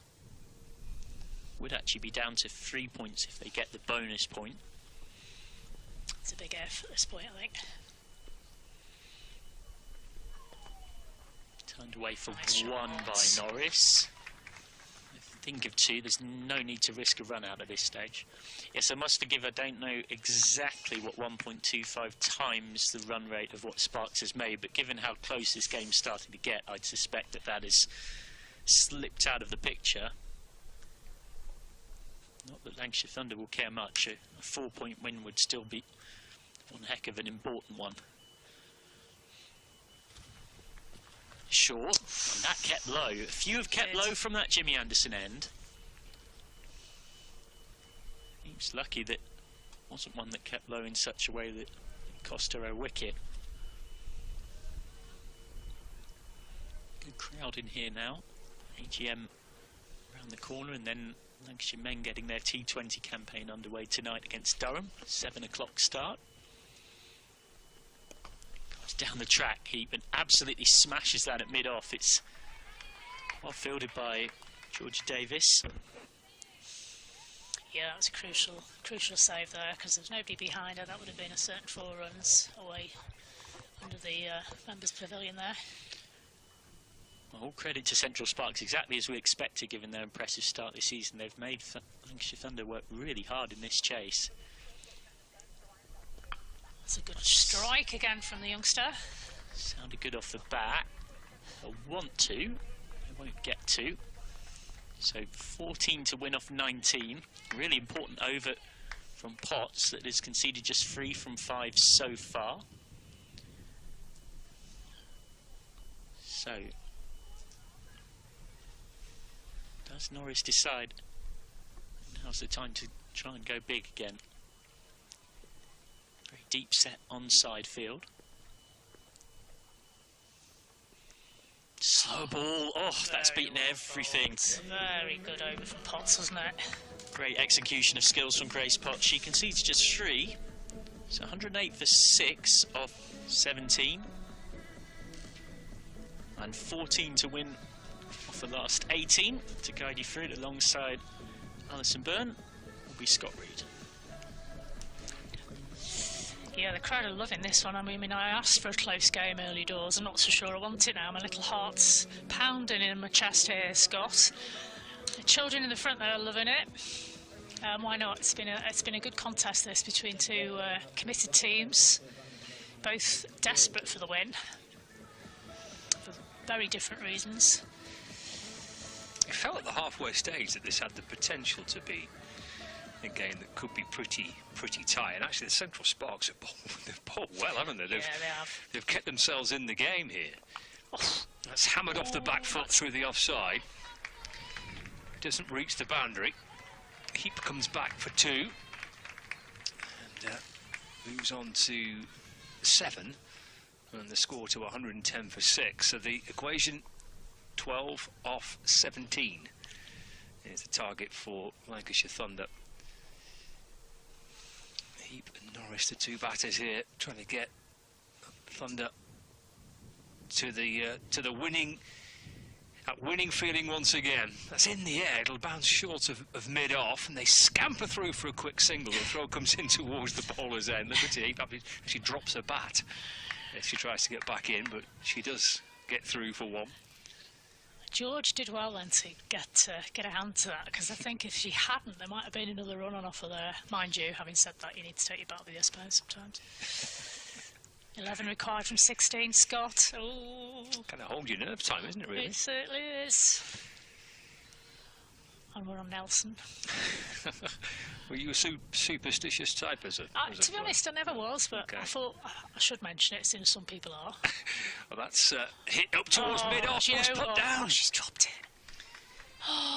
Oh, my goodness. That could be absolutely crucial in this match. Emily Arlett at mid-off. It's in the air. Small margins. Both hands to it. She had it as well. Oh, really difficult chance when you see it again on the replay, Scott. But once you get 2 hands on that ball, you feel like you should take it. 11 to win. 10 to win, I beg your pardon. Yeah, managed to sneak through for 1 with that drop chance. 10 to win. Oh, she got hit on the head, did she? I think she has, yeah. She's kind of almost ducked into the shorter ball. Sportingly, George has gone over to see if she's all right. Yeah, let's just have a little check that everything's all right. But I see Liberty here crouching down, almost ducking into it. Yeah, I think it caused her on the grill. She bounced straight up. Yeah. But they might have to just check the old helmet out, make sure there's no damage to it, make sure that protective inner padding is still workable. You don't want to take any chances with these things. No, you kind of get these kind of mandatory checks, don't you, as well, both for equipment and to make sure that the player is okay. That's it. Just give it a shake. That'll do. That's the technical way of checking it, isn't it? Yeah. Is it rattling? If not, crack on. Any bits in it now? We're all right. I haven't even looked at Liberty 8. No, to be fair, they have. They're talking to her there. They're just checking she's compos mentis. Little tap on the back. She'll be all right. Actually, it might not be the worst little thing, this. Just a little bit of a breather. It gets a little bit relentless, doesn't it? And you're looking up and it's 10 to win, 14 left. Your ball was coming in before you can think about it. Actually, just gives a second's breather, maybe. And in a way, it's great that Norris is out there with a little bit more maturity about her than perhaps the other 19-year-old. Yeah, there's plenty of experience at the other end, isn't it, in Tara Norris. 112 for 6 then, so 10 to win, 14 balls left. Whatever happens, it's been a great game. Here comes George. 1 for 13. And trying to open up that leg side, the ball deflects down towards Gully. Through they go for 1, so it's into single figures now. It's 9 to win, 13 balls left. I'd like to be a fly on the wall at the Lancashire Thunder bench now. And to be fair, the Sparks bench, both benches must be feeling the tension. Norris back on strike. So the deep third, there's a deep square leg, deep mid-wicket. And deep extra cover. It's a wide ball. Oh, it's been called a close wide. one. I thought she might have just overreached and let the bowler get away with that one, but no, the umpire's signalled. Kind of flirting with that guideline that the umpire uses. I reckon it's probably a close call, but slower ball, I thought, as well. So it's 8 to win now. Yep. It's George. Balls again, swing and a miss from Norris and through to the keeper. It's the end of the over. So 2 overs left, 12 deliveries, 8 runs to get, or 7 to tie. You love a tie as well. Dare say the T word to me, young Mr. Reed. You are the tie guru. Indeed. But I'd rather be a Lancashire Thunder win. Look how close that is, look at that. very little between them. But interestingly, as you can see, the Lancashire Thunder have stayed ahead of the run rate all the way through, despite losing wickets at regular intervals, as did Sparks do. So that actual ability to stay slightly ahead of the run rate is holding them in good stead at the moment. It's that start as well, wasn't it? Yes. Such a good start. Real big momentum into their innings. Definitely. I think it's 12 off the first over. That kind of helps you get ahead of the game a bit, doesn't it? Well, they've just got ahead of the game early and stayed ahead of it. Will it be enough? Well, we'll know in the next 5 minutes or so. 2 overs left, 8 needed. And Liberty Heap on strike. Single. That's a really good single. Just pushed him off, Yeah. isn't it? Emily Arlott coming in from the Jimmy Anderson end, so single straight away for Liberty Heap. She moves in to double figures, up to 10. 7 to win from 11. You don't particularly need to take too many risks now. No, but it won't feel like that while you're out there. Fair enough, yeah. I'm sure. Still got the leg side field set back. On the inside the circle on the offside. You know, there's so many quick singles on that leg side, isn't there? Drop and run. That's muscled down the ground. That's a good shot. That might be 4. Bouncing towards the boundary rope in front of the pavilion. Yeah, they do come back for 2. Don't bother dropping and running, just tonk it. I was thinking the same as you. Just try and nudge it away to mid-wicket, yeah. What? There's nobody on the single on the leg side, on her leg side, being the lefty. Well, there's little margin for error for Emily Arlott. Anything on leg stump and his runs there, so... Yeah, well, we know where she's aiming to bowl, don't we, on the old offside there. 5 to win. Norris waits, Arlott in, bowls. Oh, and bowls her! Sneaks one through. And Lancashire Thunder are 7 down now, 117 for 7. Tara Norris has been bowled by Emily Arlott for 10, and it's 5 to win from 9 deliveries. But a wicket, not just a wicket, of course, it's the dot ball as well. Why do they keep doing this to me, Scott?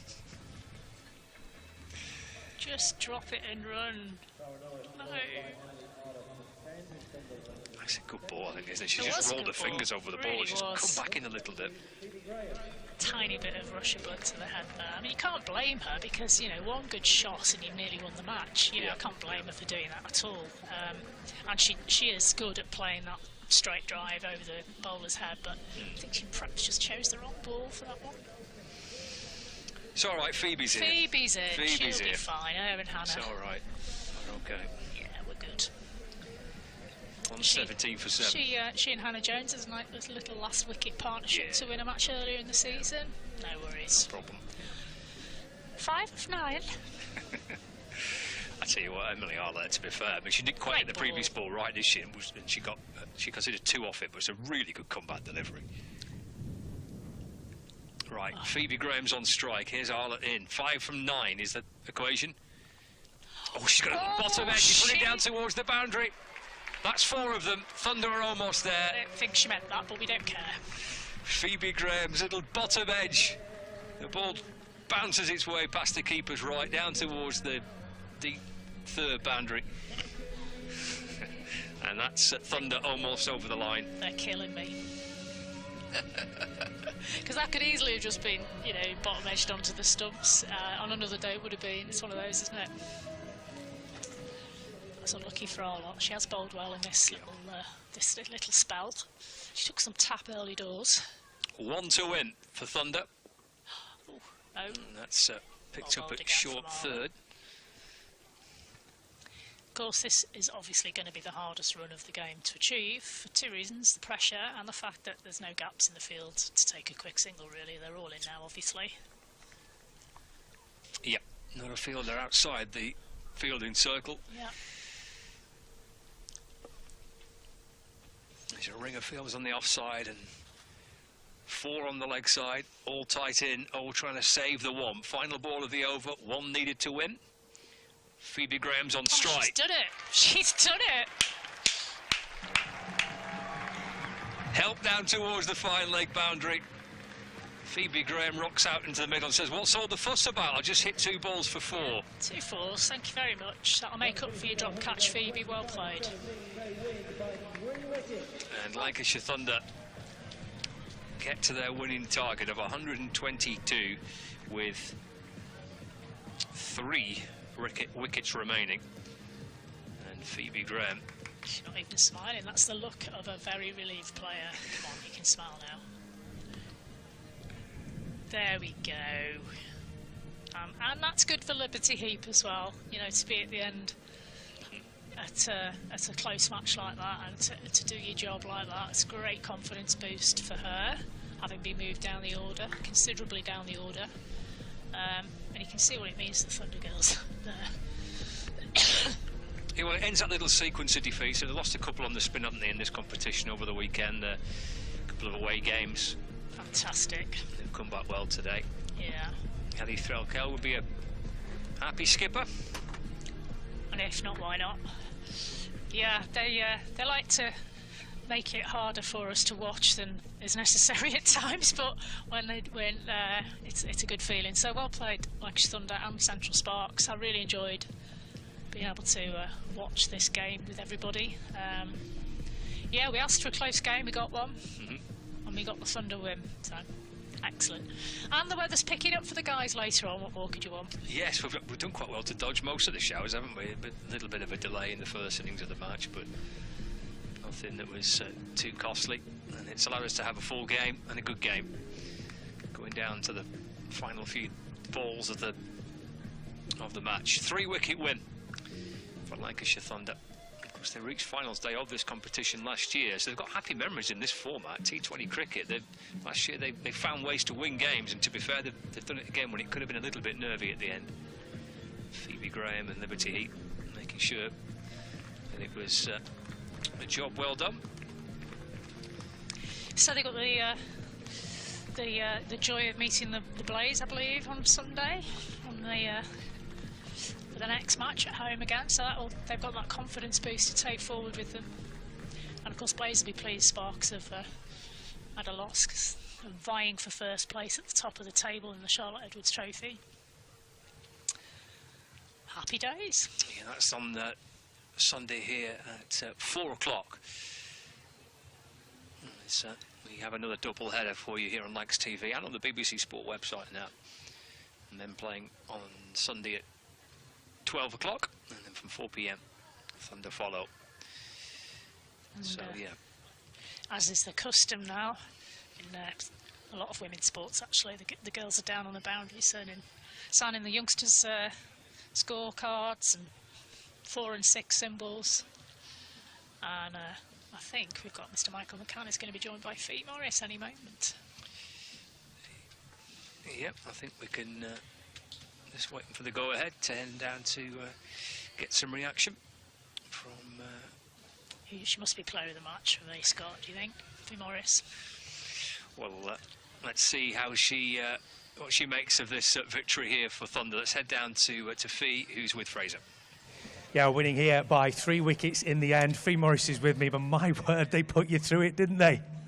Yeah, a little bit nervous at the end. Just a little bit, just a little bit. Yeah, we got the job done in the end, but I think, yeah, we started really well with the ball, and that kind of set us up for the game, but yeah, could do with a few more fingernails, I think, at the end of that. Yeah, it was a real contrasting sort of game of two halves in many ways, wasn't it? I mean, you really set the platform very, very well with the bowling unit in the first innings. Yeah, Tara Norris has been unbelievable for us up top in pretty much every T20 game we've played so far, and I think we've taken a lot of wickets in the power play, which has set us up really nicely. And you know, the last couple of games have been a bit disappointed at how we finished in the last 10, but today I think we carried on, kind of took that through to the last 10 with the ball really well, and yeah, kept them to a little bit under par. When Sparks went off after the little rain break, it seemed to give them a little bit of a spark, if you'll forgive the pun, because they really came back into it, didn't they? That 7th wicket partnership really put you under the cosh a little bit, didn't it? Yeah, definitely, and I think that happens in T20. You know, it's very rare that you go the whole 20 overs without them getting a partnership at all, but I thought we kept them quiet pretty well and didn't let them get away from us, and then, yeah, like I said, kept them to probably under par, and luckily we're just about able to chase it. I'm going to say, as far as the batting was concerned, I mean, losing MLM fairly quickly was a bit of a blow, obviously, but you've got some depth in this batting option, haven't you? Yeah, definitely. We're really lucky to have kind of bat pretty much all the way down. You know, having Tara coming in at kind of 8 and 9, and she's able to hit a really long ball as she did today. Kind of, enabled us to finish off the game really well, and we've worked really hard on our batting all the way down, and our bowlers have worked really hard on it as well. So luckily they were able to do the job at the end there. You've got to be delighted with your own performance with the bat today. Yeah, definitely. Probably played a bit of a silly shot. Didn't really need to play that, but it's always hard when there's a few wickets tumbling. But I just tried to stay cool, and then having Ailsa Lister come out and be really positive enabled me to kind of knock it around a little bit. It wasn't the easiest pitch to bat on, for us to get the job done at the end was really, really positive. Yeah, great bit from Ailsa, as you say. I understand she's brought some real character to the squad since she's been here. Yeah, definitely. She's a fiery character in the field, and she's got some real grit with the bat as well. And she's got a brilliant swing, hits the ball really hard, as you can see by that lovely 6 over cow. She's been brilliant for us, and hopefully this is just the start of a lot to come for her. I'm going to say your second win now, having lost a couple. How much character did the players show out there today to get the job done in the end? Yeah, massively, especially considering we were about 40 for 4. To get the job done was brilliant, and games like that you can sometimes learn a lot more from than if you win it quite easily. So hopefully we'll take a lot from that, and then looking forward to Sunday. Having got another win now, that does to put you in a good position as far as this league table is concerned, and if you can maintain that, finals day could be coming again. Yeah, that'd be nice, wouldn't it? Just a bit. Just one day at a time at the moment. I think just looking ahead to Sunday, literally just taking it day by day. But yeah, we played some brilliant cricket, some not so good, but some really, really brilliant cricket, and yeah, hopefully we can get to that final stage. But like I said, one day at a time. Overall, how positive are you feeling about the way this side is developing this year? Yeah, so positive. I think we're a side that everyone contributes at different moments. I think pretty much everyone at one moment has contributed and played and batted and bowled really well. So I think that sets us up really well. We're not kind of relying on one player, which is great. We've learnt so much, and having a new coach come in, kind of have a slightly different mindset to the way we go about things has been great for us as well. So yeah, loads of positives to take forward, definitely. Well done, Fee. Thanks very much indeed for joining us. Fee's going to be out there signing autographs with the rest of the squad in stand B, hopefully. Thanks very much for joining us. Good luck for Sunday. We'll see you again then. Thanks very much indeed. Fee Morris there. We'll bring Michael back in. He's been watching this afternoon as well. Let's say certainly put the fans through the mill this afternoon, didn't they? Yeah, Fee Morris is very modest because sports people are very modest in interviews, but if you've taken 3 for 22 and then hit 43 opening the batting, then that again points to what anyone who's followed this Thunder team since she signed will know, which is she's imperative to this team with bat and ball. And ultimately, you look at her 43 at the top, as yours truly referred to mid-innings, she was going to be key to set the tone, and that's probably the difference between the sides. Terrific character right at the end there, because when the wickets started tumbling, everybody started getting a little bit twitchy, didn't they? But they've got enough batting in this lineup to see it through to the end. Yeah, it's that classic cliche of the hardest runs to score in a chase. As anyone at any level, even the most amateur levels of club cricket will know, are the winning ones. And even when it was well under a run a ball needed, it's just trying to finish things off. And that is one thing that I'm sure when this all washes out and Lancashire Thunder have their debrief of Chris Reed, they'll be looking at wanting to have polished that run chase off a little bit without testing the tickers of their supporters. But let's also remember, this was the team that were top of the table with 3 wins from 3, with 7 wins from 9 across all competitions. This was a team that had beaten Thunder in a very close 50-over contest, so maybe had a psychological edge from that a few weeks ago, and it's Thunder who've beaten them. It's a really important win in terms of the table as well, because the gap between these two, the tweet before today was 8 points. That gap's been halved. They're now just 2 points behind the Stars in 3rd, so it just stops that top 3 potentially getting away. And obviously psychologically, when you beat a team that's flying high, that gives you a boost of confidence that they'll take into Sunday when they face Blaze. That's not going to be easy, because Blaze have 3 wins from 3, and Blaze incidentally play Sparks at Trent Bridge tomorrow. So I'm sure that the coaching staff will have a close eye on that game, but for now, a lot to really be pleased about for Lancashire Thunder. This was a crucial game this season. You go 1 win from 4, you're asking a bit of a mountain to be climbed to reach finals day, but instead they've pulled off a really important win. And the sun has come out, which is fantastic. Michael, thanks very much indeed for joining us. It's a terrific win for the Thunder. They end up wrapping it up by 3 wickets. It's the first, of course, of a double-header here at Emirates Old Trafford, because the Lancashire Lightning are up in action a little bit later on against Durham. We look forward to that one as well. Thunder back here on Sunday, as mentioned. Another double-header then as well. Loads to look forward to. Join us again very, very soon.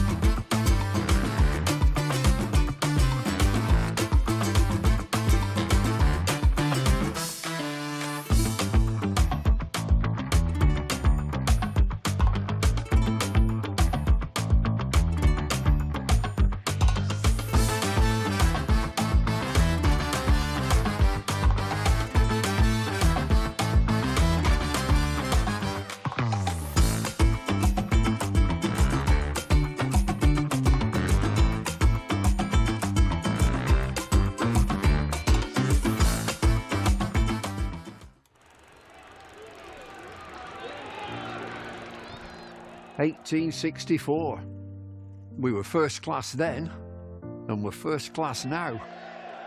With a dream to spread cricket through Lancashire's towns, where girls and boys, with willow and leather, become more than a badge, but the red rose together.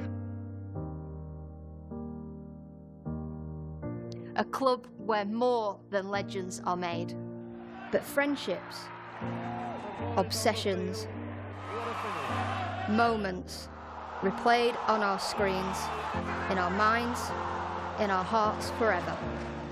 Because it's who we are, our DNA, the red rose together. Statham, Briggs, Jimmy, Freddie and Joss Chappie, Sir Clive Lloyd, Carol Hodges, Kate Cross. What a roll call. It's a hard one to measure, with future names still to be written on the red rose together. We're all about people. It's what the red rose really means. Yeah, the ones signing autographs, but the ones behind the scenes. Our community, grassroots, the ones that feel tethered. Whether you're from here or belong here, we're the red rose together. And what about this place? Talk about world-class venues, internationals, gigs, events. You can choose from a menu of triumph, of disaster, of pain, or pleasure. We've seen it all at Emirates Old Trafford, with the red rose together. Red ball, white ball, lightning and thunder. Have you ever sat back? Have you ever just wondered how far we've come? The storms we've weathered, or how far we'll go as the red rose together.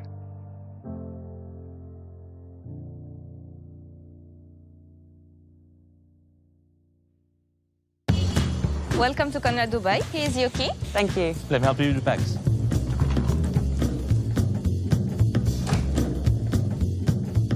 Nice room. How's that?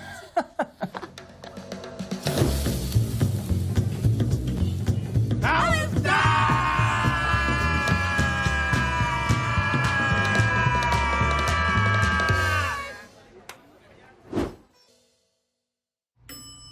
How's that?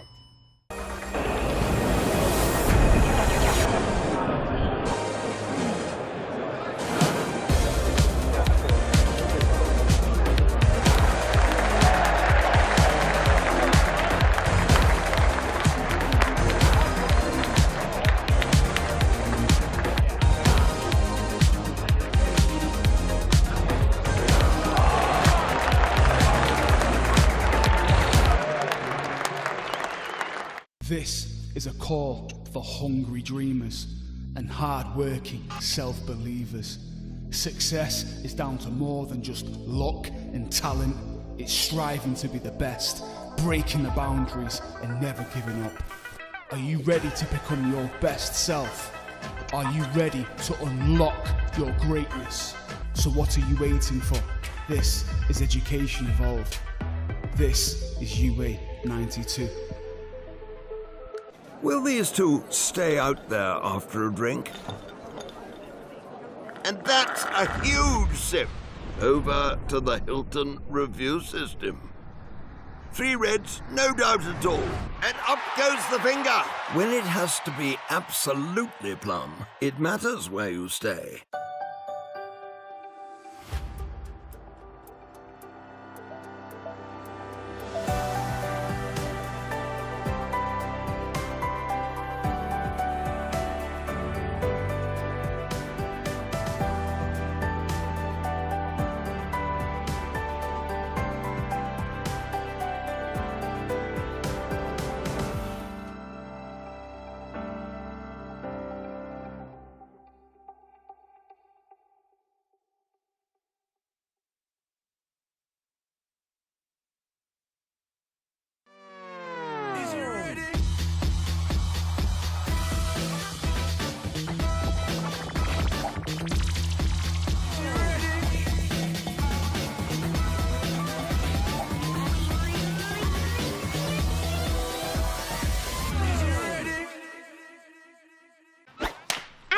All the fun and all the games, they all start here with All Stars Cricket. All new experiences for everyone, all over the country. Every session is all-out action, all the time. All are welcome, all invited, even mums and dads. Skills, friendships, smiles, dreams, it all happens here. All you need is delivered right to your door. Best of all, it even has your name on it. All the activators are fully trained. And all they want is for us to have a great time. Always. Tap, ball, catch, throw, try it all. It's time to go all in, all together. And it all starts with All Stars. All you need to get started is at allstarscricket.co.uk. 2 local favourites are staying at the Hilton Garden Inn. She's gone for the chip. My goodness me. It's over to the Hilton review system. A big bite! Gone! When lunch is the best part of the day, it matters where you stay. 1954, Cyril Washbrook became the first professional captain of the county.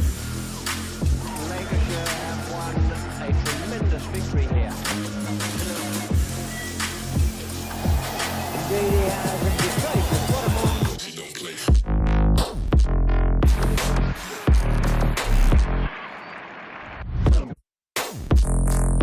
Well, the real thrust of that innings came from Hagen's Fairbrother. Fine chance, 2 runs at the winning hit, on come the crowd.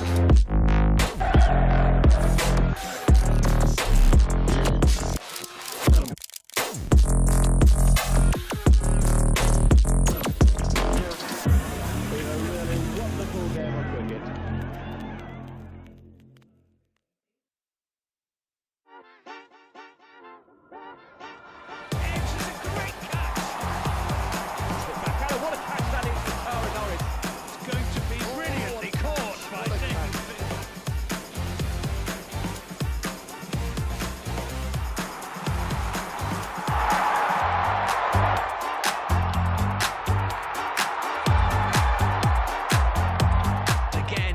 That's a big hit.